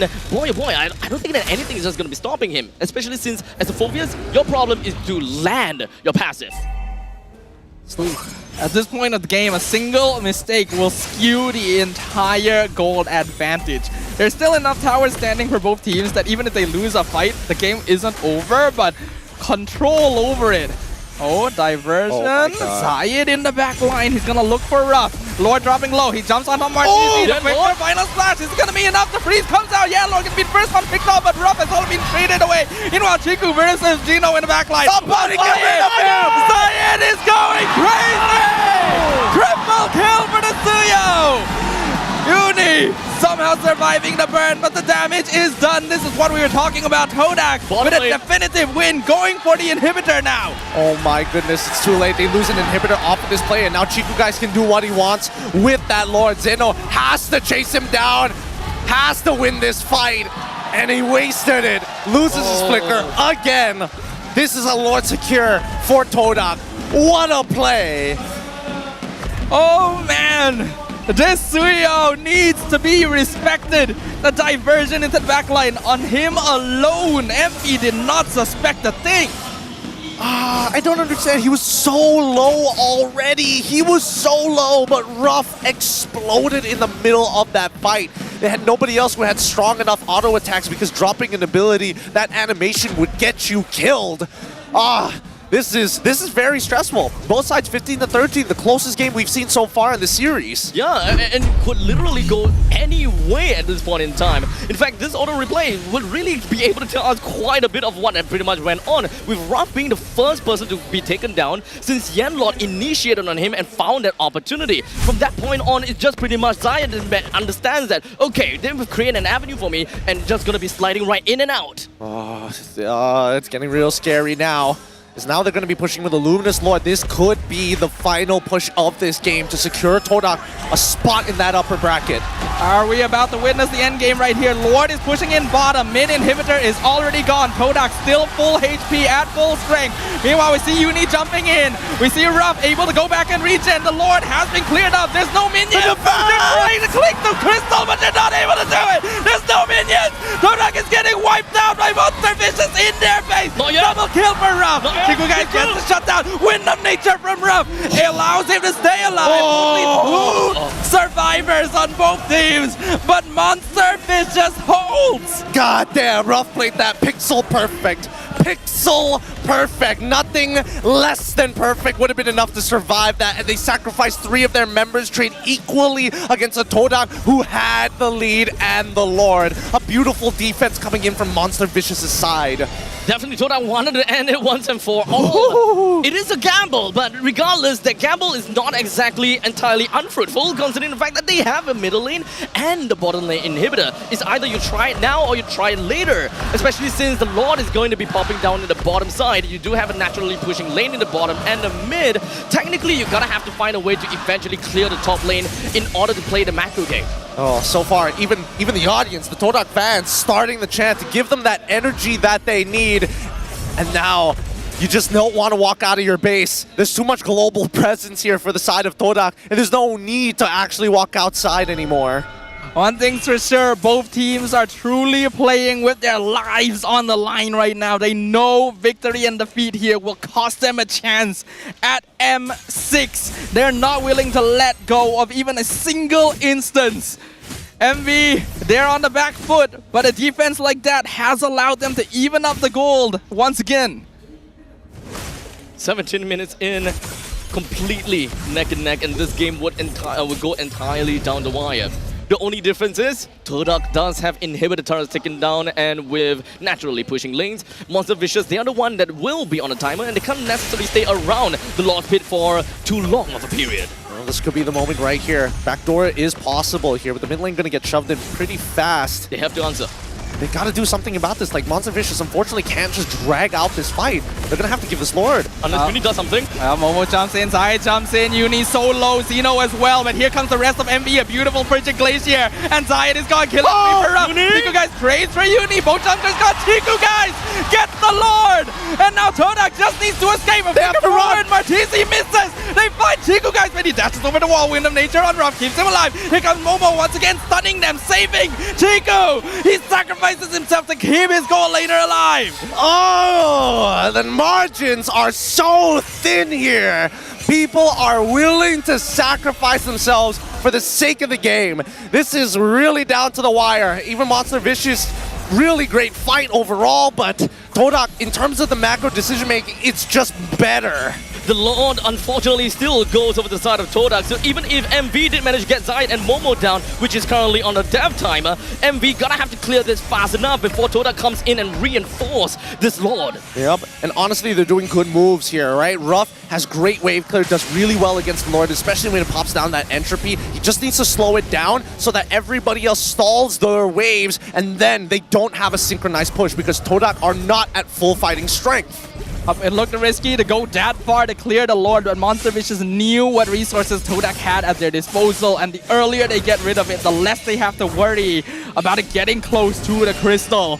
We are 19 minutes in, the kill score is 19 to 18. It is still anyone's game. Unfortunately, even with that quote-unquote win in terms of numbers in the bottom lane, or rather in the Lord's Pit, it doesn't really quite get Monster Vicious out of the woods just yet. They do have a little bit of gold advantage, but at this point in time, the gold advantage is not that big of a deal anymore. It's all about the objectives. They still have got 2 inhibitors down onto their side, while Todak, they have tier 2s, middle lane, and the bottom lane. What would really work for Monster Vicious is that they gotta have to find that opportunity where they get themselves a nice wipeout over the Todak and just run it down the middle lane. I don't know, but it's got to be like an honest fight here. Most of the time, Todak kind of push them into that corner, make them choose between a rock and a hard place. And unfortunately, I mean, Monster Vicious have done their best at this point, but all of these small little victories and these decisions are starting to pile up on them. And you can tell by just the current game state. 2 missing inhibitors at this point. It's not like they have much of a choice unless you see Todak make a significant mistake. MV, they gotta do something. They gotta have to be the one that engages, considering the fact that Todak just gonna have to play it slow and steady. They've got the priority of the Lord. Bottom and mid, once again, it's just free for them. They can just kind of wait it out and wait for MV to actually address these lanes. And then, boom, we can just pretty much go in with a numbers advantage. One thing's for sure, the gold laners are in very crucial positions right now. and everyone else is just a body to throw in front of the opponent to let Ruff or Chiku continue dishing out their DPS. Zaid and Uni are good sources of secondary damage, but theirs don't really add up to too much at this point. Their only goal is to secure the Lord. And speaking of, it just came back. Yeah, but now they've got a bit of a push here. Notice that Zaid is on that top side. He wants to break that very last inhibitor, but Monster Vicious has a choice to make. They're gonna try and blitz it here. They know Zai's not around. Final slash finds Zeno. He doesn't mind too much. He's just buying time. Diversion play into the base. Chiku is in the base. He got teleported with the minion wave. It's the backdoor play by Todak. And the crystal is wide open. The longer. The backdoor returns once again to deny Monster Vicious a chance at moving forward. The veterans have done it! Oh, what a way to go down. What a victory coming in for Todak to reinvigorate the fan base. But God, at what cost was it? MV dropping the game. It's not because they weren't skilled enough. It's just their comp couldn't TP into the base. This, honestly, at this point in time, this is just heartbreaking for MV to bow out like this. Let's throw it over to our host for a winner's interview. Atas kemenangan 3 berbalas 2, Todak berjaya ke peringkat seterusnya dan akan jumpa Selangor Red Giants esok. First of all, boys, congratulations atas kemenangan yang sangat-sangat sengit. Kita boleh nampak daripada audience that game tu memang intense lah orang kata. So let's start with the Momo dulu. Sekarang Todak sikit lagi nak masuk grand finals dah. Okay, we sent home one team. So game tadi sengit. Now cuba cerita macam mana korang dapat kalahkan Monster Vicious. Kunci dia kita orang main sabar dan kita orang tunggu timing, dan kalau ada timing tu kita orang gas. Sekejap. Awak rasa apa kesilapan Monster Vicious tadi? Kesilapan dia orang tak manage minion tu dengan betul lah. So kita orang dapat peluang tu untuk split. I see. Now maybe kita boleh tanya coach. Sebab dari segi drafting, okay, Saiful. Okay, Kuja. Alright, now coach. Alright. Boleh tak Rose nak tanya, kenapa Todak tak prioritize Nathan sangat? Sebab kita tahu dari region lain win rate Nathan agak tinggi juga, and kita boleh nampak masa Monster Vicious pun pakai Nathan, game tu memang susah. So kenapa Todak tak prioritize pick Nathan? Okay, first kali kita orang dah memang bersih lawan Nathan. Dan bagi saya Nathan ni dia high risk high reward punya hero. Kalau dia tak dapat snowball early, agak susah untuk dia nak main. Dan lagi satu, untuk cara tutup game menentangkan Nathan, kita orang dah memahami lancar, dah tahulah macam mana nak punish dia. Dan tadi kita boleh nampak disebabkan diorang lepas Lui, rasanya benda tu dia add on untuk kita orang senang lah nak makan Nathan dekat belakang. I see. So macam Todak dah tahu macam mana nak counter Nathan, which is why korang lepaskan je, betul? Betul, kita orang dah bersedia untuk lawan Nathan. Tapi bila kita orang pakai Nathan kalah lah. Macam mana cik? I rasa tak ada rezeki kot. Tak ada rezeki lah tu. Alright guys, Educity, kita saksikan perlawanan yang sangat-sangat sengit. Tapi untuk pendapat korang, siapa MVP anda? Banyak nama yang kita tengah dengar.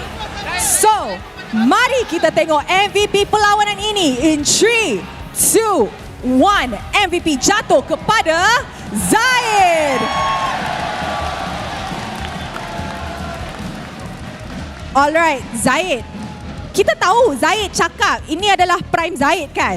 Prime Zaid sebagai jungler. Tapi kita nampak di game 2 dengan game keempat, Monster Vicious dapat dominate jungle macam tu je. So, in your opinion Zaid, apa kesilapan awak? Dan macam mana diorang dapat menang game 2 dengan game keempat?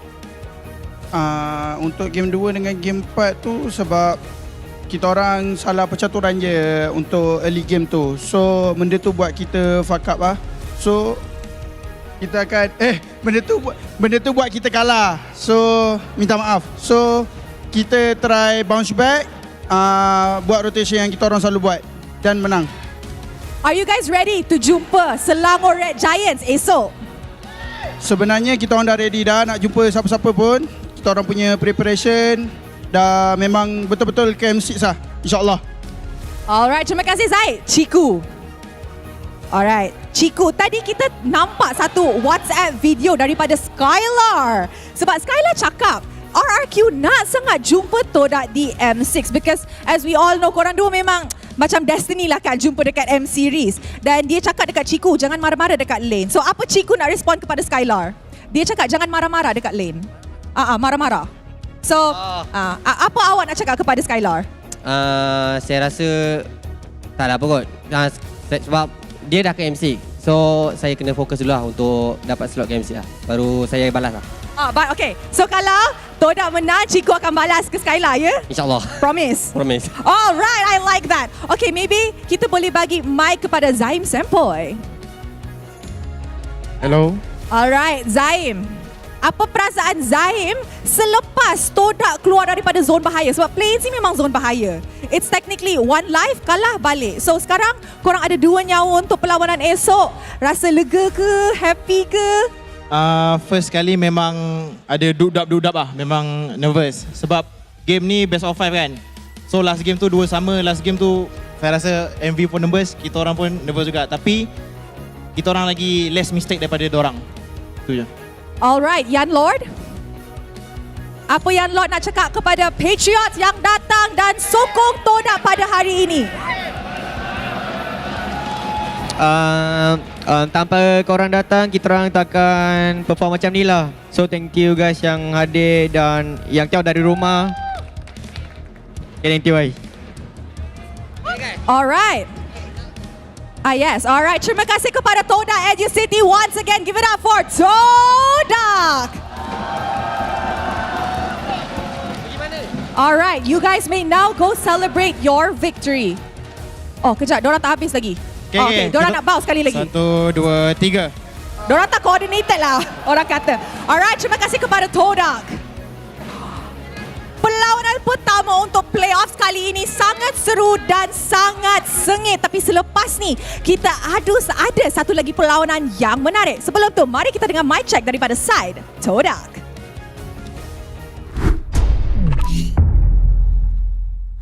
Datang nak flick. Simo. Ya. Tak boleh. Balik base kan. Base. Banyak base tau. Minum. Baik. Balik lu. Aman. Singa. Base tau ke? Hantai, aman. Gerong lot ni. Tak ada flicker nak tanya. Kita ada guys. Mati Gatot, nice. Mati. Tarik jauh kan. Maju. Menang. Boleh. Go, maju. Kejar je. Kejar je. Kejar. Lot. Santai, kalem. Kejar guys. Kejar. Jom. Dah flicker. Nak bawa guys. Boleh. Jom guys, boleh time guys. No flicker. Boleh. 1, 2, 3 go. Sama. Oktabe. Nice. Dua shutdown tu. Ian, tulis je Ian. 947. Basic. Tahu cik. Okay, 30 minit. Boleh. Ini masuk. Nasi. Nice. Alhamdulillah. Okay. Tapi kita kena respect high ground orang guys. So lot ni aku akan makan depan untuk bagi rock ni burst. 3 lane guys. 3 lane. Aku atas. Ni sabar dulu. Stand by. Boleh aku ada. Tengok Ajam. Gatal alti. Depan. Benar Rafi. Ke depan. Benar Rafi. Tengah pancer. Tengok apa? Boleh tahu belok. Tahu belok. Alhamdulillah. Nice. Alhamdulillah guys. Tarik flicker. Jangan pergi dekat aim lah, tolong. Balik dendam untuk aku aim. Nice aim. Balik dendam untuk aku, tolonglah. Untuk kau cik. Nice. Nice hit. Tadi Aurora flicker guys. Kat ke belakang guys. Mati. 2 mati. Tengok saya guys. Boleh. Boleh tarik flicker. Nice. Boleh guys. Nice hit. Nice hit. Nice hit. Save cik. Boleh. Apa belakang? Dah. Aku tahu. Dah guys. Big guys. Aman. Alak Iskandar dok. Aku dah kata. Dah skat flick Aman. Boleh. Tiga. Berapa. Nice. Let's go. Alot. Mati. Nice. Loi dah flick. Boleh bawa. Kasih tau bok. Terbakar sikit guys. Dah. TP. Sini. Masuk TP aku. Jom guys. Nice. It's okay. Aurora Fink entry. Dah TP tau. Alright. Pegang. Mid, aku dengan Rock mid. Korang kait. Tengok lu mid. Chill. Kata hati. Kita mati. Kita dapat saya. Migas. Boleh clear. Aman. Boleh do. Sini. Boleh do. Sini cik, masuk TP aku cik. Ni masuk tu. Boleh guys. Yap. Boleh cik. Nice cik. Enak.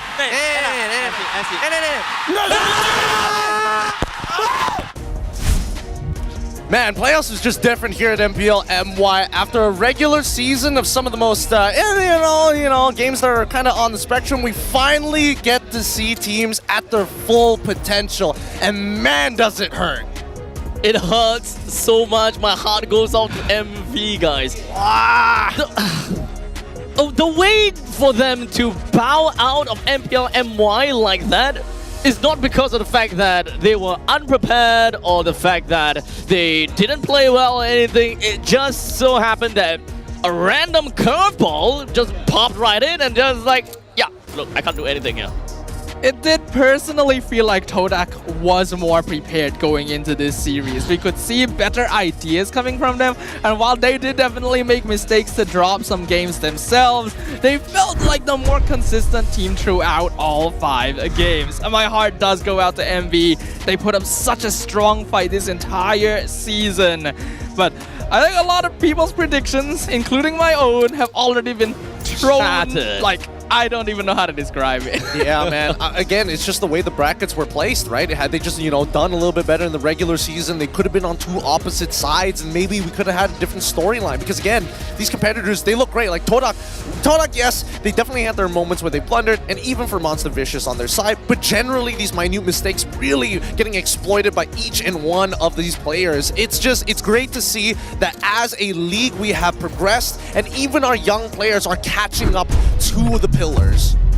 But well, if we're talking about Pillar Zayed very quickly growing into one for the side of Todak, his Suyo gameplay is just on another level. Absolutely impeccable. I mean, 26-7-11 for the entirety of the match. I gotta have to say, looking at him on Suyo, oh boy, that is just a masterclass of it. From this point onwards, I think that it makes very good sense that Suyo priority. Yep, Suyo is definitely priority. And I mean, we were talking about Pillar. Zayed is literally the size of a pillar. That man is like, he's like 6'2" or something. He is really tall, and he plays, and he makes any kind of phone look tiny in his hand. What's that in metric? What's that? What do you mean? What's that in CM? 100 and, oh wait, so it's 6'2", so that's like 6'2". I know it's like 500 191? He's around 190, yeah. Yeah, like roughly around there. Oh man. It's not funny. Man is built like Suya. He is in immortal form specifically. Okay, yes. But looking at the post-game stats, it's like, what can you really say about this? 19-18, one of the closest series that we've had so far. I mean, it was just like blue side, and we continue with blue side, but this really gives you hope for red. At one point in time, we definitely had that belief that MV is gonna take it, right? I mean, they didn't manage to have a pretty good fight against Todak. Yes, they did lose the Lord, but it definitely sets them back to square one. They're just gonna have to repeat that over and over again, and hopefully we'll be able to find that one good team fight where they just wipe out the entirety of Todak. Yeah, they had so many good ideas here, and even the fights that they were winning, a lot of it, I feel like, Zeno, he really wanted to win this game. He did everything in his power to slow down Todak's backline, and unfortunately, it's just one of the scenarios of like, we're missing 2 inhibitors, and you guys still have your inhibitors. I think that there's a very nice progression for Zeno, actually, all the way from game 1 to game 5. He's slowly starting to progress, and I can definitely see that the amount of impact that he managed to pour in from 1 to 5. Yeah. I think I'm just sad that Uni didn't really get to play the assassins that he's known for before bowing out of MPL. Todak was drafting very specifically to deny a lot of that potential from him, and this Suyo just consistently being at the forefront of their minds made it so that they weren't really thinking about other things. I kind of wish they tried out the alpha earlier and then maybe even pivoted later down the line in the series to banning Suyo entirely. Yeah, I would have liked to see that too, honestly. There's so many possibilities. But I mean, at the end of the day, it's still a 3-2 victory for Todak, and we congratulate them as they move on into the playoffs. It just hurts to see another team have to bow out this early. Look at the total damage dealt. I mean, even Rough out-damaging Chiku guys throughout throughout the games and even the series sometimes. But really, Zyme Senpai, the head, the lead, the brains, the fights that they are winning, Zyme Senpai is with the teams. The fights that Todak are losing is when we see Zyme Senpai getting zoned out. Definitely the main guy that kind of changes the entire way of how MV want to kind of coagulate together. They gotta have to be really careful as to how do I go here, how do I do that. Although I gotta have to say, in the early stages of the game, MV did have a pretty good idea of bringing Nova and Xeno just kind of running right down to the back lines, whereby Zyme Senpai just gonna have to focus on the front lines, right? But ultimately, as time goes on, MV couldn't do the same thing as before, as they were just completely being shoved away by Yenlord as well as Momo. Zyme Senpai just popped up from that point in time, and he's got everyone together dancing at the palm of his hands. Yeah, the speed at which Zayed was farming and getting kills was insane. So it is impressive to see that MV was actually winning early and then putting up an even fight towards the mid game. If they made less mistakes early on, they would have had more of a lead to play around. And even in the late game, they were able to get pretty 50-50 with Todak. Unfortunately, Loyi is consistently banned for a reason. The map plays that this hero enables, MV wasn't ready for it. Yeah, I think that even MV, in that last match, you could definitely see the desperation start to come out of them as soon as we hit the 15-minute mark, right? They want some pretty game-breaking fights to kind of even out that score, but I think at the end of the day, the peripheral vision just slowly kind of died off, and they really focused on a couple of things. We need to get Chiku guys, we need to get Zyme Senpai, but and that means they forgot to clear their waves, and once it's pushed into their base, it was too late. Honestly, they had a very good idea as to what they want to do, and I believe that there could be a point in time where their middle lane was kind of a small little gamble coming from them, but what was completely sidelined to them is the fact that there is a diversion available, and the fact that the diversion is used for a backdoor. I wouldn't be surprised if they prepared the diversion for a backstab, not a backdoor. I mean, it was a good idea, but I think, it's just too much distance. The level 3 diversion, it covers half of the map. It's just, there's no way to keep up with that. I don't know. These great decisions being made by both of our players, it just makes these post-game stats really sting. The carry coming in from Ruff. The best wingman coming in from Nova X Kobar. Oh, goodness. MV was pulling out comfort picks in that last game. I really wish we saw the alpha earlier, because you saw how it was able to put up a fight against Suyo, especially comboed with the Matilda. But with a lineup like this, it's a lot harder to keep track of your side lane, something that Todak understood. I don't even know if it was planned, but Zayed actually showed himself in the top lane during that last Lord fight. They saw, oh, Todak's only 4 members. They go in for the fight, and then Zyme Senpai sends Chiku into their base. It was perfectly orchestrated. It really was. I mean, just look at this goal graph, right? Todak eventually developing like quite a lead, but never broke into the key points. 5,000, 10,000 wasn't even remotely close. The most we got was 3.9, and then that one big fight that turned it all around and a lore take for MV to hold their ground. Eventually, MV did take the lead back, but by then it was too late. The graph really looked as though that MV is the one that won, right? I mean, that's generally how the graph would have looked. But I guess even for Todak, they know that no matter what it is, it didn't really quite make that big of a difference about how much gold that they are losing at that point in time. Everyone's pretty much high and mighty with the amount of items that they have got already. I mean, just look at how many times that they had to recycle their immortalities at this point, right? Even Zyme Senpai himself. Zayed. Yeah, I mean, Zayed was really going in it. Uni as well, having to switch out the Winter Crown time and time again. It's just whatever you can get your hands on, man. We're even seeing the switching out of roam spells at the end to try and min-max things. That's just how close it got. But here we have the updated brackets, and it is so sad to see MV drop out on day 1 of the playoffs. It really is. But that just means that Todak moves on, and it's not like the competition is getting any easier. They now will have to face off against SRG in the upper bracket semi-finals, and the best part about it is that they have a second life. Even if they win, ideally they would like to win, but even if they lose, they still have a chance. I mean, they face a tough game today, and yet they have to face a tough opponent tomorrow. Definitely hats out over to Todak. I wish them absolutely all the best, right? Today, we see the bow of, we see MV bow out, but unfortunately, that is not all. Yep, it's not over. We still have one more. Somehow, get me out of this. I don't want to see another team who got bow out. There's a second series. Yeah, it feels like we've been through so much already. It's an emotional roller coaster here. We still have another game, so make sure that you stick around for the JP9ers versus Red. But don't forget that United 4-11-11 Mega Double 11 sale with 20 billion promo diamonds will be up for grabs. And all you gotta do is complete the task from November 9th to all the way up till November 12th to claim the promo diamonds and earn navigation compass tokens for the Navigators event. The promo diamonds can be used from November 11th to November 16th and also be used to redeem the exclusive Double 11 Nolan skin, the Navigator. 20 billion, huh? Wow. Hey, we have a lot of players. Look, I thought it was just 20 billion.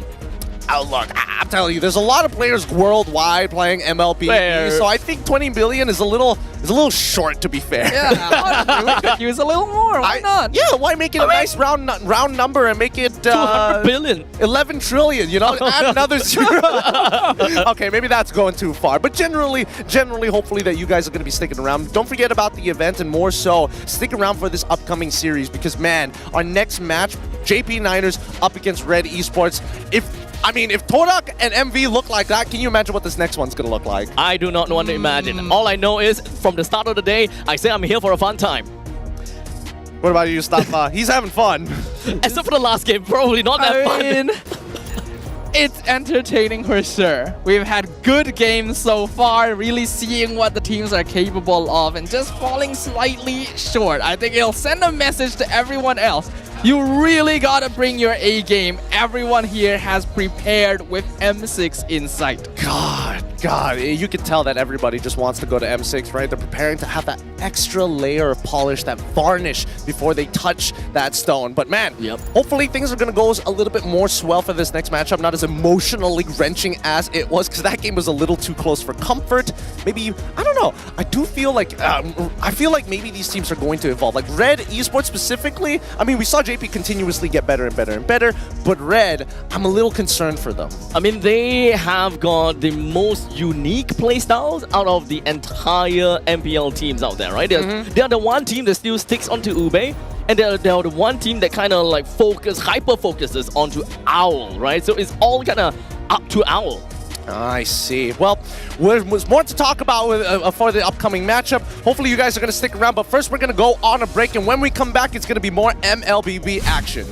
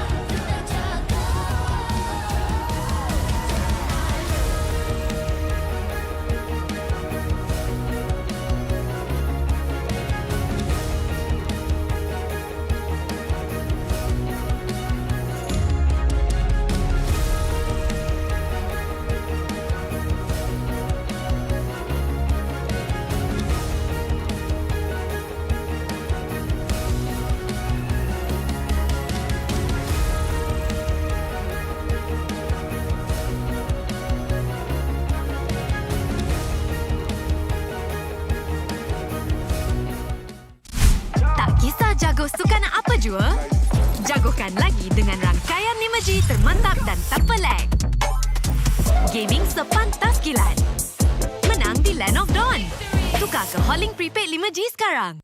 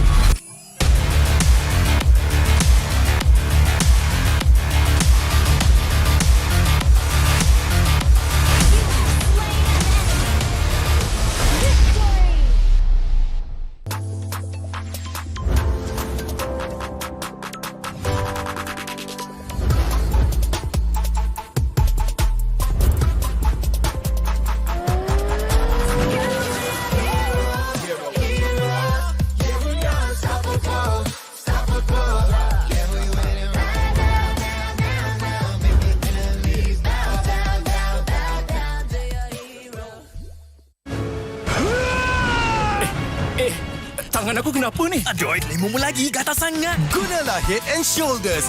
100% keyakinan, kelomomo dan kegatalan. White out. Unstoppable.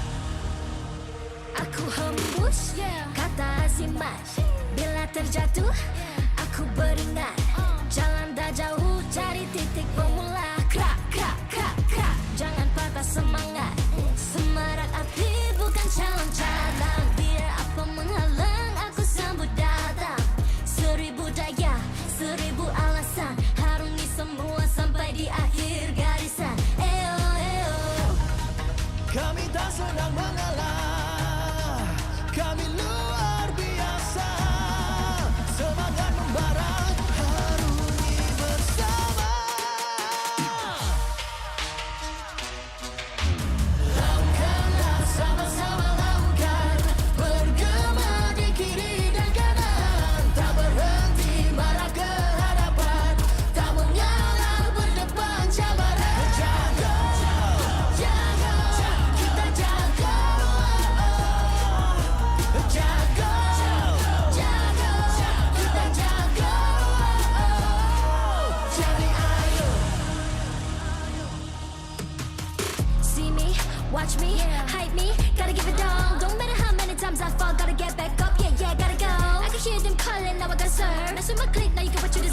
keep it tight, we keep it cool. They got me and I got them too.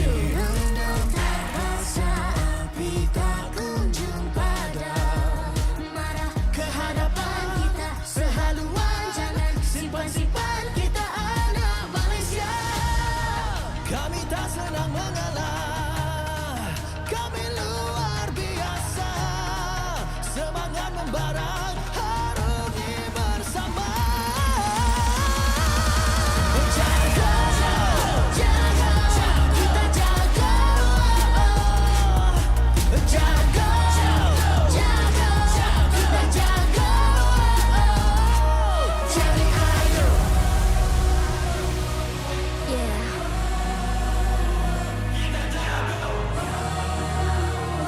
Are you ready?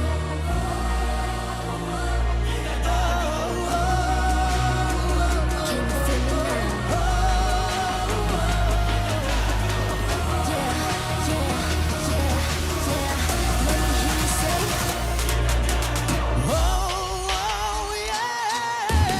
Langkahlah sama-sama langkah. Bergema di kiri dan kanan. Tak berhenti marah ke hadapan.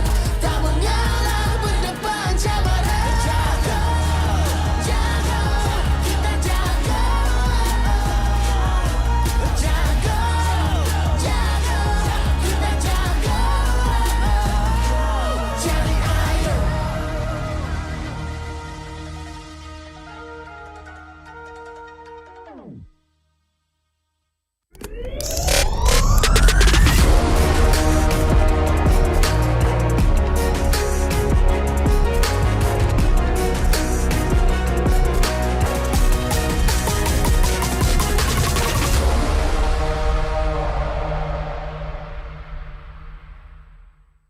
Okay, Assalamualaikum. Anda masih lagi bersama saya Sid dan juga pelakon-pelakon untuk movie MLBB di mana kita ada Zik, kita ada Iqmah Amri dan juga encik saudara Fauzi Nawawi. Memang dah terkenal, dah lama dah berlakon dekat industri Malaysia ni. First of all, apa khabar? Baik. Alhamdulillah. Sihat, Ini saya percaya ini merupakan kali pertama anda semua berada dekat pentas MLBB ataupun Liga MLBB. Apa perasaan? Kita mulakan dengan Zik dulu. Sangat teruja. Ini first time tengok face to face game yang sangat best pula tu.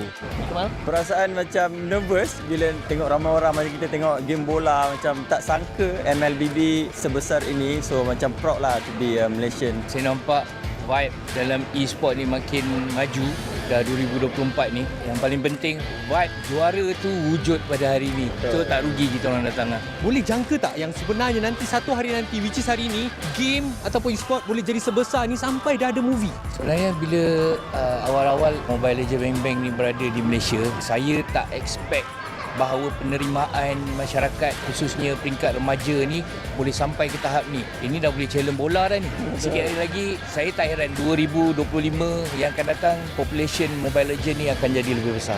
Kita tahu anda bertiga sekarang ini terlibat dengan penggambaran untuk movie terbaru khas untuk MLBB. Boleh tak cerita sedikit sebanyak pengalaman untuk shoot movie tersebut? Pengalaman dia best, sangat unik sebab saya rasa for Malaysia ini movie MLBB yang pertama kan. So untuk kita orang pun dapat duduk di stage macam player, it's an amazing experience lah for us. Pengalaman sangat best lah sebab berlakon dengan kawan-kawan dalam industri, and then ini macam impian saya lah menjadi seorang pro player walaupun pelakon je. So macam excited lah nak tunggu filem ni keluar.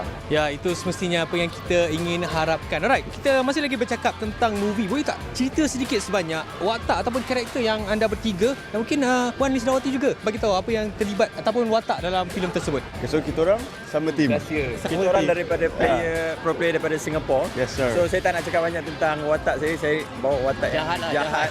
Sangat-sangat paling jahat lah. Orang akan menyampah lah tengok dia sebab saya sendiri pun menyampah tengok dia masa syuting. Okey, watak Cik Fauzi? Tanyalah buat saya pula. Ibu kepada watak hero dalam story. So dia sebenarnya ada true story yang telah di-plan untuk jadi lebih menarik untuk tayangan filem Mobile Legends. Alright, jadi anda semua dah dengar daripada pelakon-pelakon sendiri. Terima kasih ucapkan kepada Zik, Iqmah dan juga Fauzi Nawawi bersama dengan isi Puan Lisnawati. Jadi stay tune, keep in touch dengan kita orang punya social media untuk saksikan movie terbaru untuk MLBB. Nak tahu dengan lebih lanjut, stay tune dekat kita punya social media. Bye-bye. Alright, Assalamualaikum, anda bersama saya Sid dan sekarang ni kita ada tetamu istimewa iaitu pelakon terkenal daripada Pascal. Iaitu saudara Hairul Azrin. Apa khabar Hairul? Alhamdulillah, sihat bro. Okey, so apa perkembangan terbaru? Ada filem ke ataupun ada drama ke upcoming? Sekarang saya dah tak berlakon. So, saya sekarang tengah cari tim lah untuk nak main ML. Faham. Okey, alright. Bercakap tentang cari tim. Saya dah tengok awak pun ada bermain sama dengan pasukan Selangor Giant. Tapi berlakon cerita-cerita yang gempak. Tapi kenapa pakai Nana bro? Ni banyak baca komen Tak lah, sebab saya tahu pakai tank, saya tahu pakai mage je. Yang lain saya tak tahu. Faham. So kalau tanya saya, Nana paling senang nak ni lah. Sebab sebelum ni saya biasa pakai Cyclops, lepas tu Zaz. Tapi sekarang Nana macam dia kena dengan jiwa lah. Sebab Sky sebagai itu saya, kalau nak jadi jungler yang terbaik, kena training pada Nana. Itu dia punya skill dia. Permulaan Nana barulah boleh jadi macam Sky. Yeah. Okey, tadi dah kita tengok pasukan Selangor Giant dapatkan kemenangan 2-0. Bagi pendapat Hairul sendiri, adakah itu satu perlawanan yang sengit ataupun Hairul memang dah jangka Selangor memang boleh menang 2-0? Saya tengoklah SRG punya game sebab saya tak pandai sangat, tapi saya tengok daripada apa yang diorang main tadi. So memang diorang ada je cara ataupun ada je teknik yang nak masukkan kalau kata sesuatu problem tu. So untuk tengok first game tu cakap ni menang mudah ni 2-0. Tak boleh nafikan SRG antara tim yang sangat kuat lah di Malaysia sekarang. Ya, kita pun memang dah boleh nampak sebab mereka pun dah menang untuk kejuaraan dunia pada tempoh hari. Alright, tadi Hairul Azrin pun ini kali pertama datang dekat venue MPL. Saya first time sebab saya tak pernah sangka macam tengok perlawanan bola sepak di final tau. Ini bukan final kan? Ini bukan final. Bukan final tapi dah macam final tadi. Dia ada tukang sorak daripada tim SRG. So best lah. Best lah. Memang ini vibe. Benda ni dah berlaku dah few season dan kita boleh nampak lepas kemenangan Selangor Giant dekat tempoh hari tambah lagi vibe tersebut. Right, sebelum saya nak lepaskan Hairul, mungkin ada kata-kata terakhir ataupun kata-kata semangat kepada pasukan Selangor Giant sebab kita ada beberapa minggu sebelum kita pergi ke peringkat play-off. Betul. Okey, untuk tim SRG kat dalam tu semua kebanyakannya yang saya kenal dan diorang kenal saya. So saya nak wish korang good luck. Dan untuk Mobile Legend ataupun Montun, saya rasa sekarang ni artis ramai main Mobile Legend. So mungkin kita boleh buat satu tournament ke. Come on lah Montun. Sebab kita ada ramai. Fat, Aceh, Challenge Zero, Fauzi Nawawi, Iqmal, semua boleh main Mobile Legend. So kita boleh fight lah. Saya rasa untuk nak lawan tim pro player tak susah kot untuk kami. Tapi diorang tak boleh nak berlakon. Nanti diorang tak ada job. Korang dah boleh berlakon, korang boleh main game. Alright, thank you so much Hairul. InsyaAllah kita akan jumpa lagi dekat playoff. InsyaAllah. Okay, alright. Alright, thank you so much. Jadi apa-apa, stay tune dengan MPL Malaysia. Semua orang boleh menyarung jersey kebangsaan. Jadi once you pakai menyarung jersey kebangsaan, you rasa sangat-sangat berbangga, you dipilih atau diberi tanggungjawab untuk mewakili negara. Perasaan bangga tu you tak terangkan dekat semua orang. Cuma feeling you pakai saja, once you pakai saja jersey tu, you akan rasa macam you want to give something to Malaysia. I think if you guys have any issues, so make sure lean on to each other, talk to each other as much as you can. I think just be proud because tak semua orang dapat this opportunity, and also kena ada that winning mentality, tak kisah pun dekat level mana you guys pergi, and jangan rasa takut, jangan rasa macam you guys are not good enough. Apapun, just ingat bila you guys enter the arena, just do your best and all the Malaysians will be behind you and supporting you guys. Saya tak ada nasihat, saya kagum dengan apa yang anda semua lakukan. You are all to me personal heroes because I grew up in a time where gaming was seen as a waste of time, but you prove otherwise. You put gaming and you put Malaysia on the world's map. I think you are at a better place to advise me. So again, I want to say thank you for being who you are. Thank you for fighting every day. Thank you for competing for Malaysia because it's something that I can never do. And I live vicariously through you bila I tengok atlet Malaysia compete because what you do is very, very amazing. And I wish you all the best. Deliver for Malaysia because wherever I am on the day when you win for Malaysia, I'll be proud to raise the Malaysian flag and play the negara.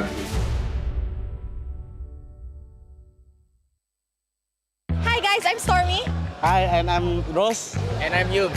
Okay, so right now we are going to be playing the game called Guess the Hero, where Yums will draw and Rose will guess. Ready? Let's go! Go, Stormy. Go, go. Senang? Aku lukis satu benda kau dah tahu dah. Okay. Telur? Lagi. Kalau dia mati, dia jadi telur. Oh, Digi. Kenapa kau cakap? Tak boleh. Tak boleh itu. Okay, sekali lagi, satu lagi. A few moments later. Don't talk.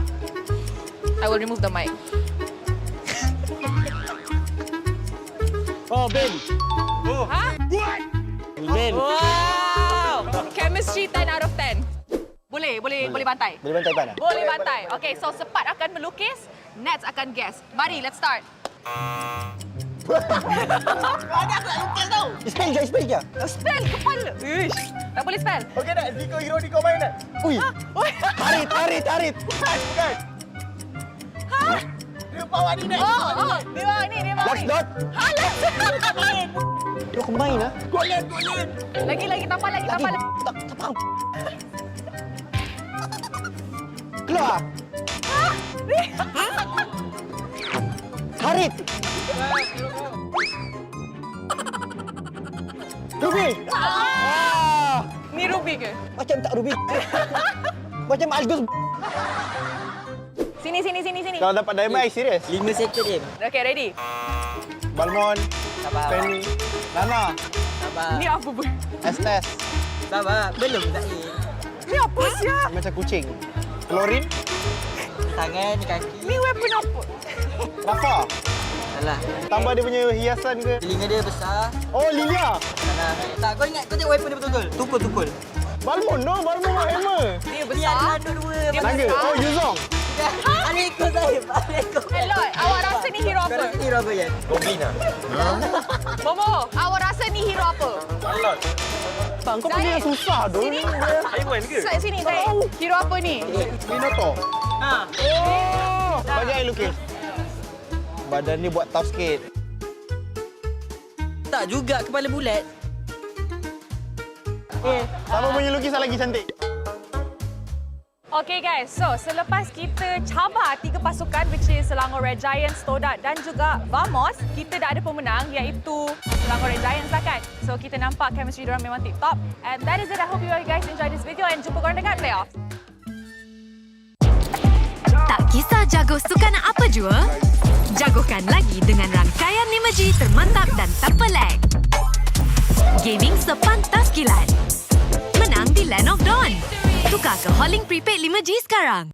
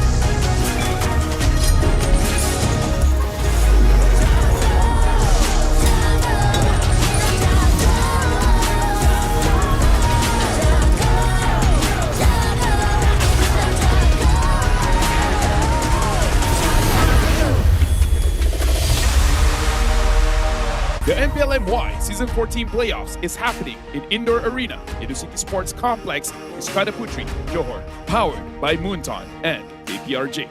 Official 5G mobile internet. Hotlink. Best for 5G, lightning fast, MLBB gaming.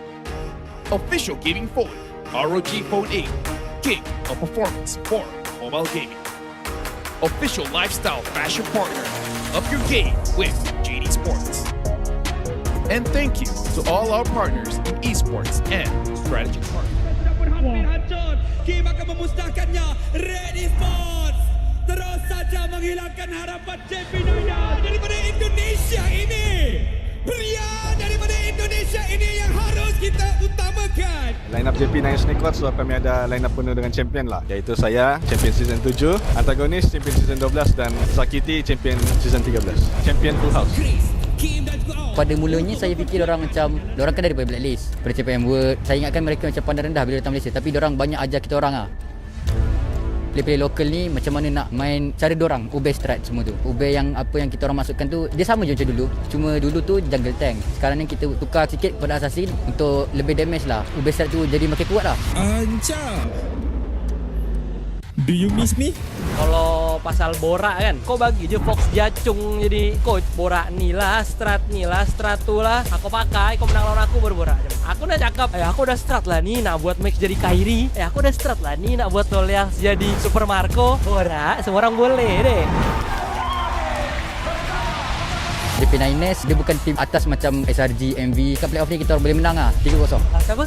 Kim. Oh tak kenal, sorry. Dia je seorang yang menang kita, lepas tu jerit-jerit macam menang final. Bapak beria ni kan. Kau playoff, memang kita tak bagi muka. Kau pakailah strat-strat UB apa benda lah tu. Pakai.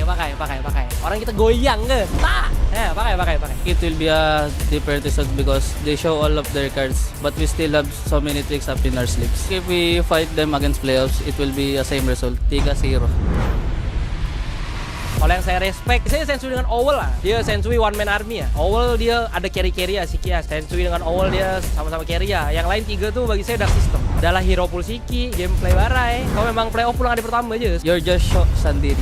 Dengan kebanggaan UB dia, UB korang tak cukup kuat lah. Memang kau bawa player blacklist, tapi kau main tak macam blacklist pun. Saya rasa UB strat ni strong, tapi dia paling strong bila Wise dengan Venus main lah. Kalau orang lain main, masih boleh lawan. Terus saja Crystal diberikan tumpuan, lihat kepada Crystal sudah pun hampir hancur. Kim akan memusnahkannya. Kalau kat rank korang recall sampai kat base kita orang. So dekat playoff hati korang akan recall sampai balik KL. Kita akan jumpa Red di hari pertama. Lepas tu kita bagi Red tu menangis, pergi Johor buat bercuti lah. That's it, antagonis mastermind.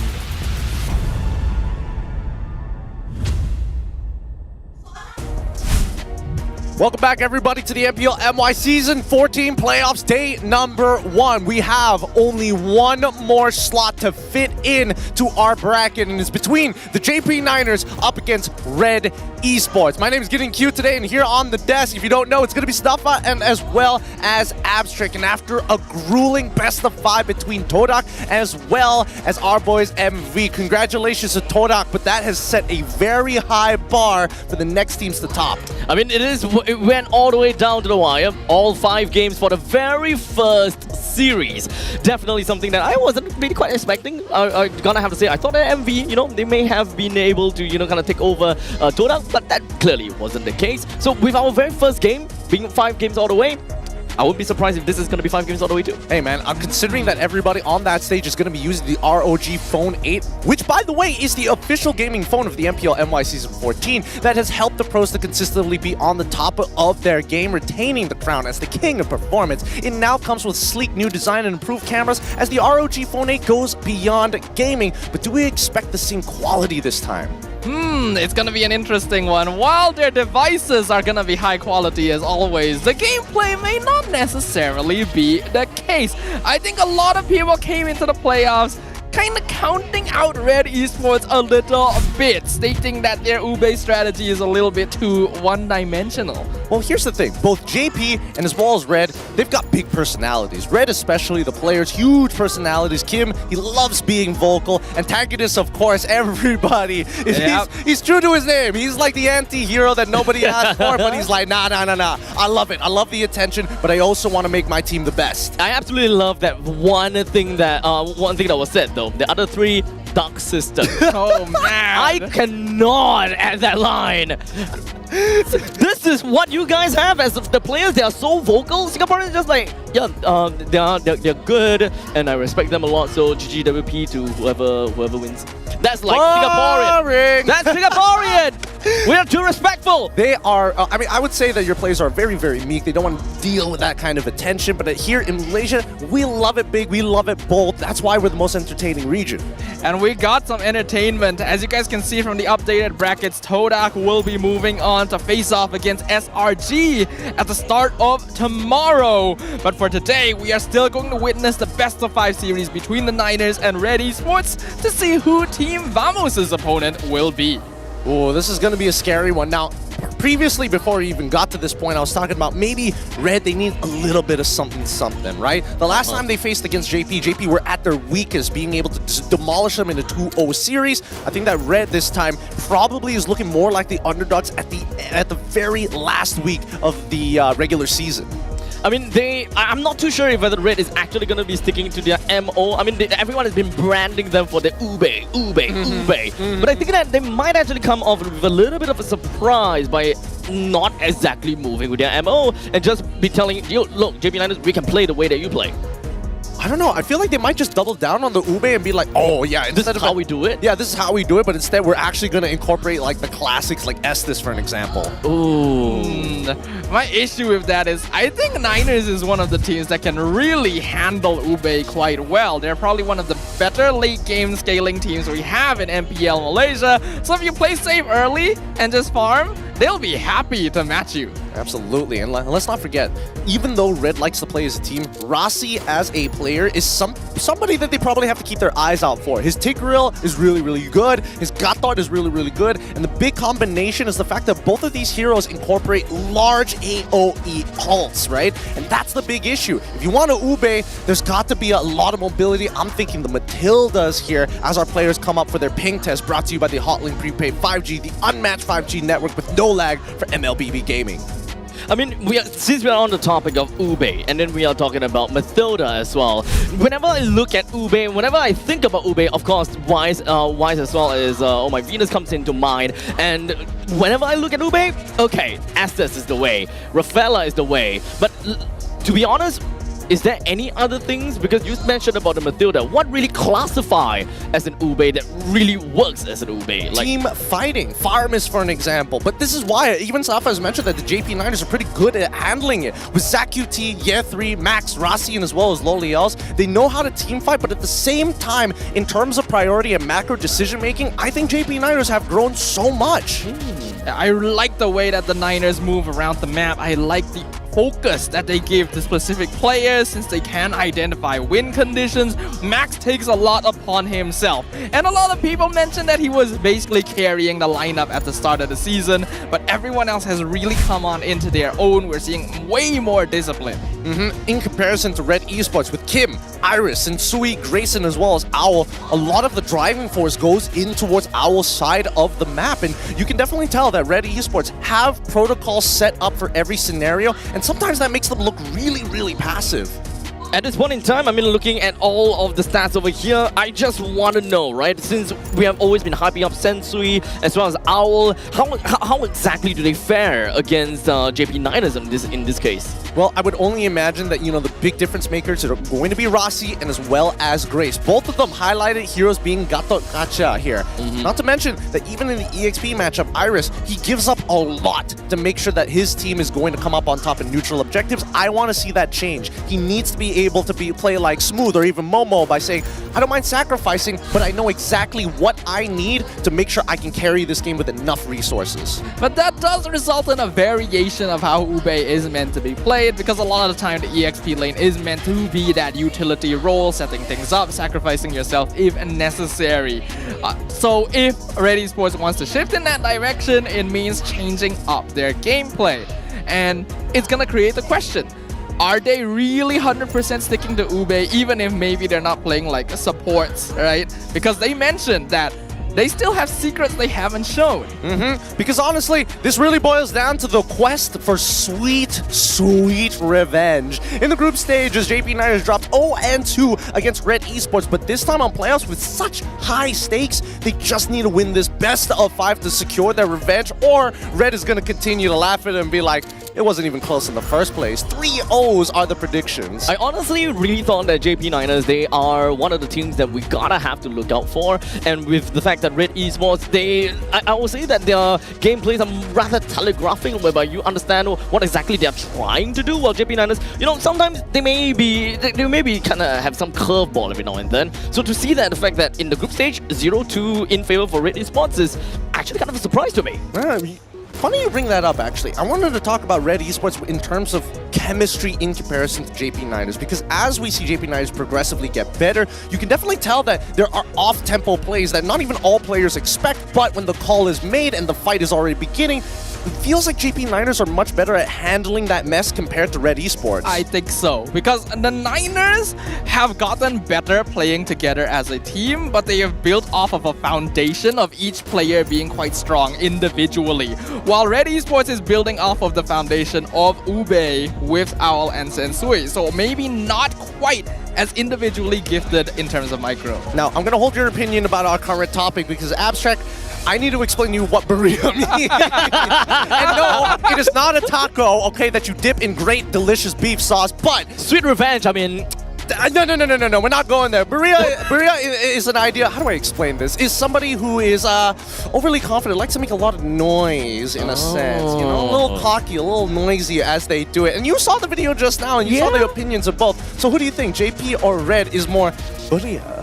I mean, it kind of goes both ways, right? I mean, JP Niners, when it comes down to, you know, leaderboard, they're top. But in Red, they did beat JP Niners, so it kind of like, they're both fair for them. So in terms of who is more Beria, I'll call it Red. You're going for Red? Oh, okay. What about you, Stafa? 100% Niners. 100% Niners? I don't feel like there's any competition. Look, I think it's a little unfair, because Antagonist is in a position where he can take that heat compared to like Kim, who's just he's been doing this all his entire career. He loves making that noise. Guys, don't forget, join the fight, claim that QR code, or just type in the code in-game to get some in-game rewards. Now, after being... I'll tell you, in terms of Beria, right, you saw like the clips right there. That's the only thing that Abstract is working off of. That's why he thinks it's Red, right?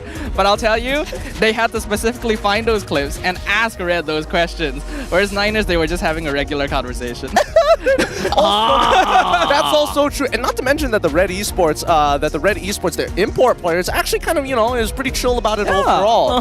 Compared to Antagonist. I mean, to be fair, he did sound like very mellow and all. And just like, this is just normal way of life. Maybe just a little bit. But with that being said, it is time to get the show on the road. Let's bring out both our competitors looking for a spot here at the playoffs.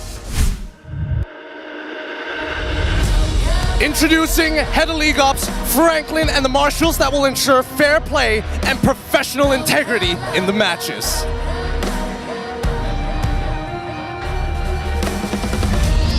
JP Niners. Fueled by discipline and focus, the Niners play with one goal in mind: to rise and conquer. This is the playoffs where every win matters, and JP Niners won't settle for anything less than victory. Today, they're not just playing for pride, they're playing to make their mark on the league. Give us a huge welcome for the JP Niners!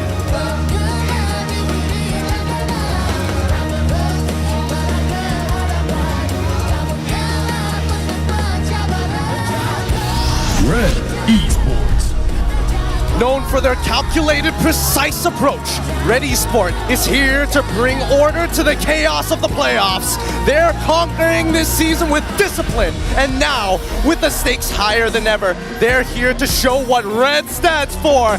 Can they uphold their reputation and claim their place at the upper brackets? Focused, relentless, and ready to give their all. This is Red Esports!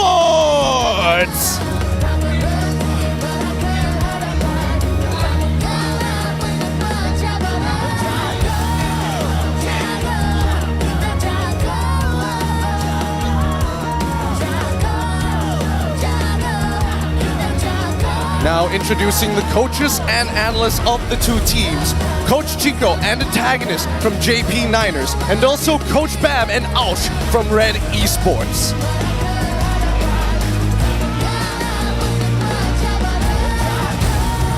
Let's keep it going with fist bumps between the teams. A true sign of professionalism. This is how we roll. This is the Malaysian sportsmanship. Ini gaya kita. Good luck to both of our competitors.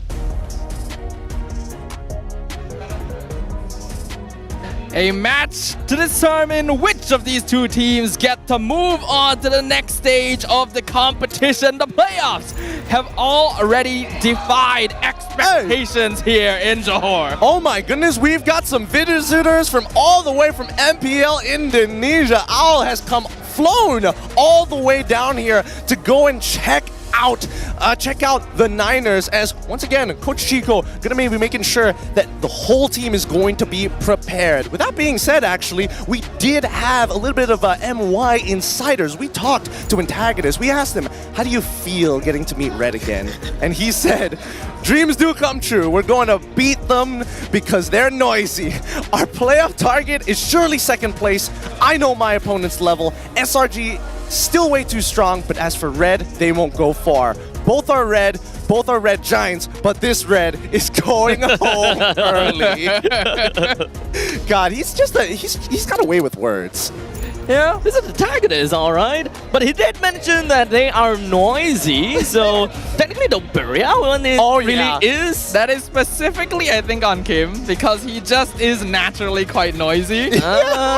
Okay. That's actually so true. I love antagonist so much. He really is the true branding to his name. He lives up to that IGN. Okay, so at least when it comes down to, that one person that likes to stir things up, at least MPLSG, we have that same person. We have one. That's also true. But keeping it real here, let's look at Matilda's pick rate. Because so far, after patch 20, so many things have changed. Amongst MPL Malaysia, Indonesia, and as well as the Philippines, a huge surge, more than 10%, with the only exception being MPL PH with a 4% increase. Interesting statistics here. It's from all regions, Yeah, all the important regions, clearly. Are we missing any, Gideon? I don't think so. Right? Yeah, I don't think we're missing any. Don't worry. No, not at all. No. Not at all. Don't worry, the camera can't see your tears. But talk to me about it. This has been a bit of a resurgence of Matilda. Even in MPL MY, we didn't pick it as often, and I think only MPL PH had that sort of foresight. Yeah, because utility roam is always available, right? It's always a possibility that can pop out. But you need to balance it around your team. You gotta make sure you still have other forms of frontlining. And because with the meta shift, we're seeing EXP lane go more and more into the sandbag style instead of straight up duelists like Benedetta, for example, we get to take a bit of the heat off of the roam position, especially if you're going for like a fighter jungler and want to make things happen quickly. Well, hopefully that is going to be kept in mind by both the coaches here. It is time to get this best of 5 on the road. Yes, you heard me correct. It is a best of 5 between these two teams as we head on over to the drafting phase. JP Niners on blue up against Red Esports to their name on red. Okay, so right off the bat, we are finally seeing a lane ban. But to be fair, it is Max on the other side, so you will be griefing if you don't go for the ban. But one thing that's fresh is the Suyo ban. You see that? I don't think anybody really likes dealing with Suyo. There's no real answer from now to on, it. yeah. I mean, come on. We saw how much devastation he's done in many different MPLs. But this first pick from JP, they've got a lot of options, right? The Matilda is still up for grabs. We saw how Loyi was dangerous in the previous best of 5, but it looks like they're going to double down and go for the flex pick in Gato Gacha. Gatot is going to be a highly contested pick in this matchup in particular. It is one of the few support roamers that Grace is very comfortable on, and Rasi does a pretty good job as well. But that means Hayabusa and Eve will be locked in by Red Esports. Well, that's kind of interesting because I know Kim is a nasty Eve player. Did Chico make a hard read on it? Because Gato can, like, I mean, you drop that RWM, AOG is coming pretty quickly after. I mean, I'm pretty sure that even when that does happen, it doesn't really quite, I mean, you can definitely expect a couple of blows right in your face as a Yi, but I think that he should be able to still kind of keep to the RWM, and hopefully someone will come to the Yi's rescue despite all that. Besides that, Sensui has been really leaning away from Assassins this entire season, so locking in Hayabusa this early for him is a surprise. It's kind of interesting, right? But then, let's see, the response happens to be Khalidin as well as Irithel. Super early on, right? Like, I expect you to play Natan, you play anything else, I don't know, because we have a lot of strong AoE, so even if we don't have Avatar of the Guardian, at least you have Raging Sandstorm. Actually, what I'm just looking at here is that both Red and JP are tied with the number of heroes used, 34. Wow, sounds amazing. And then the second phase, which is the second lowest among all the teams. And here I'm thinking, that's very low? Okay. That means they're kind of telegraphic to a certain extent. They are a little telegraphic. But the question is, I mean, if they play their game correctly, it feels like you're getting slowly choked out. You know, in Brazilian Jiu-Jitsu, you're falling into the armbar. You know, he's gonna get underneath the chin. Okay, now how about this? CC, is that one of those number of heroes? Is that part of the 34, or would that make 35? I can't remember if they've ever picked it before, no, yes, but they have. Is not common. Yes, it is not common, but Iris definitely has picked up CC before. He played it into it to Rizla before this. He also played it into the Gatot prior to it, which is why they got why they were having so much success in the early stages of the MPL. But now we go into that second phase, right? We're seeing the Nolan already banned out, followed up by the Valentina. Rather interesting. They also get rid of Harith from the side of JP. We're waiting for that follow-up. Banning Valentina is just to make sure that JP Niners can't match and steal the RWM, so that you have two zones to deal with. When you have Eve, you ideally want to be controlling the team fight, so not having another one to deal with is easier for you. Dude, the audience here at JP, they're pretty funny. I gotta give it to them. Yeah, one of the signs was like, hey, we got the twins from Indonesia, 3-1, 3-1 on both sides. That's the prediction. And we have people who came down to MPL knowing that they gotta study for finals exams. Wait, that's what it was written on their phone? Yeah, he's just like, I told my teacher I'll be back to study for my exams. So funny, so funny. But now to conclude the draft, we see that Harathan as well as Tigreal getting banned out for the side of JP, Beatrix being the pick for Red. Beatrix is the fallback for Owl. If he is in a tricky situation, this hero will come out, and if he gets a couple items, just absolutely destroys the mid to late game. So what will Niners do to respond? At this point in time, all I'm looking out for is what is that assassin that Max is going to be picking up. Wait, Fanny is open. You're right. You're right. Wait, is it actually good to play Fanny into this? I mean, right now... They don't have a lot of CC. Yeah, I don't see anything. I mean, they have a CC. As timeless. Get it? I get you. Whoa. Dad jokes are not... No. I do not accept this, but... I'm a dad now. Man, I knew you're actually correct. Yeah. Oh... And I'm supposed to be the old one on this desk. JP, at this point of time, Julian as well as Aurora, I think this is a much safer approach. However, Julian is one of those heroes where it's like, it does well against the assassins in the earlier stages of the game, but you kind of have to snowball it out of control. And that's what I was worried about. I was thinking maybe the Cho, maybe something would pick up. Instead, they go for Kaja. They're playing more around this Yi. Ooh, I do really like this Kaja pick. I mean, picking up as Beatrix as well as CC, given the Hayabusa itself, they're really going to be making full advantage of the Divine Judgment. I mean, I hope they do. Again, it's very tempo-based, and the worst part is whoever gets hit by the Divine Judgment, expect to see Gatot flying at you, expect to see Khalid jumping at you too. Like, it could force a fight very, very quickly, so execution is going to be key. I kind of like Red Esports' overall composition, but hopefully Iris is able to make an impact in this game, because running alongside Loliels is not going to be easy. Definitely not. But if anything's gonna happen, you can be sure that these players are going to make it. So we return to the Land of Dawn once again, but this time it's for our second match of day one here in the MPL Malaysia Season 14 playoffs. JP Niners versus Red Esports. Who's gonna kick things off with a bang?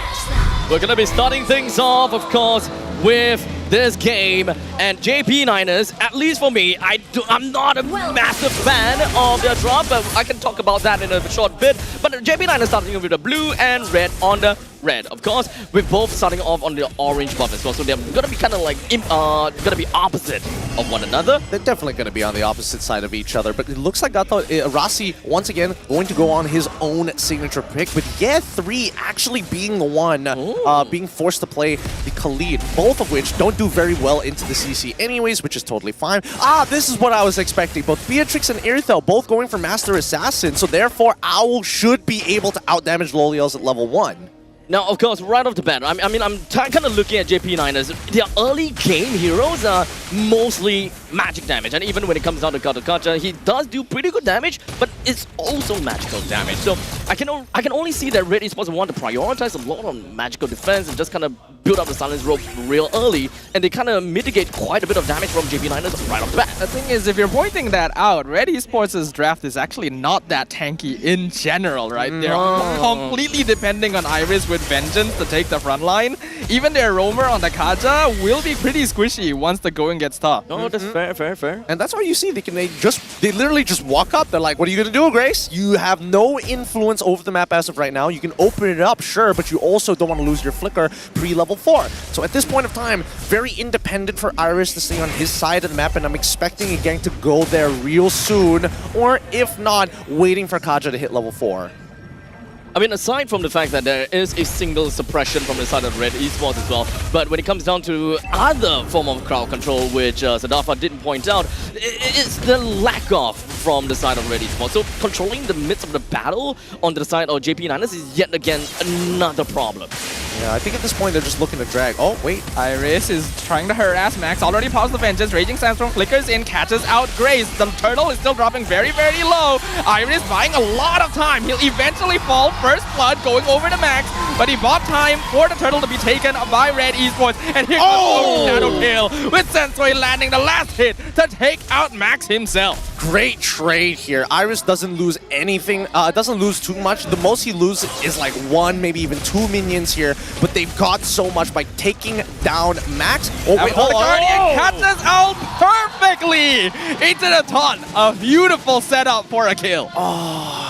Man, that's what I want. That is what I want. But Owl, I think that he got a little bit confident in his lane, which is definitely one of the main things that is kind of scary, right? Because as a Kaja, you don't really have that strong of a control over the river lines, but in the meantime, you're playing as a Beatrix, you have the Master Assassin, and you want to dominate in your lane. That will naturally kind of get you pretty far into the lane, which puts you very susceptible to these kind of ganks. Yeah, but Owl just didn't react fast enough to it. I mean, the positioning was like really, really good for the Sky Guardian's avatar at this point. Oh, looks like our very first pause. All right, let's get this out of the way. Our very first pause of the playoffs here. I don't think the audience knows about it just yet. Knows about what? Don't worry about it. Don't worry about it. Because if we were back in Selangor, this crowd would be going wild. We have a special feature for pauses in MPL Malaysia. I hate how you phrase that, special feature. Special feature? Yes. What, like cosplayers going up on stage to kind of perform or what? I honestly, I wish that were the case, to be honest. Actually. So it's not that special. That's a good idea. I mean, well, you'll see in a little bit. It's a different kind of special. Yeah, it's a different kind of special. We'll let you in on it. You'll figure it out very, very quickly once we get back into game. But in the meantime, at least we can kind of talk about the compositions a little bit more. Because so far, being on that Hayabusa seems to be actually working out very well for Sensui, right? I was expecting maybe JP9ers to have a bit of an advantage with this Julian. Just expect to be able to fight on a dime's notice.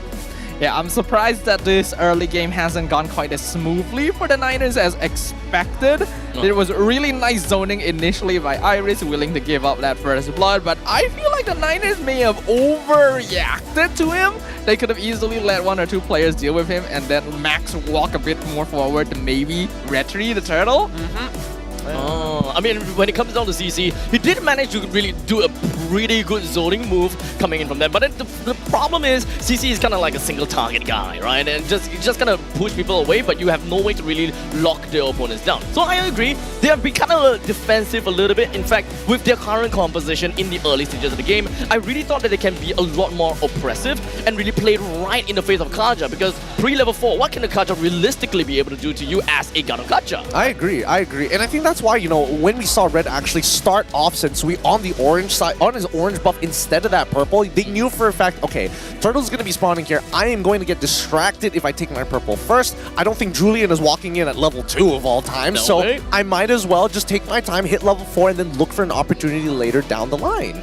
They were probably trying to delay Sensui with Yetri on the Khalid because that's usually his job. Leave the lane at level 1, then harass. But I think he actually took a lot more damage than expected from the Hayabusa. And because he's already having a lower priority in his lane due to the CC matchup, Niners weren't as confident to do what they want to do. Well, that's the thing. Here's the trade-off, right? As much as Khalid is able to outpush the CC, at a certain point, when your life gets a little too low, you kind of don't want to walk up any longer because CC can chase you down as soon as she hits level 2. Right. Oh, wait. Are we going back in? What? Oh, I hear the cheering. Oh, already. it's gonna happen. It's gonna happen. What's this cheering? Welcome to MPL Malaysia. You're glad you're a married man, huh? Oh, okay. Don't worry. It's not that big a deal for you as a married man, but let's jump right back into this. Thank God it was a Type 1 issue, and thank you once again to our marshals for handling it this quick. Now let's jump back into this because Turtle is spawning in about 15 seconds. Oh, is this a dive? Arasi was able to dash away from Grace, so no Divine Judgment there. Yeah, I think that's fine, especially since the Turtle is coming up now. Grace just got his flicker back up at the same time too, and yeah, 3. Wow, he is fast. He's got his sand plus the fact that there is the moving waters. I don't have any idea what this feature means. Divine Judgment onto Yetri. He's gonna get suppressed. Revitalize comes out from Rasi. Raging Sandstorm flickers backwards. Catches 2. The turnaround from Yetri. Bennett's Rage whiffs completely into New Passion, but it's not enough damage yet on Owl. So Lolil gets the double kill, and it's gonna be a free turtle for the Niners. Iris doing a good amount of damage to Rasi, but he's 1v3 right now. He will be able to jump away, resetting the turtle. And Niners actually not able to continue with taking it too. Yeah. Honestly, that is kind of what I expected from the side of JP Niners, to be able to just play it right in the face of Esports. Absolutely. I mean, that's the first the failed team fight so far, but technically Iris has somewhat recovered, has a level lead onto Yetri, but Sensui's a full level. Oh, wait, hold on. Sensui earlier was a full level ahead of Max, so at this point there is a slight disparity in EXP, but it's too minute. Raging Sandstorm misses point blank. Yetri not realizing there's still a delay there, so Kim able to walk out. This is still awkward timing for the Niners. And even a lane swap coming in from JP. Macro-wise, really good stuff. I mean, it makes sense, absolutely. The fact that they will be able to kind of like clear the wave in the top lane by the hands of Yetri, but it seems like they do want to have this turtle right now. Turtle dropping the 30%. Who is gonna get it? Real Woman Thing comes out. Max secures the turtle. Nibiru's Passion doing a lot of damage as the Yogi Shadow Kill finishes off the Julian in the backline. Rasi uses the Avatar the Guardian to get away himself. And only 1 casualty, but an important one. Yeah, but they will be trading a bot tier 1 in the process here. Red Esports, they are going to be playing very cool, calm, collected, but most importantly, they make sacrifices, right? It's going to be a constant trade and a back and forth between the two. However, in terms of timings, both Kim and as well as Owls, their flickers are about to come offline, and Grace still hasn't used this flicker just yet. So far, we also didn't really quite manage to see too much of a play from the side of Grace just yet. I mean, to be fair, this is definitely not the time for him to shine, but I do want to see more of the fact that when Sensui picks up more of the item and really get themselves that power spike, and perhaps even for the side of Owl, which he should probably get something real soon, then there's only the point in time where Grace will be able to kind of yoink someone in. Yeah, I would imagine that Sensui has also got his... oh, wait, hold on. Grace gets spotted, but they don't realize everyone is in the brush. Sensui gets a killing spree on Guitar. The Raging Central Flicker catches 2, but they're behind their tier 1. The knockout from Julian will secure a killing spree onto Grace. Given over to Lolil, who actually takes quite a lot of damage from the Renner's Apathy. Sensui, does he still have his ult? No, but he will do some poke damage. Force out more resources from the Niners. It's going to be a 1-for-1. Dang, Max, real nasty with it. Not only able to kind of go toe-to-toe despite being, despite having to try and catch up against a 3-0 and 1 Sensui on this Hayabusa. Honestly, I can only imagine that the Sky Piercer is already done for Sensui, but at this point, oh, yeah, this takes no damage from Owl. JP Niners, they are not exactly responding to Owl's push. I definitely did not expect that, especially losing the Tier 2 this early. Although it's not that big of a deal as compared to losing a Tier 1 this early, but still giving free money over to some Red Esports? I mean, it's only a goal. it's only a 300 gold lead for Red Esports, and as you can see, it's continuously going to fluctuating, right? Yeah. So I think the JP. Oh, hold on. Rossi in danger. Revitalize use. Raging Sandstorm cancelled by the Divine Judgment. Rossi's already gone. Yeah, Tree's already gone. Red Esports is doing so much damage. Shut down. Double kill for Owl. And Red Esports are hitting their power spike. Literally perfect timing. Tactically rolls forward, rips out the Nibiru's Passion, buys Malefic Roar right in the middle of it. Now, of course, not to forget, Red Esports have got a pretty good answer to the counter-engage from the side of Rassi, making sure that Rassi just don't have that time to just really fly up into the sky and just deal with him immediately. I think also just how generous Red Esports is with their battle spells, right? Every single time they want to execute, they execute extremely hard. I think that JP, at this point, the biggest problem is it's really scary to open up the map. Yeah, that's always been kind of an impressive characteristic of PH teams. They're willing to spend their battle spells because they know it can trade them up for better resources. And we can see 9 minutes in, a 3k net worth lead for Red Esports. They have taken control of the early game, and the Niners going to need a lot more time to scale up. Losing the T1 is also going to be a pretty big deal. Red Esports makes their way down to the bottom lane, and that's all T1's taken down. JP Niners definitely going to have a lot of a problem to actually just kind of reclaim their own jungle from this point onwards. And to make matters worse, in a minute, the Lord will eventually be pushing in. Let's not forget, Red Esports has got pretty good ways to split push with their Hayabusa on their hand. Well, JP Niners, the only one that can really just expand out or expand away to kind of deal with such split pushes is really realistically Khalid, but it's kind of valuable in team fights. It is. I think Red Esports understands a couple of things. Number one, Zach QT is going to be the main anchor for the JP Niners, right? You disrupt his position, everybody else is going to have a tough time. Like Lolios that won't know how to play around without his anchor, and more so that both Rossi and Ye3 aren't designed to peel for Lolios. They want to dive hard and pull all the attention to them. I think that at this point in time, it's relatively fair to say that in mostly every team fight, when Rassi wants to open up the map, it's fair to say he's going to be bursting out almost immediately. So looking out for a secondary tank from the side of JP Niners, being the Khalid himself, is going to be super important. So you can't exactly just pluck him away from the main team fights and just kind of deploy him over to the sidelines, which is, or rather the side lanes, which is something that I think is going to be pretty darn important. Iris, he's fine. He's able to jump away, but we can see how Ye3 can't really open up the map either. The frontliners for the Niners have been put so far behind that Red Esports, despite being the squishier lineup, are able to control the map more easily. Concealed play, Divine Judgment onto the Julian. Raging Sandstorm cancels it out, but Max has already gone killing spree for Owl, and he's dealing with 1v2 in the backline. Rossi, will he be able to finally finish him off? We will see. Sensei gets the mega kill onto Lolil in the meantime. 4-0-4 on the Hayabusa, and Gatot Kacha stuck between a rock and a hard place. Will he be able to get out? Probably not, but he's just gonna waste as much time as he can. Yep, and Rossi's just like, nah, just take me.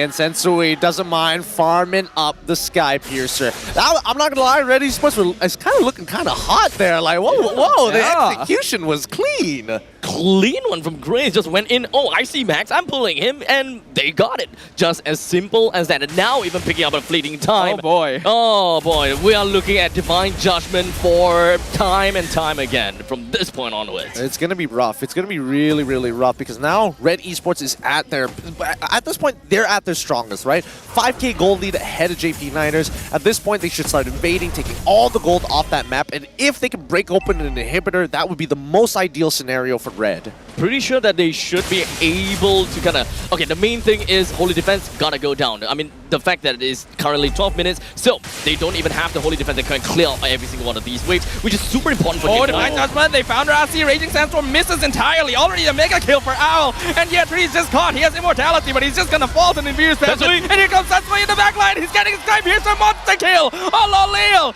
Niners can do nothing against Red Esports. Wow. God, it feels so good to see Sensui back on an assassin, man. Now the team, it looks like Red is... Oh! Execute his HP go!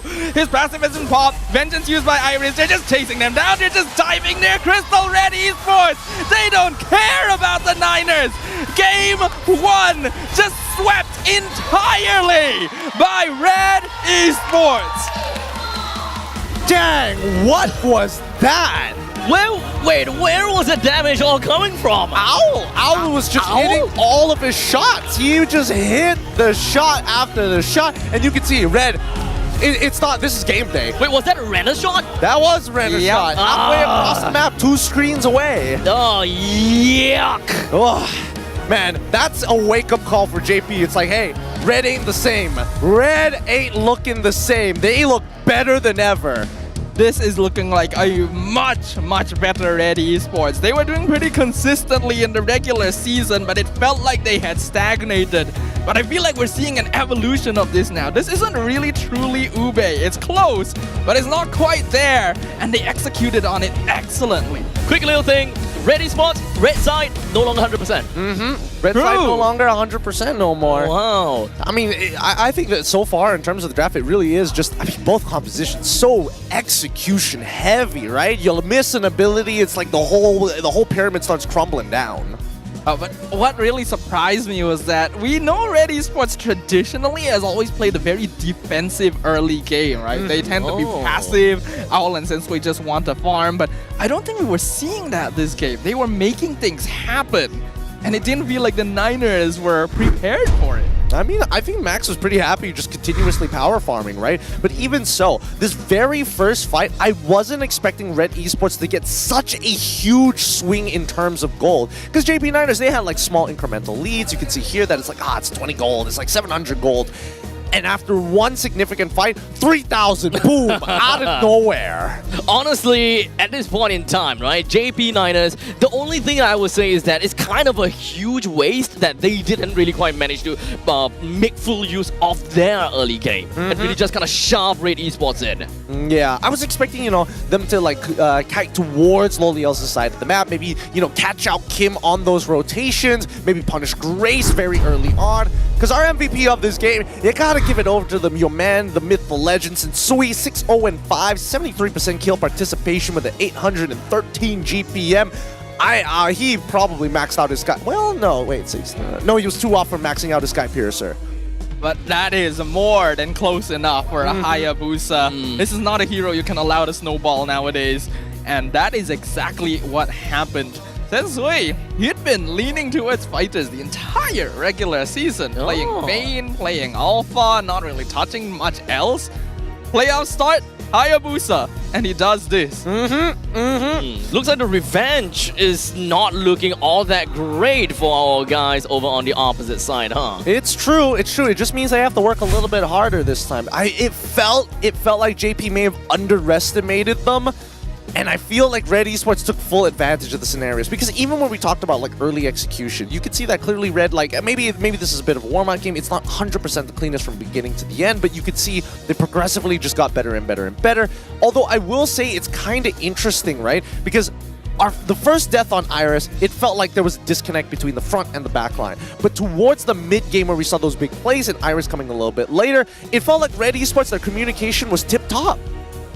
The coordination was excellent, actually, from Red Esports. I don't even think that Iris's first death was a bad thing.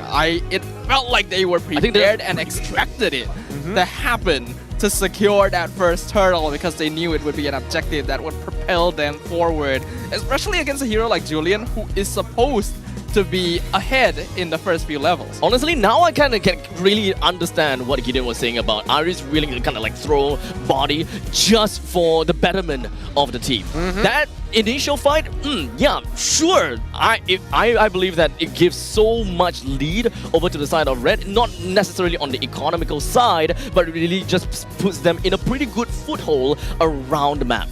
Yeah, a huge foothold, but even so, I do think that JP didn't play the best game this time round. Their execution could have been a little bit better, especially with the ideas, but you can see that even Ye3, he was trying his best to like really negate the effectiveness of the RWM. He had some pretty good Raging Sandstorms, 3-man, even 3-man, and consistently hitting Kim. I think 4 out of the 5 times he unleashed the RWM. Yeah. In addition to that, I feel like the Niners drafted a bit too quickly. Starting, they had Gatot, Khalid, and Iritel in their first phase, if I'm not wrong, right?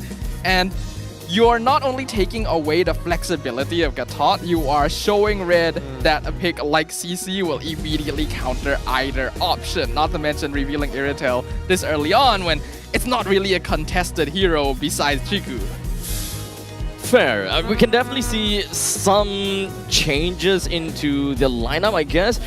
Okay, so at least for JP, right? So they went for Julian and the Aurora for the second last pick. I mean, personally, I'm not really too big on understanding the Julian pick, to be very honest here.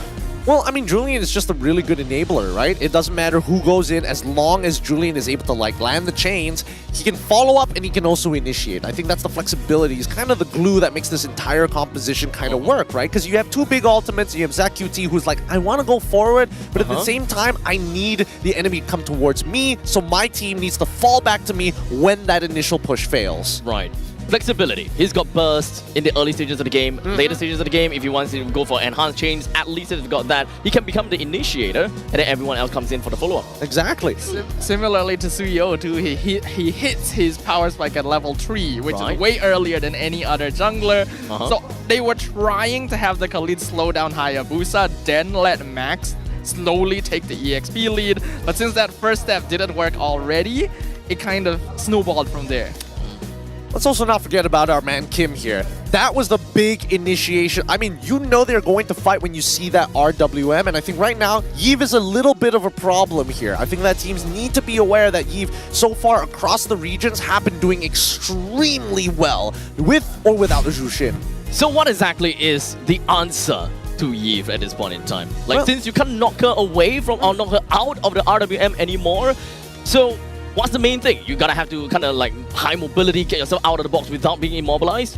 Number 1, I do think that you have to have high mobility, or number 2, you take away their pick-off options. You basically hurt their tools instead of, you know, if you get past somebody your gun, you take out the ammunition and then the gun doesn't feel so bad, right? Or you take out, better yet, if you don't take out the animation, take out the spring. Oh, what are you gonna shoot? You're gonna shoot nothing? Exactly. So they should have focused specifically on Grace. I think that was the big issue here. Besides that as well, if you're able to kind of out macro an Yve or keep vigil over their rotation, maybe pressure them in lane somewhat and play around the map to make sure that they're not around for the big team fights with the RWM, that can be an option as well. So there are plenty of ways to play around it. I just think that in this case, JP not feeling like themselves right now, I would expect the games to get closer as this best of 5 continues to progress. Honestly, I haven't really been looking too much on the Red Esports. So coming in and looking at today's games, it kind of seems as though like this is the benchmark of what Red Esports has always been doing. And it kind of feels very synonymous to many of the other teams out there. It doesn't seem like what you guys said, oh, they always play very defensive, they're waiting for Owl to come on with a power spike, those kind of stuff. So honestly, I do like what I'm seeing right now.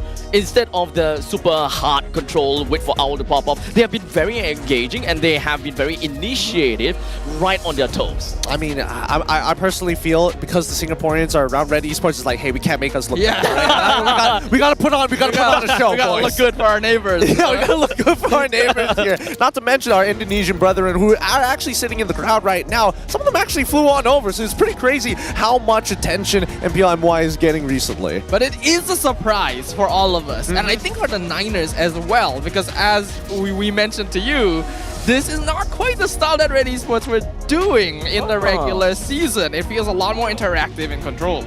Check it out.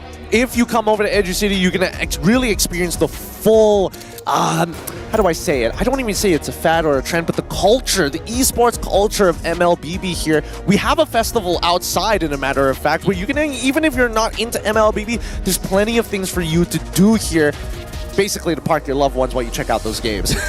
Honestly, the main thing why I actually entered into esports is because of offline events. I love the entire atmosphere. I love the audience. I love how the places roar with anticipation throughout the entire game. It's just fantastic to be part of the community. It is. We're catching up to Indonesia. I mean, I was there not too long ago. Their crowds, it's a different experience altogether. But I feel like Malaysia is catching up there with, you know, the slow progressions and things, sizes of venues and even activities. Well, let's go ahead and switch on over to a WhatsApp message that we had with Iris from Red Esports. And we asked him, any message to Anja, aka antagonist, for what he said about Red? And he said, don't underestimate us, Anja. Even though both our mid players are local, their potential is actually huge. Bigger than your import roamer. Oh, that final line though. That final line. Dang, these guys honestly, let's make it a thing. Just a rivalry between JP and Red Esports. They are at each other's throats. They throw shade like it's nothing. Oh my goodness. This makes me really want to know like what is like the main history behind these two. Or is it just the fact that, yeah, they both just love to trash talk and boom, rivalry? They just both love to trash talk. I guess there is a lot of trash talk. There's just so much trash talk. But honestly, let's talk about the player head-to-head, specifically the EXP laners. I love both of these EXP laners here. Iris, one of my favorites, of course. Ye3 was an up and rising star when Iris had already kind of gone past his glory days. But even so, the stats do not lie. It's pretty neck and neck. They have the exact same 3 top picks. Oh. And now that I see it, where the heck is Edith? That's what I was wondering earlier today. Not a single pick. Yeah. I mean, to be fair, yes, I understand that Phobias, Khalid, they are like top 2. And so far for the entire game, we never seen those 2 being banned out in the previous series. So I think that's fair. But coming into today's game, we haven't, we didn't see Phobias. So where the heck is Edith? I don't know. Personally, I really don't know. It feels like Edith has not been too popular here in MY specifically. But then again, I do hope like we do. But I love Edith. I know, but the one thing that I love about Ye3 and as well as Iris is the way they play Paquito specifically. I miss those days, man. Those days. Paquito, when he used to be so meta. I've been trying to play Paquito recently and it just doesn't feel the same. Really? Because of the, 4 bar to 3 bar? Or he just feels so squishy. Feels squishy. There's no effective way to build him now. Unless you put him in the jungle and your name's Mobazane. Then I think you have like that, you know, the underdog champion of NA buff.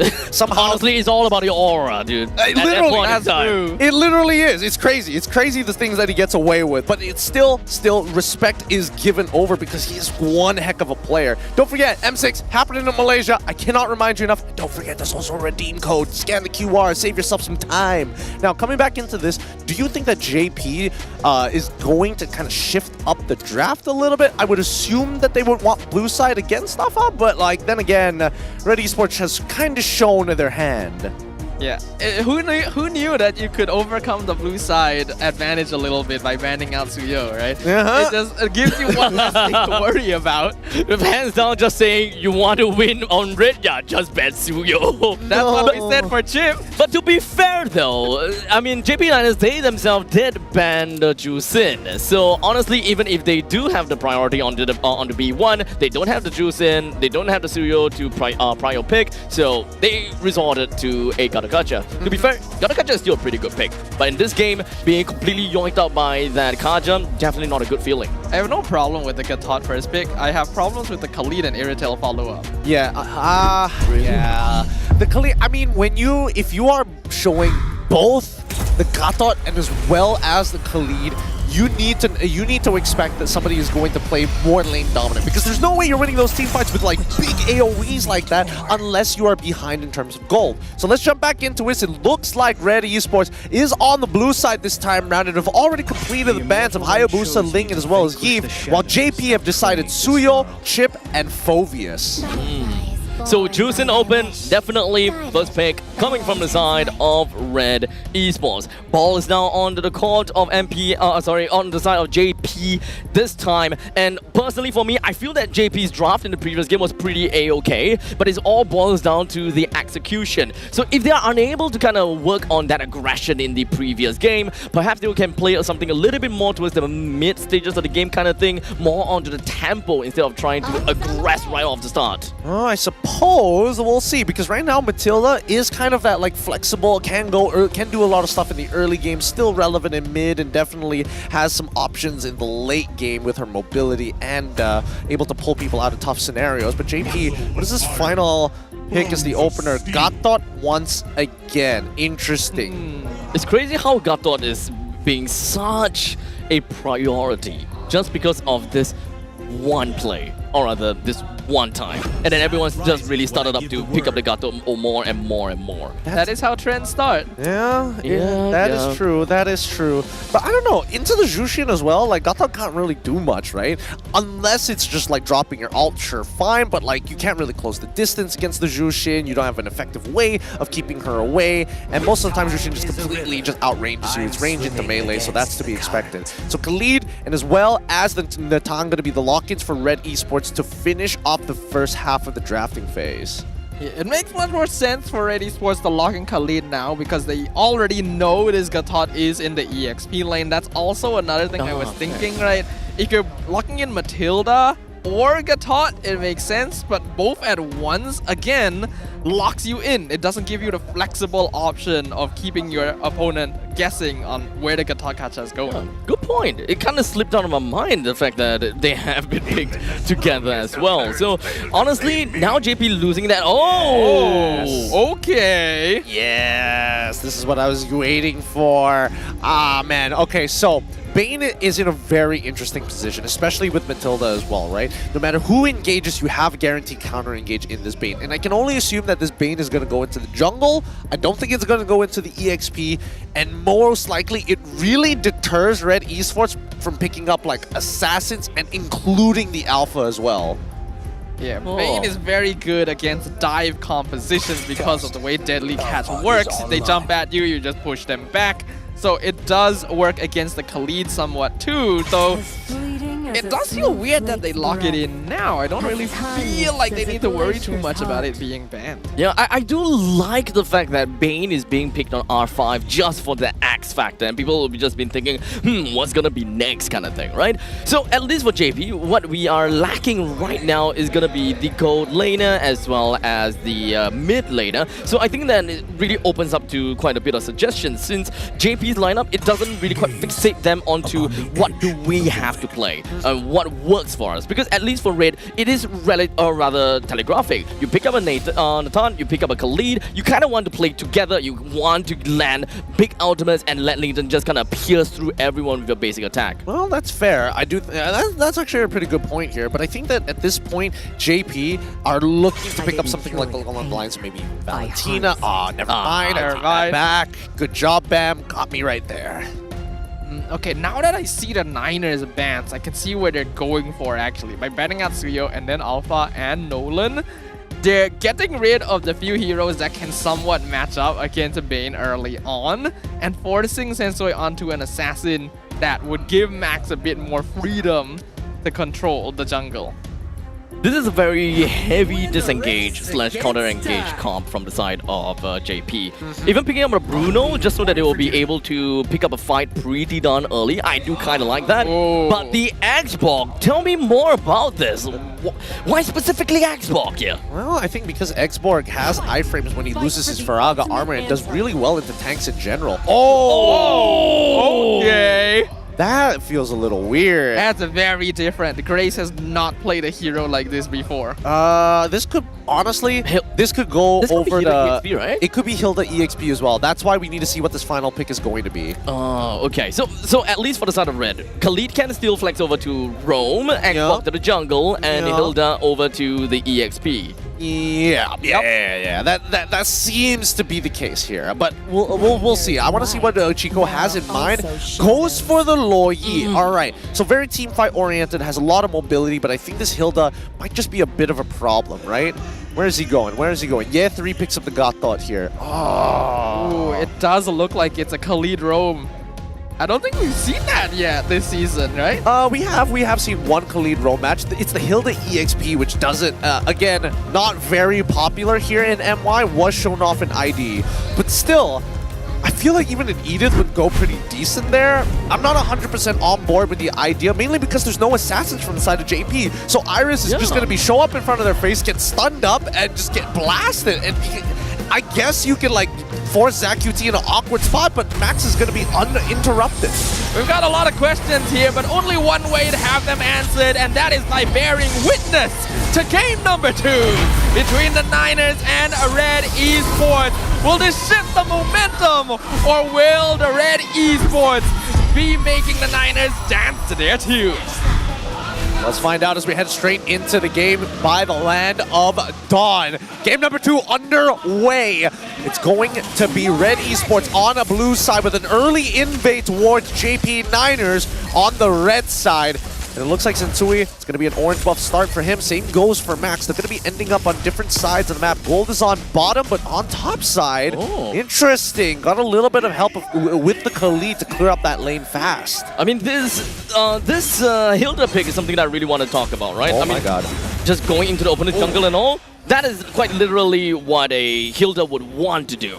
And specifically if the opponent is an assassin jungler, you really mess them up a lot. But we're talking about a Bane here. Wait, hold on. Hazak QT, he's not hit level 2 just yet. I think he's about to lose another minion. Just look at him just getting harassed here. He needs Rasi by his side. Kim completely outranges him.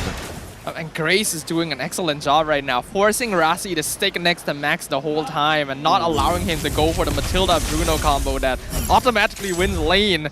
Red Esports playing so much more aggressively than we've ever seen them. Yeah, this is a very different side of Red Esports. Looking at the emblems, nothing too out of the ordinary, just a lot more Wilderness Blessings. They just expect to be able to rotate around the map fast just to keep tempo against JP. Grace taking a lot of poke damage, but not quite enough to finish him off yet, and that is absolutely fine for Red. Sensui comes in, gonna do some damage, forces the flicker from Rasi. Zach UT should be able to fly out. Max, though, in some trouble as he gets picked up back into the last Insanity. Grace gets the first blood. Beautiful combination. Kim just jumping right in just so that he will be able to just solidify the knockup onto the side of Max, leaving Max currently at level 3. JP Niners now lose that opportunity to be able to take this turtle convincingly. Iris, he's in the buff. Look at how much damage he's doing to Max. He almost kills him. Max cannot contest the turtle. Red Esports is controlling the entirety of this half of the battlefield. They literally cannot walk up. Grace is too nearby and he just hit level. Oh, this could be a huge opportunity for them. He can force a flicker right now.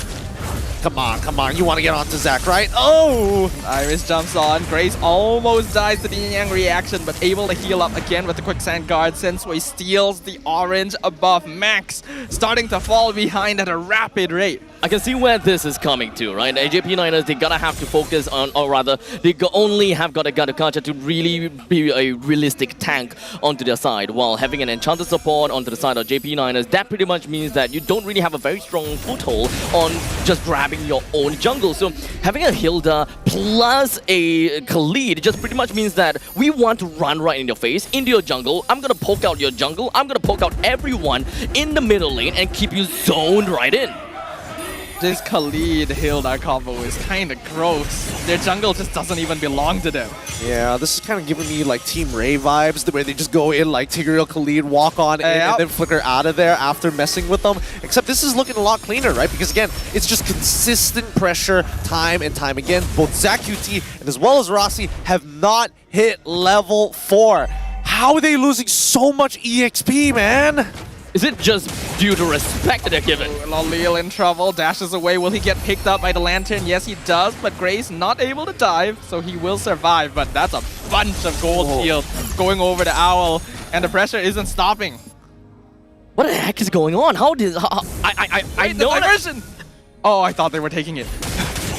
I was scared for a moment. Grace, a bit deep here, actually. His team's not behind him, gets knocked out. Raging Sandstorm to escape.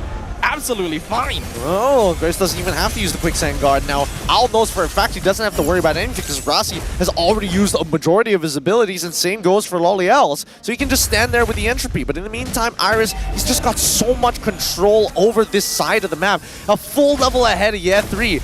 Wait, Ye3 is higher level than Max. Oh no, this is terrible. Deadly Cat comes out. Iris does not care. And in the bot lane, ZQD almost dies. Kim flickers into the tower. Gets the kill. All the while, Sensui gets the turtle. Why? Gets the knockup. Lolil doing some damage, but Grace is right on top of him once again. Max is here to join the party, but Quicksand Guard keeps Grace topped up. Iris in the back line. The Niners are not in control. Avatar the Guardian comes out, whiffs, but cuts off Grace. He flickers off to their jungle. Red Esports outplaying every facet of the Niners. Oh, Zipper, could you pull up that clip of Loliel's flickering in the middle of that fight? Like, what was that? Why, huh? Explain, what? I don't understand. He could have just walked 2 steps and it would have been fine. Why did he flicker for that? Oh, man. Right now, it's just not looking good. JP Niners, despite the kill score only being 2-0, Red Esports is absolutely demolishing the Niners. Are you guys sure that they don't usually play this aggressive? Because it feels as though they have 10 years of experience playing like this. Look. It feels like Red Esports went into the hyperbolic time chamber right now. It looks like they've been playing for like years on end.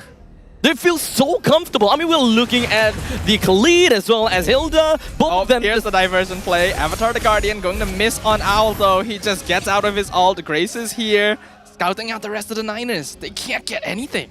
Max is still at level 6, guys. Sensui is level close to double of an EXP. Talk about famine. Raging Sandstorm, point blank. Rasi able to flicker out, but they get the pick up on Ye3, and he is dead. Red Esports are taking no prisoners. God, how is this working? Dude, is this a war crime or what? This is, look at him. Let Max play the game. He can't play the game at all. I mean, he did manage to get the buff, so at least we've got that. He finally hit level 7, and you know what's level 7? That's the level of Red Esports Roma. I mean, sure, but he's not going to have Deadly Catch for the upcoming turtle, and Red Tree is up at 9. Not that it matters anyway, because Sensui's that big. I don't think that Sensui even needs to bother doing a Red Tree onto this at this point in time. If JP Niners were to just run right in the face of Red Esports, they'll be happy to receive them. Oh, the poor guy. It's for 6K gold. Sad. I've never seen this happen before. We've seen huge gold leads, but EXP leads like this is something else entirely. Are you having fun? Pull him back. Oh! Raging Sandstorm comes in. Oh! To the tower! Avatar the Guardian to escape. But look at the damage coming out from Red Esports. JP Niners, the DPS members are not even here. Lolil almost drops Kim, but he's able to flicker out. Niners, no casualties. But the damage mentally is done. This is super oppressive. I haven't, honestly, if there was any kind of evolution, I was expecting, wait, where's that TP going? Oh, a nice diversion, but Iris just runs off. The Niners, they're not ready. They're so far behind that they don't do anything. All I'm curious about is just how far ahead Owl really is. Because at least for Red Esports, there is this very big gap in terms of power spike within of Red Esports lineup, which is the mid game. They don't really have that big of a damage to really deal with JP Niners. But at this point in time, it doesn't feel like it matters all that much because JP Niners is just so far behind. It's true, but Loliel's just got his Berserker's Fury, so those crits probably might be able to help him sneak away. Maybe 1 or 2 kills here. I think at this point, I feel like even Sensui whoa! Oh, that's insanity under the tier 2. It's not going to do too much, but Sensui does not mind. Free tier 1. Iris just zoning out the Niners by himself, standing on the left side. Dude, that's so funny. Sensui's willing to like just flex on him, right? Check me doing donuts real quick. Oh, how do you even play this game? Like, JP Niners, they walk up, right? Now they're forced to stick as 5 throughout the entirety of the match, but they're losing so much influence. When we look at the damage rankings, Kim as well as Grace is doing well. Lolios is actually not too far behind because, honestly, there hasn't been too much fighting. It's just been a lot of poking. The irony that JP Niners now is playing together as a massive 5, kind of reminiscent of being the ultimate bonding experience now. they're really just going to be playing together and ensuring that, yeah, we've got each other. We have to play as 5 and we have to get close together, or else we might very likely just be bursted down by a random Hilda. I don't know, it kind of looks like Red Esports is playing with just making sure that JP Niners experience the worst famine they've had in years. This is a 9.5k gold lead. They can't play the game. This is completely unexpected. So many of us counted Red Esports as one of the weaker teams here in the playoffs. And they show us these 2 weeks in between the regular season and now they have been through some training. Yeah, this isn't even their final form. They're going to continue to push up to these tier 2s and I don't know. Considering how low the kill count is, I don't even think they're going to take that risk. They just want to continue the oppression and let Lord do its thing. Holy crap, but now that you mention it, 3 kills in 9 minutes. Yeah. And yet they are looking at about, what, 10,000 gold lead? This is the most unlike MPL MY it is. If you just hide the logos, you would assume this is MPL PH. Well, it is ready. Oh my goodness! Where did Jentera go? Racing Johnson in the backline hits 3! And Kim is already back there as well! He doesn't care about the crystal at all! The Lord has already taken an inhibitor. 11,000! 12,000 gold lead in 10 minutes! Sensei finally loses his immortality for the first time. Walks away like nothing happened. Oh my goodness. I think that the game just forgot about the fact that Yetri is actually playing as a Gautukacha, a tank, to be just bursted down by Owl like that. And they're in once again. Iris buying a lot of space. Grace taking a lot of damage. Alas, Insanity with Sensei, even though he has no HP to speak of. Lolio finally gets a bit of vengeance there. Wow! A beautiful flicker timing from Owl to get away. Diversion, try and cut him off, but he already walked in the other direction. And the Niners will just have to settle for that. And Sensui unfortunately breaking their perfect game, giving that first kill over, but I think this game is pretty much done for, right? I've never seen, usually I would explain like it's a checkmate angle, you know, missing inhibitors, 11k gold lead, but this is, I think this is pretty done for JP, let's be real. Yeah, I think this is a point in time where you kind of just look at the game and be like, okay, GG, go next. Let's evaluate and understand what exactly went wrong in the early game, right? Because a lot of wave cuttings happened for Red Esports. I think like a majority of the goal was just stolen away from Max for the large majority of it, because their laners unfortunately want to win the lane, but at the same time unable to rotate for these fights. It's like they don't really even have any answer to Iris just proxying between the lanes, to the point that he can just casually just proxy between second and the inhibitor, and no one is realistically just saying, yeah, stop right here. I mean, JP Niners, when it comes down to crowd control, they have big ulti, but it doesn't necessarily mean that, yeah, I'm going to be stopping this one person. They don't have enough damage to threaten Red Esports. Yeah. I feel like Iris hasn't needed to use his Revitalize the whole game either. That's a good point! Make this stop! This is just, oh man. This is just Chinese torture, you know? You lay the guy on the bed, tie him down, and let just like this water on the forehead. It's driving me crazy. If I was JP Niners, I would be losing my mind. But they're gonna have to give their absolute best and their all, right? Okay, this is just not right. Just giving it away to Juicin to last hit the Lord is just not right, guys. This is so cruel. I feel like we're watching like just war crimes being committed, like atrocities being committed in front of our eyes, and there's nothing we can do but just like keep our eyes open and watch it happen. I don't mean to talk smack about JP Niners in this game, but to be honest, this really just feels like MPL ISG versus a random team. A little bit. There is that huge disparity that I wouldn't expect. Yeah, for me in Alpha, it looks like the quiet kid at the back of the room isn't happy about the class anymore. That's what it looks like. Well, okay. Here comes the Lord. Will they end? Daily Catch comes out. Raging Sandstorm flickers. Jumps onto Max. A lot of time. Grace actually being finished off. Look at Owl as well by Zach UD. Kim with the killing spree. But Niners are still holding strong. They are 4v3 currently. Red Esports will finish off the final inhibitor. Will they try to continue? They don't have minions anymore. So probably not. Hold on, wait a minute. JP Niners, they do fight back. They trade 2 for 1 here. Iris and Grace, as expected, go down, but they don't get anything back off of it. We look at the items.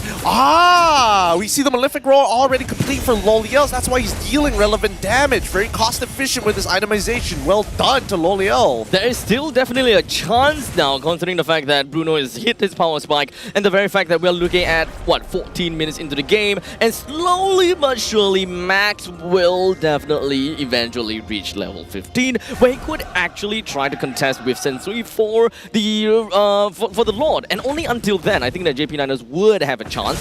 But still, we're still talking about a completely barren wasteland coming from JP Niners, and there is definitely a timer just ticking on their heads.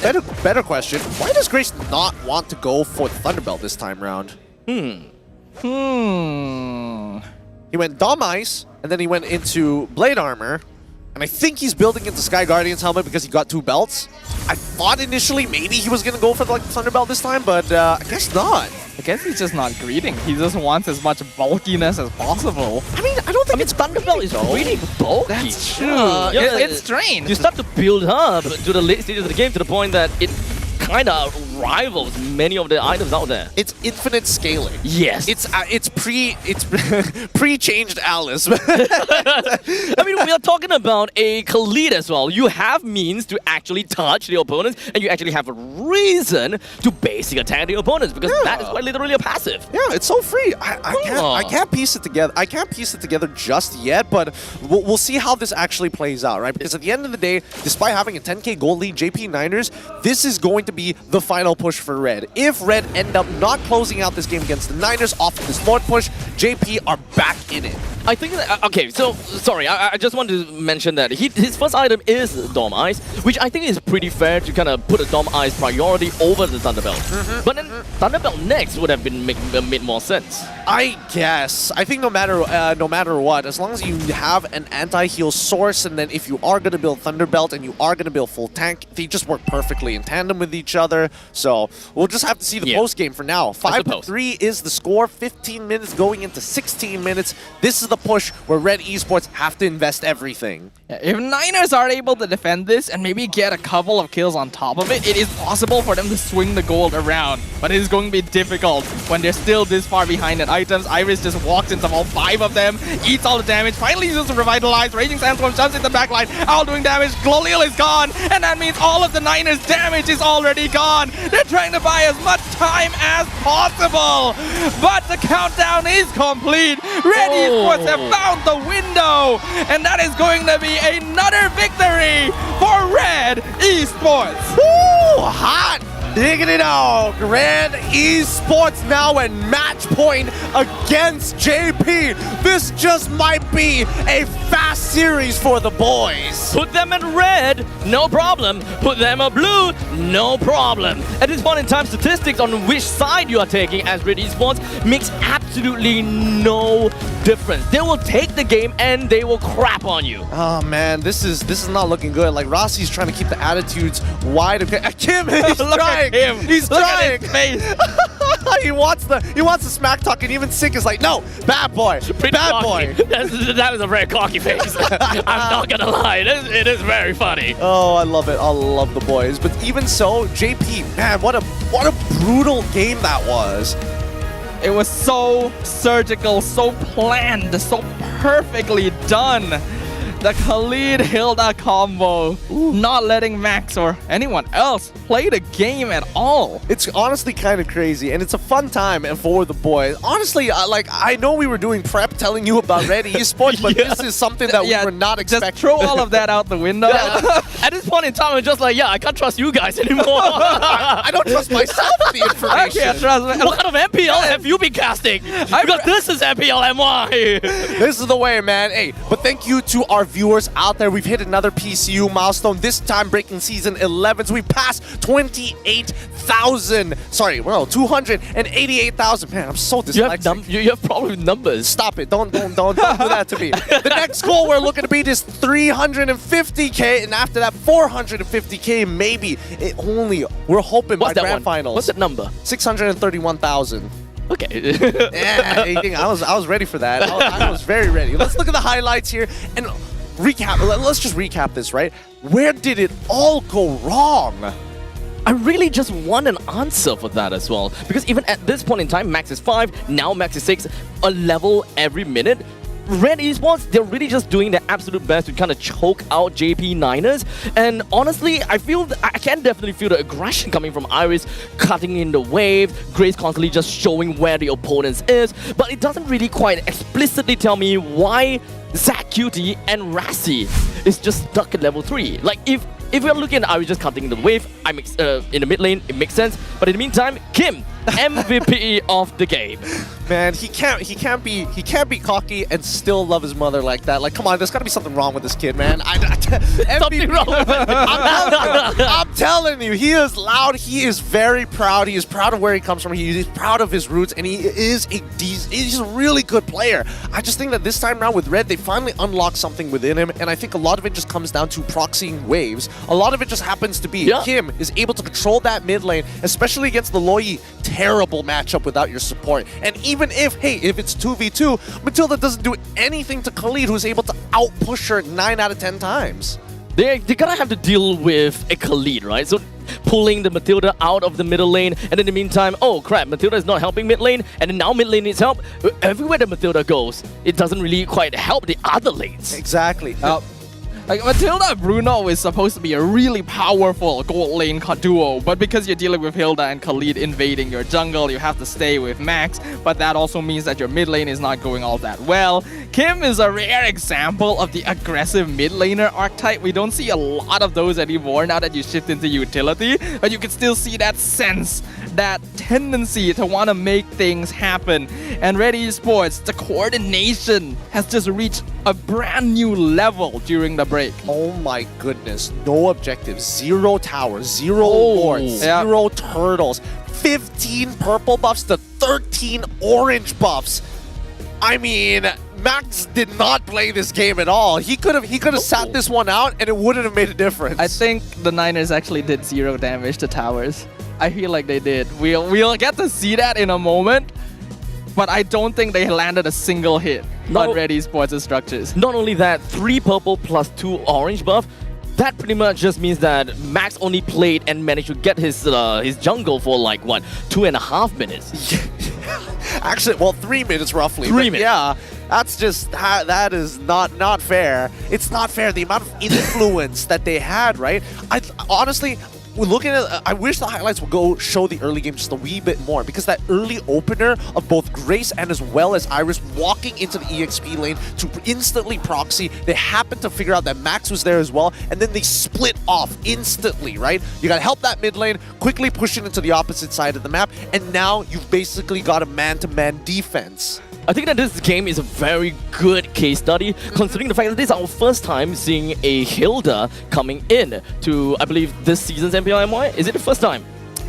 Have we had other Hildas? We have had another like Hilda in a Rome, though. In the Rome role specifically, yes. Not in the EXP. Not in the EXP. Yeah. So the combination of both the Hilda plus the Khalid is what makes me very curious on that dynamic, on really flushing the people away. At his base, Iris is a playmaker. Ever since his debut at MPL MY, he is the playmaker type. He wants to start fights, he wants to be the front line. He wants to sacrifice. Yeah, but the sacrifice is a more recent thing because he's had to shift more into utility sandbag. Right. So now that he can do this on a Hilda, I think he's having a great time. True to the name, he is the sandbag this time. 111,000 total damage taken while Al gets the free farm. But even so, Loliel's nearly pulled it out. That defense, that second Lord defense was pretty good from Loliel's when he just got his Berserker's Fury as well as his Malefic Roar. I gotta give it to Grace though, at the very least, him on that Khalid, he is sharp, and most importantly, he just opens the map wide open. If Grace showed more of this during the regular season, I would have absolutely voted for him as most improved player. Because this is a huge leap forward from like his debut. That's a good point. That's a really good point. Man, I don't know. I feel like a lot of these teams are doing the mind games and like, we don't want to show you all of our strategies just yet. But okay. So at least for the first 2 games that we've seen, it seems like Red is very convincing with their games thus far. It does. But with that being said, it looks like we have a off stage by our hotlink, this time with Rose and Cheryl. How you doing? Selamat kembali ke MPL Offstage yang dibahas oleh Hotlink. Dan sekarang ni bersama dengan Rose dan Cheryl, kita ada casters daripada region lain. Kita ada Al daripada MPL Indonesia dan juga Moman daripada MPL Singapore. Guys, bagi tepukan. All right, guys. Now, first of all, how is the vibes in MPL Malaysia? How are you guys liking the arena, the venue? Maybe we can start with Al because Al has watched MPL in KL, right? Yeah, ramai ya. It's very crowded. It's same, very lovely here. And I don't expect in the first day of the playoff will be this crazy crowd. Best ka? Best. Best, betul. All right, what about Mo? You guys are crazy, man. This is a very, very big turnout from the entire Malaysia scene. And really, I didn't expect it on a Thursday. Because Thursday, I expected maybe half the hall, 1/4 of the hall, but it's a full blowout over here. So yes, I do have Mo. Now the first question for Mo is, you have been casting in MPL SG as well as the Myanmar M6 qualifier as well. So what do you think of the teams who have made it to the M6 so far? Okay, so with the current storyline for Singapore and Myanmar, I really feel that none of the teams, they had an easy time to make it, to get the representation to be at M6. It was a very hard-fought battle. And this is what we're seeing here right now at MY playoffs. It's not easy for the teams to just even make it to the playoffs. It's not going to be an easy road there. Alright, so Cheryl tadi tanya Mo sebab Mo pernah cast untuk MPL Singapore dan juga M6 qualifier untuk Myanmar. Dan dia tanya apa beza dengan qualifier kali ini, dan Mo cakap that actually qualifier kali ini bukan satu hal yang mudah untuk nak dapatkan slot untuk M6. Kita pun boleh tengok daripada MPL Malaysia, susah sangat untuk pasukan-pasukan nak kunci slot ke playoff, apa lagi untuk M6. Alright, now Aul, kita boleh tahu that dari MPL ID actually, Fnatic Onyx dapat mendominasi 4 season berturut-turut. Yes. Dan sekarang ni MPL ID ada representative baru untuk M6 which is TLID dan juga RRQ Hoshi. So apa pendapat Aul? Is it the new Indo era? Will they dominate in M6? There's only one keyword here. It's a regeneration. The young player is very, very ambitious, is very, very strong and high mechanic. And that will be a new style in the M6, which is the Indonesia region. The playstyle is kind of different with Philippines and Malaysia. It's like similar. So it's gonna be so different in M6. Alright, Aul kata dia boleh nampak daripada segi prestasi mereka daripada Indonesia, that playstyle dengan the young blood, the fresher blood will definitely bring a new flavor to M6, and I honestly cannot wait for M6 to start. So we're so excited, and of course we had to cut this interview short because we're going to jump straight into the game. But finally, before we throw it, we would like to just check with you guys, what are your predictions? My predictions for this game? It's going to be a reverse sweep, right? JP Niners, they're going to pull out their final form, 3-2 out of nowhere. And yeah, JP Niners, they got something up their sleeves. Aul, prediction? King Max, please bring Assassin. Chico and Aita, please hear me. The reverse sweep for JP Niners, 3-2 for JP Niners. Alright, kita boleh tahu that Aul is obviously all in untuk pasukan JP Niners. And with that, mari let's throw it back to the panelists untuk start game ketiga dalam Best of 5 series ni. Casters, take it away. Thanks, bros. Thanks, Cheryl. Also, big shout out to both Al as well as Mo Man here. We've got the whole world watching right now. Honestly, it feels kind of good to be the last MPL to I know, right? We don't get that honor very often. Everyone's watching us to see which teams go to M6. In the meantime, I was first. So technically we've got eyes too, but people are like, oh wait, another MPL has started? Yeah, you're the first, we're the last. We form like a sandwich together. Yeah, man, we got to keep it in. This is, you know, everybody else is in between the causeway. But you know, I kind of want to address about those predictions that Al and Moman talked about, right? Because I think that they are giving a lot of respect to JP Niners. It's almost as though we forgot about that early gameplay. I mean, look, we quickly asked Red Bam, the coach, who has been your biggest inspiration as a coach? And he said, when I was in the amateur tier 2 or tier 3 scene in the Philippines, I became a coach because of Coach Arcadia. I watched his videos on YouTube, which explains the fundamentals of MLBB. And honestly, he's taking it, he's kind of finding his own way. And I think that Red Bam for the longest time, I was questioning whether or not this team was going to be able to kind of find that style, find that way of playing that game, and to see the complete opposite of what was being built up from the regular season is very interesting. I think it's also interesting that he looks up to Coach Arcadia, has followed his coaching journey, and now both of them are coaching a team with red in its name in MPL Malaysia. So ironic. Honestly, so very ironic. But I want to ask you, how do you feel, Abstract, about both Rasi and as well as Grace so far? Honestly, when it comes down to Rasi, I didn't really quite manage to get too much of a glimpse from Rasi. He's mostly been playing from behind, and he didn't really quite manage to play off those big plays or being able to, you know, help his team out all that much, because Grace definitely stood out the most when it comes down to playing as a lead. So much vision, so much oppression, to the point that Rasi could have zero answers to Grace, and that is just very sad to see from the side of Rasi. I mean, you say sad to see, and you're like, yeah, his Khalid is great. His 3 picks are Gatot, Matilda, Rafael, which is like the complete opposite. That's the thing, right? Yeah. It comes to as though they have changed it around so big that his initial identity is just... Yeah, sure. Just play what you have played stars for. From Grace, he has evolved to no Grace. Man, I'll tell you straight out right now, when Grace debuted as a roamer, I straight up didn't think he was a very good player. Well, I do think that his Enchanter style supports were better than his hard engaging supports. I think that was like the only thing that really set himself apart from everybody else. But then we had a bunch of people who were kind of like that as well. So I don't know. Coming into like towards M6, I am curious where people are going to be thinking about maybe Enchanter supports is still relevant other than just Matilda. We have seen like Rafaela pop up here and there. Hasn't been too great overall, and I think the meta still has room to grow. Honestly, it is a breath of fresh air, right? To be able to see these Enchanter support within the Assassin meta. True. I do like that, but if that is not the answer, then there's really not much of a reason for them to kind of go around with it. I mean, Red is doing well, so why fix something that's not broken? Also true. Let's get into the drafting phase here. I'm excited to see what else they have in their pockets. Are they going to, keep JP Niners on their toes? Because we are hoping, and I mean, I don't know, our moment, they're hoping for that reverse sweep. Let's see if it happens here. JP on blue side, Red Esports on red side. The Hilda ban in the first phase. Respect has to be given. Now, going back to a more serious thing, I actually feel like the Niners are also trying to force a different drafting style than they used to.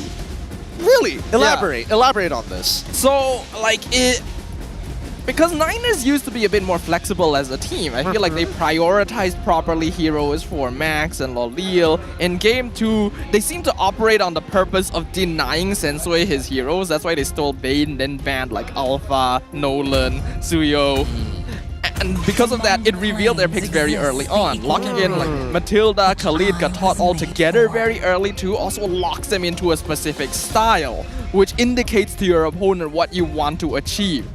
And that doesn't feel like what the Niners had been doing the whole season. That's interesting. Okay, that's a good point that you bring up here, because now I think they're reverting back to like, hey, instead of denial picks, how about we just straight up say, no, you don't get to play your top heroes. You don't get Eve, you don't get Hilda, and even Phoveus, we don't want none of that nonsense. While Red Esports, same idea, but they will get access to Zhu Xin, but they are putting Max back on Hayabusa. Max Hayabusa was really scary in the regular season. So if there's any time to return the form, it's now. Yeah. What? Gatot into... I mean, they could have gone for like Cho as their flex pick. I don't know. I don't know about this one. Well, I'll give them a moment. They've been doing very well. I don't want to discredit them just yet. But JP, now looking at both the Gatot as well as the Zhu Xin, they probably need a little bit more burst. There is a possibility for Lilia as as a replacement, but also as a way to kind of control that mid lane if you don't have Eve. But instead, they're going to lean into the Khalid as well as the Aurora. Seems like both sides really want to take control of areas, huh? They just want to take control and play around a little bit of these choke points and kind of find their groove through these main 3 core heroes that they're picking out for the very first phase. With Jusin and Kadokacha being picked up from the side of Red, it definitely do kind of point them towards a certain direction, and this pretty much means that they would want to play together, all together, same thing as always. So at least for Natan, definitely makes sense to kind of pair it with Gatukacha and Juiced. What about you, Stafa? Do you think that they are still trying to go for these denial picks, or is it becoming a little more standard? I think it's more standard now. This makes more sense to me. It's a bit more open, and it allows the Niners to maybe adjust depending on what Red Esports shows next. I feel like they should have started off the series like this, but better late than never. True, also true. I'm surprised that Red Esports are the ones banning out the Chill, but we do see the Alpha ban. It looks like the energy is still high on JP's side. It looks like they are getting confident, while Red still serious faces all throughout. Ooh, Grok, and then the Bane follow-up. Interesting. Wow, fast draft here as Arlen gets locked in for Red Esports. Iris Arlet, one of his comfort picks. Doesn't get to play it much nowadays, but when he does, he'll make things happen. So far the comp is a lot of just peel. They've got some great initiation tools, a great anchor to kind of fall behind. But what jungler would actually fit in this scenario now that you don't have the Alpha and as well as the Bane, which are the main fighter junglers you kind of lean to if you're not playing the Assassin? It's time for Sensui to Fanny. It's time for... Does he Fanny? I don't know. I'd love to see it though. I feel like he's going to play Roger here. Roger? Is that still viable? I mean, probably not, but like, what else are you going to play at this point, right? I mean, there's Julian and Nolan. There is yeah, Nolan. Would I play Nolan into this? Not really. I mean, with Alert, Nathan, Juiced, and Gatukacha, they're all pretty strong by themselves as all four. So technically speaking, if you want to go for a split pusher that can play the 4-1 split, it's definitely possible because you can respond to the Hayabusa. Oh, that's a good point, actually. They lock. Whoa! What did I say? Am I not the goddamn best? God, I told you that this was Pocket was gonna come out at some point. I told you it was gonna come out at some point. It has been a long time, my friend. Wow. Edwin! But why now? I don't know. I legitimately do not understand why. I mean, I know for a fact that he's going to be able to tank the Oki Shadow Kill if he builds the right items, but even so, it will all depend on who finds that snowball first. I'm worried for their macro. Honestly, I'm worried for Red Esports macro. JP's lineup definitely looks great. They have the high loss, thick HP. Answers, where is it? Well, the debut of Fredrin. Is it going to be the answer that Red Esports needs to clean sweep the Niners? Or will this be the beginning of a turnaround for the other side? Only time will tell as we return to the Land of Dawn for game number 3. Let's jump right into this Land of Dawn calls once more, and it needs the blood of fresh new players here. This time around, JP is going to be on the blue side up against Red Esports on the red side. Now, Sensui, the fact that he's on this Fredrin begs a couple of questions, right? Because I felt like they were lacking damage. Like, Owl, yes, he can eventually scale. Kim, technically, he does damage because he's playing Jushin. Oh, wait, hold on. Grace in some trouble, taking a lot of poke damage, but he is a Gatot, so he's able to survive a lot of it. Actually trading well against Yetri. Revitalized, but now still alive! Wow! Massive! And Yetri dies his first blood! Rusty flickers out! And he dies as well! What? Max, you do not want to jump back in there. Don't do it. No, please don't. Please. Please, Max. Enough casualty. Enough. Enough casualty within such a short span of time. 1 minute in, 3 deaths already. This is crazy. This is so brutal. And Lolios is a decent matchup into Owl as well. Yeah. I mean, at the very least, that's their saving grace here, right? JP is going to be leaning towards the bold side of that map, but... Oh, dude, yeah, 3. Why couldn't you just pop your Vengeance earlier? You could have held it for so long. He held it until he had like 10%. What was the point? I guess he thought he had Revitalize. Oh, fair point. That might be, because Revitalize you use when you're low HP. Fair point. The agony! Like, Iris is walking away with a kill for that. Same goes for Grace. I mean, it would have been nice if Kim was able to pick it up for himself because so far he's doing a really good job. But now we need to see a turnaround from JP Niner's side. Did Max not want to go for a dive there? Okay. Missed the opportunity to go to his heads to the top side of the map. I really don't want to take this opportunity to talk about Fredrin a little bit while the turtle is about to come up, right? Because Fredrin is great at holding on to the turtle, but the main weakness is, of course, true damage from the opposite side as well as mobility, too.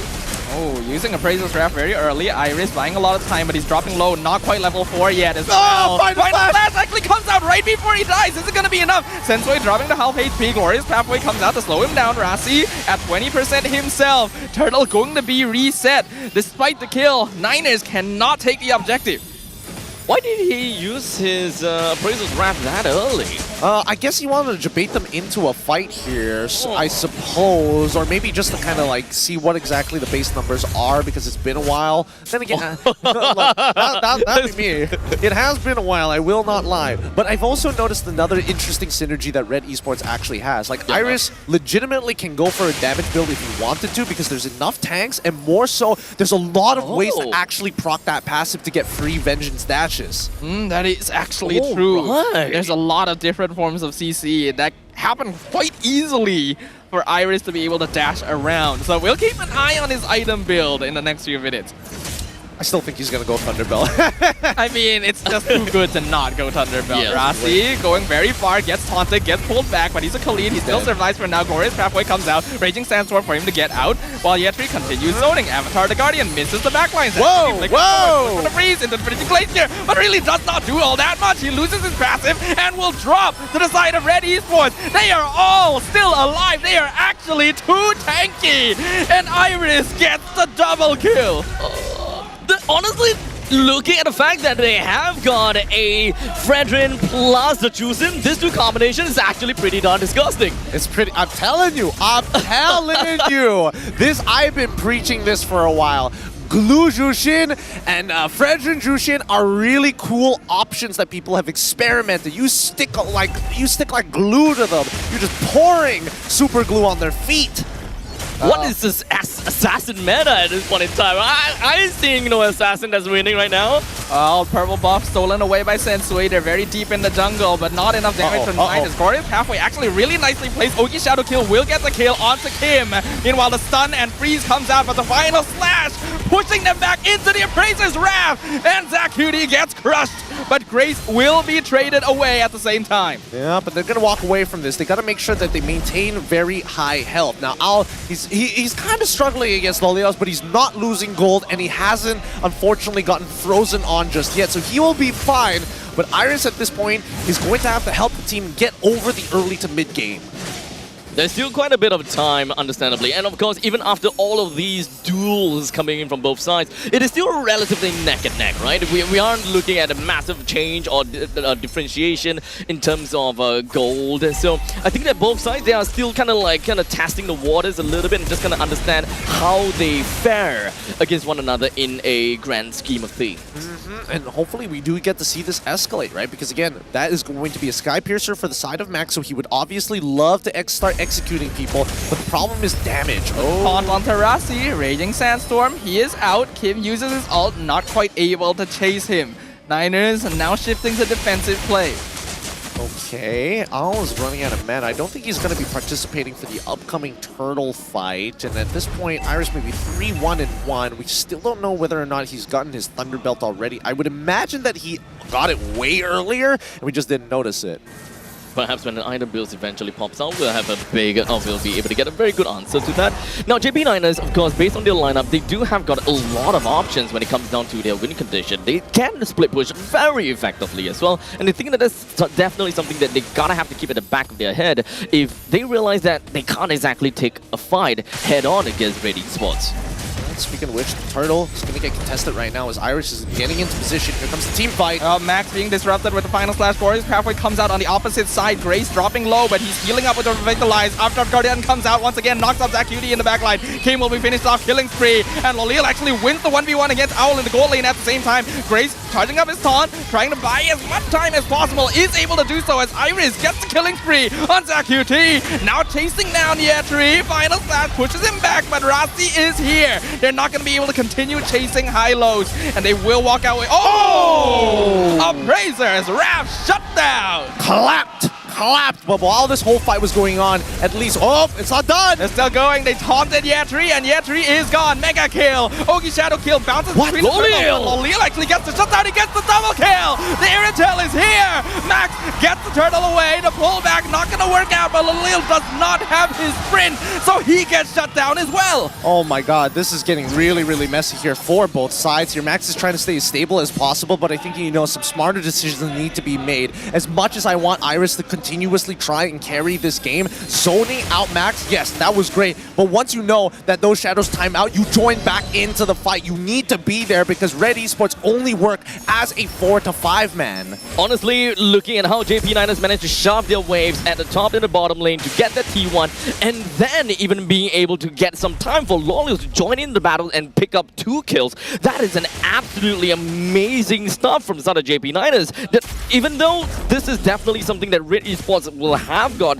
a very strong hold of in the early stages, JP9ers, they're pretty okay. I think they are, and I think Loliels is really stepping up right now. He's winning the lane heavily against Owl. He's already, with those extra 2 kills, that's going to accelerate the lane even further to scale fast, and most importantly, once he has that 3rd item, he is a legitimate threat as Owl just finishes his Starlium Scythe. Yeah, those 3 kills will be important. We already know that Loliel is quite a win condition for Niners if he's able to get the items he needs. Zach QT actually a bit far out now, gonna be Kawaii Sensui, but Max already finishing off him in the backline. They weren't keeping track of his position. Glorious Pathway cutting off Red Esports is now year 3, makes the mark for the initiation. Sensui able to dash over the wall. Max looking for another entry, but they go for the tier 1 mid. That finds Loliel, but he just walks in the other direction. Grace's Wrath finishes off Zach QT, but here comes Max once again, revitalized, keeping Grace alive, and Red Esports just surviving by the bulk of their brawn. Just a little bit of anti-synergy between Iris as well as Grace. Grace was taking the huge chunk of damage to get in range to go for the ult. Now, and unfortunately, Iris used the final slash to push the most important target outside of its range. So far, Red Esports, they've still been, honestly, they've been consistently behind JP9ers in terms of gold, despite winning like a majority of these fights. I think that at this point in time, with the Lord currently available, I saw the JP9ers having got themselves about 1,000 gold lead. They can still kind of contest for this, considering the fact that Max is level 13, while Sensui is at level 11. That is definitely going to be a bit of a tough gap for Red Esports to clinch this Lord, but it seems like they are still trying to get themselves a little bit of a priority over this. Or maybe that's because they just wanted to fight. They're baiting. Again, engaging. Raging Sandstorm used by Rasi to escape. Iris not able to chase him down, unfortunately. A brace with a lot of damage! Wow, the blow up! The double kill on Sensui as he turns things around. Yeah, 3 abandoned by Rasi and Max. There's nothing they can do to come and save him. This is going to be a free Lord for Red Esports unless Max can do something about it, but Iris won't let him. Red Esports, that's the fight they were looking for. That's the fight they were looking for. Out of all the assassins in the game, Hayabusa really struggles against Ube strats, and especially teams that stick close together, because you are just playing the RNGs that you can take out 1 guy out of the 5. Hit the nail in the head when we're talking about the damn base, right? Red Esports understands willingly, and of course very well that, yeah, if it's going to be a Ratri for Ratri battle 1-to-1, there's absolutely no way. Jumping right in on the JP9ers, now that was the chef's kiss. It was, and they're honestly, you might be able to do it again here. Who's missing? They're only the Appraiser's Wrath. That should be coming up in about like 10 seconds. No, probably 6 seconds by now. Lord is going to be pushing. The tier 2s are going to collapse, and now we see Red Esports in a really good spot. Ideally, they're able to push up to 5K at a bare minimum. If they can get an inhibitor, that would be the best case scenario. We may be looking at a clean sweep close here from Red Esports. Holy Crystal is completed by Owl as the Lord crashes in. Top inhibitor, Glorious Pathway comes out. Iris actually has to flicker out as the rest of the Niners try to jump in and make something happen. But Red Esports are so tanky, and Owl is just doing all the damage. Iris will be traded, but we already lost 2. And the Niners, they cannot find the goal laner. Yup. Was it worth it? Was it worth it? I think in JP9ers' mind, technically it is, because losing an inhibitor would have been way worse. So trading 2 for 1, okay, not ideal, but at the very least, they can still hold on and they can still play for the high ground, knowing that a majority of the ults are gone. And the freeze on Sensui, he doesn't really mind, still walking forward, allowing the minion to do its damage. but the Niners will be able to clear it up. That'll be all the tower damage they take for now. Honestly, clearing, just kind of like catching up between the gaps is very important for JP Niners, especially for Zach QT. But it doesn't seem like he does have the mobility, and especially if Rassi were to just go straight for the Raging Sandstorm plus Flicker combination to go in, it's really tough for the members from the side of JP Niners to kind of follow up with Rassi. The only one that can realistically be able to do that, yeah, Tree. But in terms of damage and continuously just putting down the crowd control, it's actually super difficult. As Red Esports, they have Sensui, Grace, Iris just holding up to the front line saying, you can't go past us. There's legitimately just too many bodies. Final Slash only finds Tree, probably the best target Niners could ask for, and Avatar the Guardian is successfully dodged as well. So no initiation from Red Esports, but they are controlling the whole map. Yeah, and denies Max that purple buff, which is the most important part of this. In terms of raw scaling, looks pretty decent. I mean, Sensui is going with the standard Fredrin build, with the only exception of most teams now leaning into that Thunderbelt because of how meta and how infinitely scaling it is. But even so, I would like to see. No, with the Hunter Strike matter, I don't think so. Hepta? No. I don't think it would matter. Eventually, we are expecting Iris to sell off the Fury Hammer. We will definitely get to that point, and he just needs to be a little bit tankier for him, I guess. Not too much of a damage, but I think Owl pretty much has got all the damage that his team requires. Glorious Pathway comes out, Kim gets the Lord, Ogi Shadow Kill, not doing too much to Sensui as Grace is dealing with Lolil and Rassi all by himself. The bulkiness of Red Esports just superseding the Assassin meta. I think we can convincingly say that Red Esports is currently running the thickest comp ever. Just the thickest. And to make matters worse, JP Niners actually don't have an answer when it comes down to true damage or percentage-based damage at all. Like Lolil, yeah, the main thing is you want to kill everyone in a small little area with your explosive crossbow, but let's be honest here, you're just dealing crit damage. I think that's one thing, but I do think he is missing a Malefic Roar. Right now, we do see 2 Blade Armors already completed for the side of Red Esports, which is why he's struggling so much. Probably a 3rd one on the way with Sensui. Oh! Iris with the Flicker Final Slash disrupts the backline positioning, but Red Esports actually diving very, very deep. We can see Max and Lolil doing a good amount of damage here, even though we've already lost 1. They're able to survive all of it and trade for 3 members of Red, still holding the line. That didn't work the way that it wanted it to. Zach QT literally saved the game. He literally saved the game. It was an insane engagement coming in from Iris, but the counter engage from Zach QT turned things around with the help of Rassi.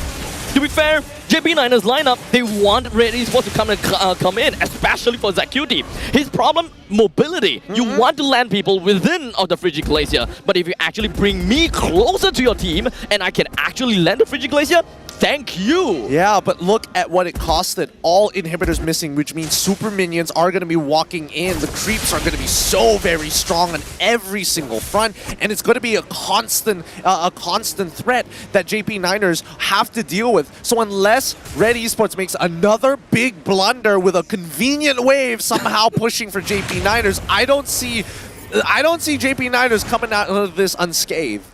Well, it means that it's not impossible, but the odds are totally stacked against them. Niners pushed against a wall, 2 games down, 1 loss away from losing their opportunity to compete for an M6 slot. They have to make something happen. Well, to make matters worse, looking at JP Niners' lineup, they actually do have a little bit of a problem clearing out the waves to a certain extent as well. Yeah, they're not the best high ground, I'll give them that, but Lolios will eventually scale to the point where he can actually deal with it. Oh, and Ice Queen's one on top of everything else. Stop it, Kim. Stop it.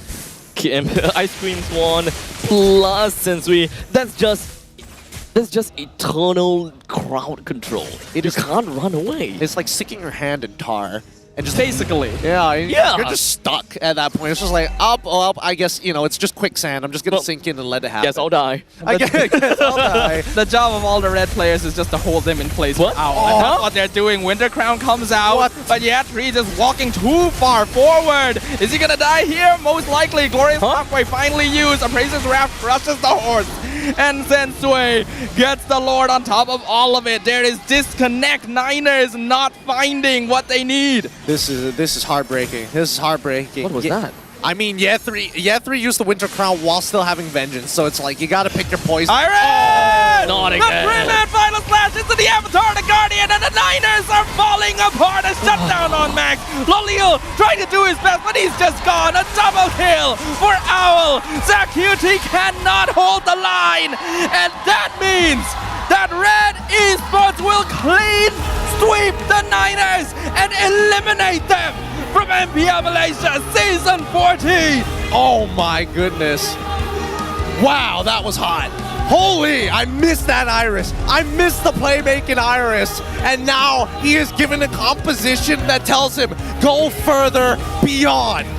Thanks for the very warm welcome, guys. This is dominating coming from Red Esports. My prediction is off the charts. Literally the two teams that are supported, boom, they're gone now. GG, well played for Red Esports. Let's throw it over to our host on stage. 3 babalas kosong untuk pasukan Red Esports. And moving on further, going up against Team Vamos tomorrow. Guys, Educity, give it up for Red Esports. First of all, guys, congratulations. Ito adalah perlawanan yang paling cepat untuk musim ni. 3 balas kosong dan sekarang you guys are moving on further. So maybe kita boleh talk to Coach Bam first. Hello. Coach Bam. All right. Can you maybe share with us about Red Esports' complete change of playstyle? We can see that from regular season to playoffs, the change in playstyles is actually very drastic. So what changes did you guys do over the 2 weeks break? Actually, we have an advantage, right? Players is former Blacklist and now the Aurora, and I am former Onyx. So those two is going to finals. So we adapt 2 play styles and apply to our team.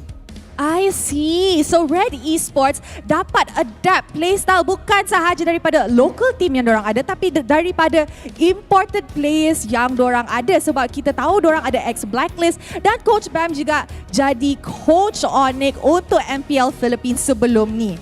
Alright, so thank you very much. Now maybe we can ask Sensui. Sensui! Hello. Okay, now Sensui, it is rare that we see Fredrin in this meta because everybody is hyping up about the assassin picks. Now, why did you guys choose to pick Fredrin in Game 3? Pwede mo Tagalog? Pwede. Now, alam natin na hindi masyadong common na nakikita natin ang Fredrin sa meta ngayon kasi madami nagsasabi na it's an assassin patch. So, bakit nyo naisipan kunin ang Fredrin sa Game 3 at paano nyo na fit yun sa meta ngayon? Actually po, hindi talaga namin nagagamit sa scrims yun. Buong season, kahit isang game sa scrim, di namin ginamit. Parang, nung Game 3, parang napil ko lang po na sobrang pasok ni Fred rin sa game. Kaya ayun po. I see. Okay, now, sebenarnya actually, Fredrin ni adalah satu hero yang Red Esports tak mainkan di scrim. Dorang cakap tadi masa dorang masuk draft pick game 3, dia nampak comp hero dorang. Dia cakap, I rasa kita boleh cuba main Fredrin untuk game ni dan I rasa kita boleh tengok hasilnya daripada game tadi. So thank you very much Sensui. Guys, Educity, kita nampak perlawanan yang sangat cepat dan sangat seru daripada Red Esports. Korang rasa siapa yang layak jadi MVP untuk perlawanan ini? So, mari kita tengok MVP perlawanan ini in 3, 2, 1. MVP jatuh kepada Iris. Iris, perlawanannya sangat menarik, amazing gameplay. Macam mana Iris prepare untuk playoffs kali ini? Okay, kita orang dah banyak buat persiapan untuk JP Niners. And then kita orang macam ada benda yang boost mental kita orang lah. Itu macam netizen cakap JP Niners ni menang lawan dia dekat playoff. So kita orang buktikan lah yang korang tu salah. Comel jadi. Okay, now Iris, dekat WhatsApp text tadi, Iris dah bagi amaran dekat JP Niners. Esok korang akan lawan Vamos kan? Ada amaran ke kepada team Vamos? Untuk Vamos tak ada apalah. Kita orang just kita orang just fokus lah untuk lawan diorang lah. Kita fokus lawan diorang. So, InsyaAllah kalau kita orang menang, kita orang dapat momentum lah untuk ke M6. Alright, terima kasih. Now, can we please pass the mic to Kim? Kim. Oi, tutup mulut terus. Okay, now, Kim. Malu. If tadi di ban lepas korang dapat menang game pertama, betul tak? Now, lepas tu you pick Jushin. Now, you rasa adakah dorang ban sebab dorang memang lock ban you ke? Ataupun you rasa dorang takut dengan you? Masa awal-awal tadi Anca kata kita orang ada 3 dah sistem kan. Yalah, diorang kan ada millennial apa tu? MSC, millennial ISF, ESP Snapdragon. 2 cambat dia kan baru menang Sukma. Tapi tu akan lagak 3-0. Okay, speaking of that, Aush? Aush? Yes. JP kata JP nak balas dendam dekat Red Esports. Tapi tak jadi. So, apa sebab JP tak boleh kalahkan awak juga ni? Anca lupa kot siapa yang selamatkan slot dia last season. Alright. Apa Aush nak cakap kepada JP Niners? Untuk JP Niners, come back stronger next season. You guys did your best, tapi 3-0 lah. Alright. Actually, sebelum kita lupa, kita kena interview Grace juga. Oh, Grace, kita dekat regular season, biasanya nampak Grace main hero support lah kan? Lebih arah kepada support. Now, sekarang, you dah start keluarkan banyak hero pick off. So, sebenarnya Grace ni comfort pick apa? Dua-dua boleh. Dua-dua boleh? Boleh. Semua boleh? Boleh. So, dorang ban hero you pun, you ada banyak lagi hero boleh keluarkan? Betul. Untuk Vamos ni, maybe Cho saya keluar. Oh, weh, dia terus cakap untuk Vamos mungkin Cho dia keluar. So, kalau tak nak tengok, kalau dorang tak nak tengok, ban awal-awal. Betul? Kalau dorang tak nak tengok Cho you, kena ban awal-awal. Ban atau pick lah. Cakap kat zone. Woi, cakap dekat Zon terus. Alright, apa tu Iris? Al nak cakap something? Okay, Al cakap nak cakap something. Let's go, Al. The coach of the JP is so good. I think he should just go podcast because he talks a lot. Wow. Alright. So guys, once again, give it up for Red Esports. Thank you very much, Red Esports. You guys may now go celebrate your victory.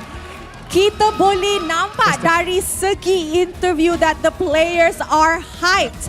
3 berbalas kosong. Bukan hal yang mudah dan bukan hal yang senang untuk mendapatkan. Tapi sebelum we wrap up hari pertama untuk playoffs ini, mari kita dengar mic check daripada dua-dua pasukan.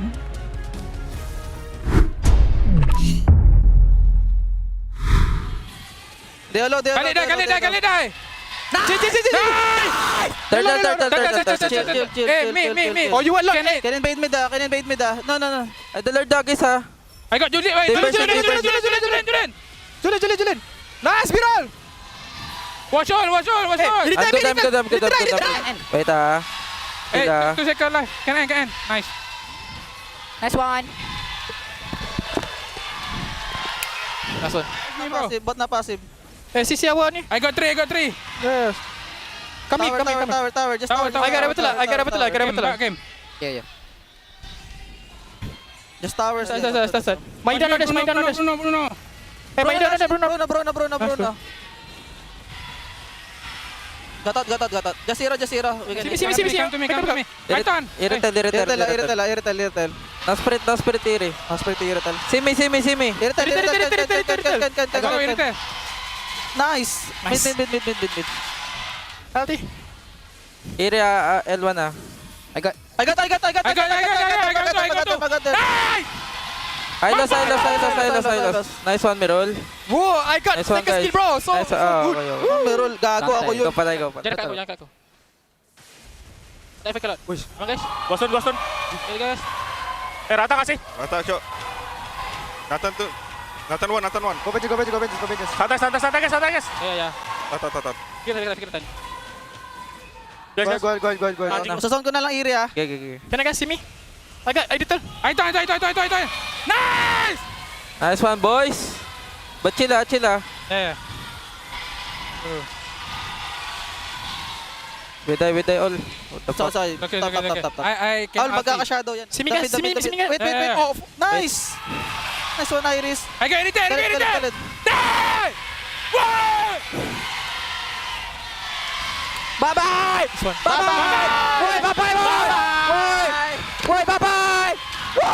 Bye-bye now. Bye-bye. Oh man, thank God we got the mic checks for both sides there. Grace, quiet at the interview. Didn't sound too quiet on mic check. I think I have to take back the Berea thing. Okay, this is a different team. Red is the Berea. Okay, Yeah. Red is the Berea. I'm telling you. To be fair, they kind of earned the rights to. I'll give them that. Yeah. I think it's a free pass on this one between these two teams. Very special moment here that we had at MPL MY. Again, it felt like Red not playing passive this time. Full confidence walking into the JP Niners, and man, it really feels like they just leg sweep them. Before they knew it, they're already on their butts. Defensive team, wait for late game, wait for Owl, come on, absolute lie. The thing is, you know how during that video, Sensei said like, oh, Niners have already shown their hand, we still have more secrets. Yeah. When players say that, they don't usually mean They don't that mean it. much. This is just like taunt. This is actually legit. Red Esports has reached a new level of evolution here in the playoffs. Yeah, man, this style suits them a lot more. Being aggressive, makes setting up these big plays, and especially with special synergistic combinations. Most people that don't really think about it, right? You have an insurance policy, you have plenty of peel, and to get the early and mid game, the main damage dealers being Kim and as well as Iris, they've got it all figured out from early to mid to late. Honestly, JP Niners mentioned that the rest of the 3 members from the side of Red Esports is like what? Dark system? I think that they are the dark system for JP Niners instead. Maybe it's just their kryptonite, right? They can beat the best teams in the world, but they just can't beat these guys. It's the players you get matched up against during Dark System. To be fair, you're right, man. I mean, look at them. They lost 0-2 to them in the regular season, and then coming back in again 0-3. Oh, it is a kryptonite thing. It really is a kryptonite thing. I mean, damage taken per minute coming in from like Iris after having like the Hilda game in game 2. The game 3 is supposed to be Arlet, but you get the idea. Just some really good stuff from it. It feels nice to see that now Iris is actually appreciated for what he does, not only in lane, but more so his playmaking capabilities. That game 3 isn't Hilda. That's supposed to be Arlen. We gotta take what you will. Arlen. Look at his final slashes. That is an Arlen. Look at that. Iris has been That a is an set-up Arlen. EXP laner for so long, and it felt so bad to know he had to play more of a util role.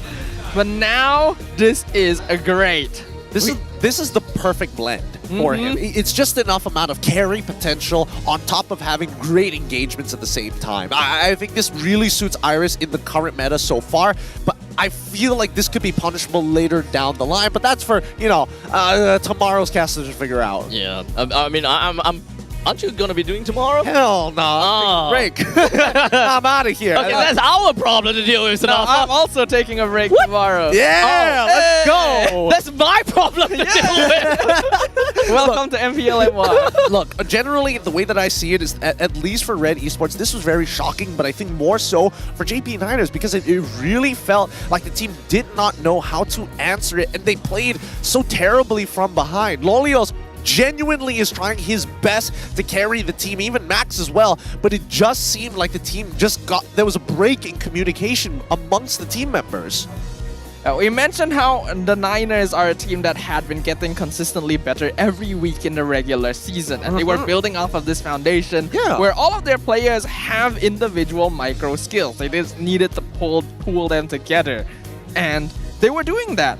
But Red Esports was just so cohesive as a unit that I feel like they broke those bonds all over again, and Niners were just scattered like the start of the season. I don't know. So it's not necessarily the fact that JP Niners took a step backwards in terms of improvement per se, but it's more the fact that Red Esports just exploded in terms of that A little improvement. bit. Well, but that's the thing, right? Like, I would have imagined that JP's steady pace at the game, getting better at the game in terms of level, was going to be able to be the key factor why they stand against Red, because then they're more adaptable, right? They can start thinking on their feet compared to Red, where it felt like they played a certain style and they could only play that style. But now we see that not only can they play different styles, but their communication, I think even we heard from the mic check, it's not the best, but their game sense amongst the players without having to comment is pretty good.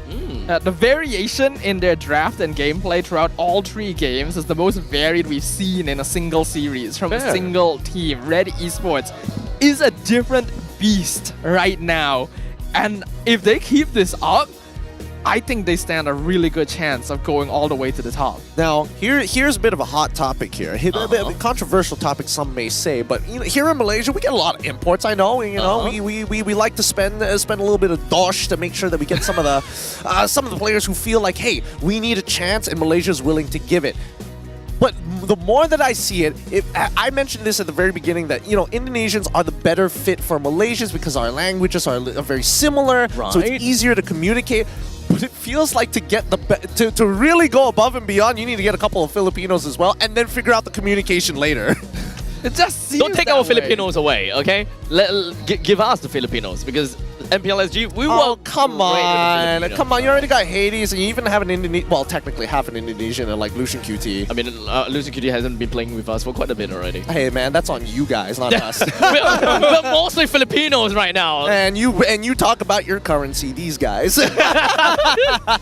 But even so, I find it like really interesting because I would imagine that language would be like a really big proponent to these teams.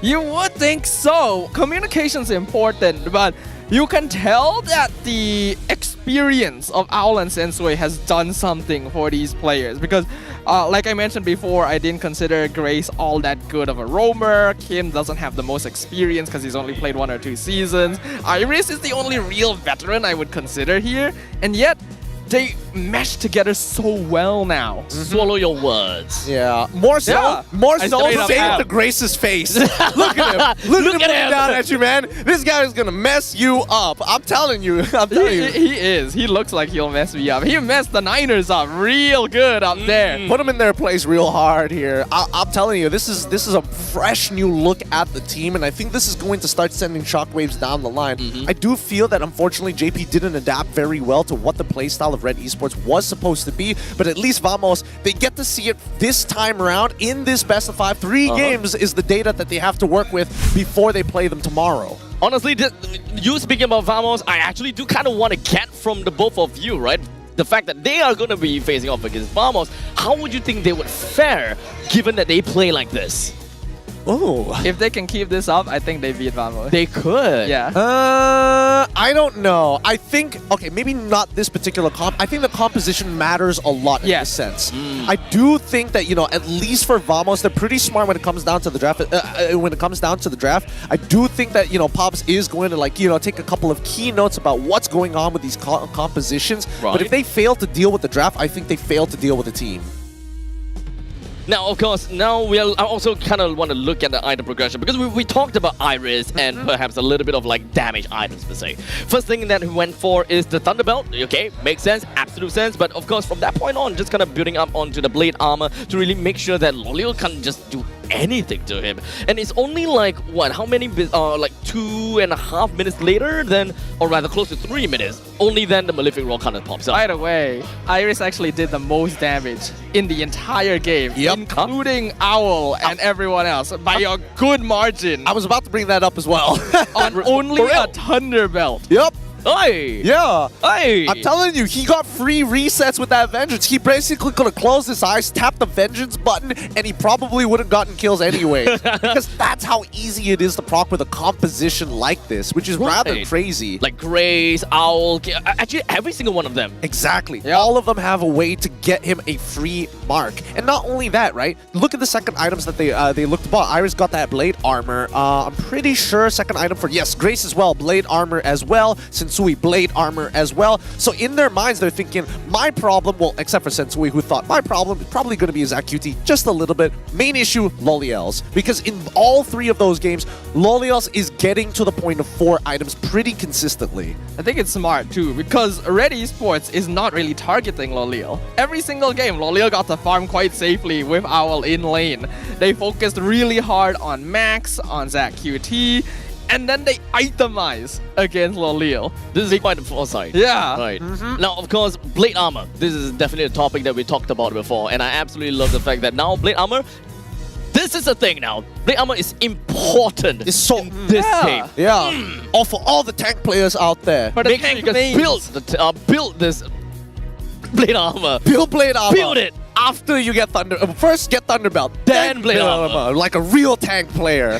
I'm telling you, now things have really shaken up here. Tomorrow we're expecting some pretty intense matches. It's going to be SRG versus Todak, and then afterwards it's going to be Vamos versus Red Esports. What a world we live in here. Red on both sides, and even so, I'm excited to see how it's going to play out, really.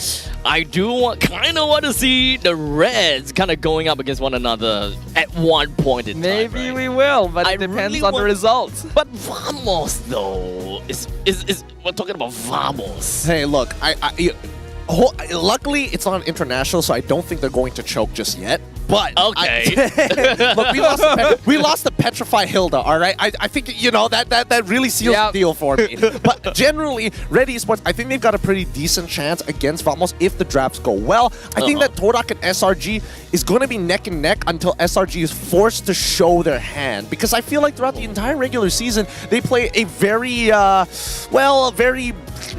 linear composition. They don't really go outside of it with only very minute tweaks. I see. Now, of course, the fact that we've managed to see the 2 games today, we say goodbye to the 2 teams. As such, Todak as well as Red, they're moving on to the next part of the game, or rather, we're now officially in the playoffs. So from this point onwards, we are just looking at a double elimination bracket. So even if either one of these teams lose, they still have got a second life. Yep, yeah, they will have a second life. That's actually a really good point here. Now, at least for these teams, amongst these 4, they're going to play each other time and time again, so they really need to take into consideration all the all the potential drafts that could possibly be coming for this playoffs. Because again, that grand finals is a best of 7. Now keep in mind, with infinite dimensions and infinite possibilities, no matter how many universe I transverse, no matter how dangerous the journey, why is this part of the script? Because Nolan's new skin will be available in-game from you're having a good time. You like that one, right? Yeah, it was a pretty good one. I thought it was pretty good fun too. November the 6th, from the 6th of November onwards, so don't miss that out. What a weird dude. If Paquito has a skin, I have to say the entire Paquito line, I would be fuming. I'm gonna search it up right now. Like, it's what literally do you first line, long pause. Second line, long pause. In brackets. Oh, that is funny. But with this, we officially do have our top 4 for MPL Malaysia Season 14. It's very unfortunate to see MV and the Niners bowing out, because these are teams that a lot of people had expectations for. I definitely did. My predictions are completely wrong because I ranked them 2nd and 3rd. I know. Right. I put Red on 6th. Same. I knew. We were not ready. No, we were absolutely not. I really wasn't. Esports pulled the rug out from all of us. Yeah, they really did, and I'm happy to see that, at least for this level of competition for MPL MY, we're still playing mind games from the regular season, which is kind of upsetting. I really wish teams would, play their most consistent game and then save those big strats for the playoffs. Honestly, now down to 4, as you mentioned, but hey, 50% of this group is gonna go to M6, guys. True. This is the playoff. This is the season, and I'm pretty sure all 4 of these teams, they are looking out. For sure, but even so, I would hope things only go up from here, right? For all we know, the quality could drop down, but we are very hopeful. With that being said, this is Abstract. This is Adrian Staffa. We'll see you guys tomorrow. Good night and goodbye.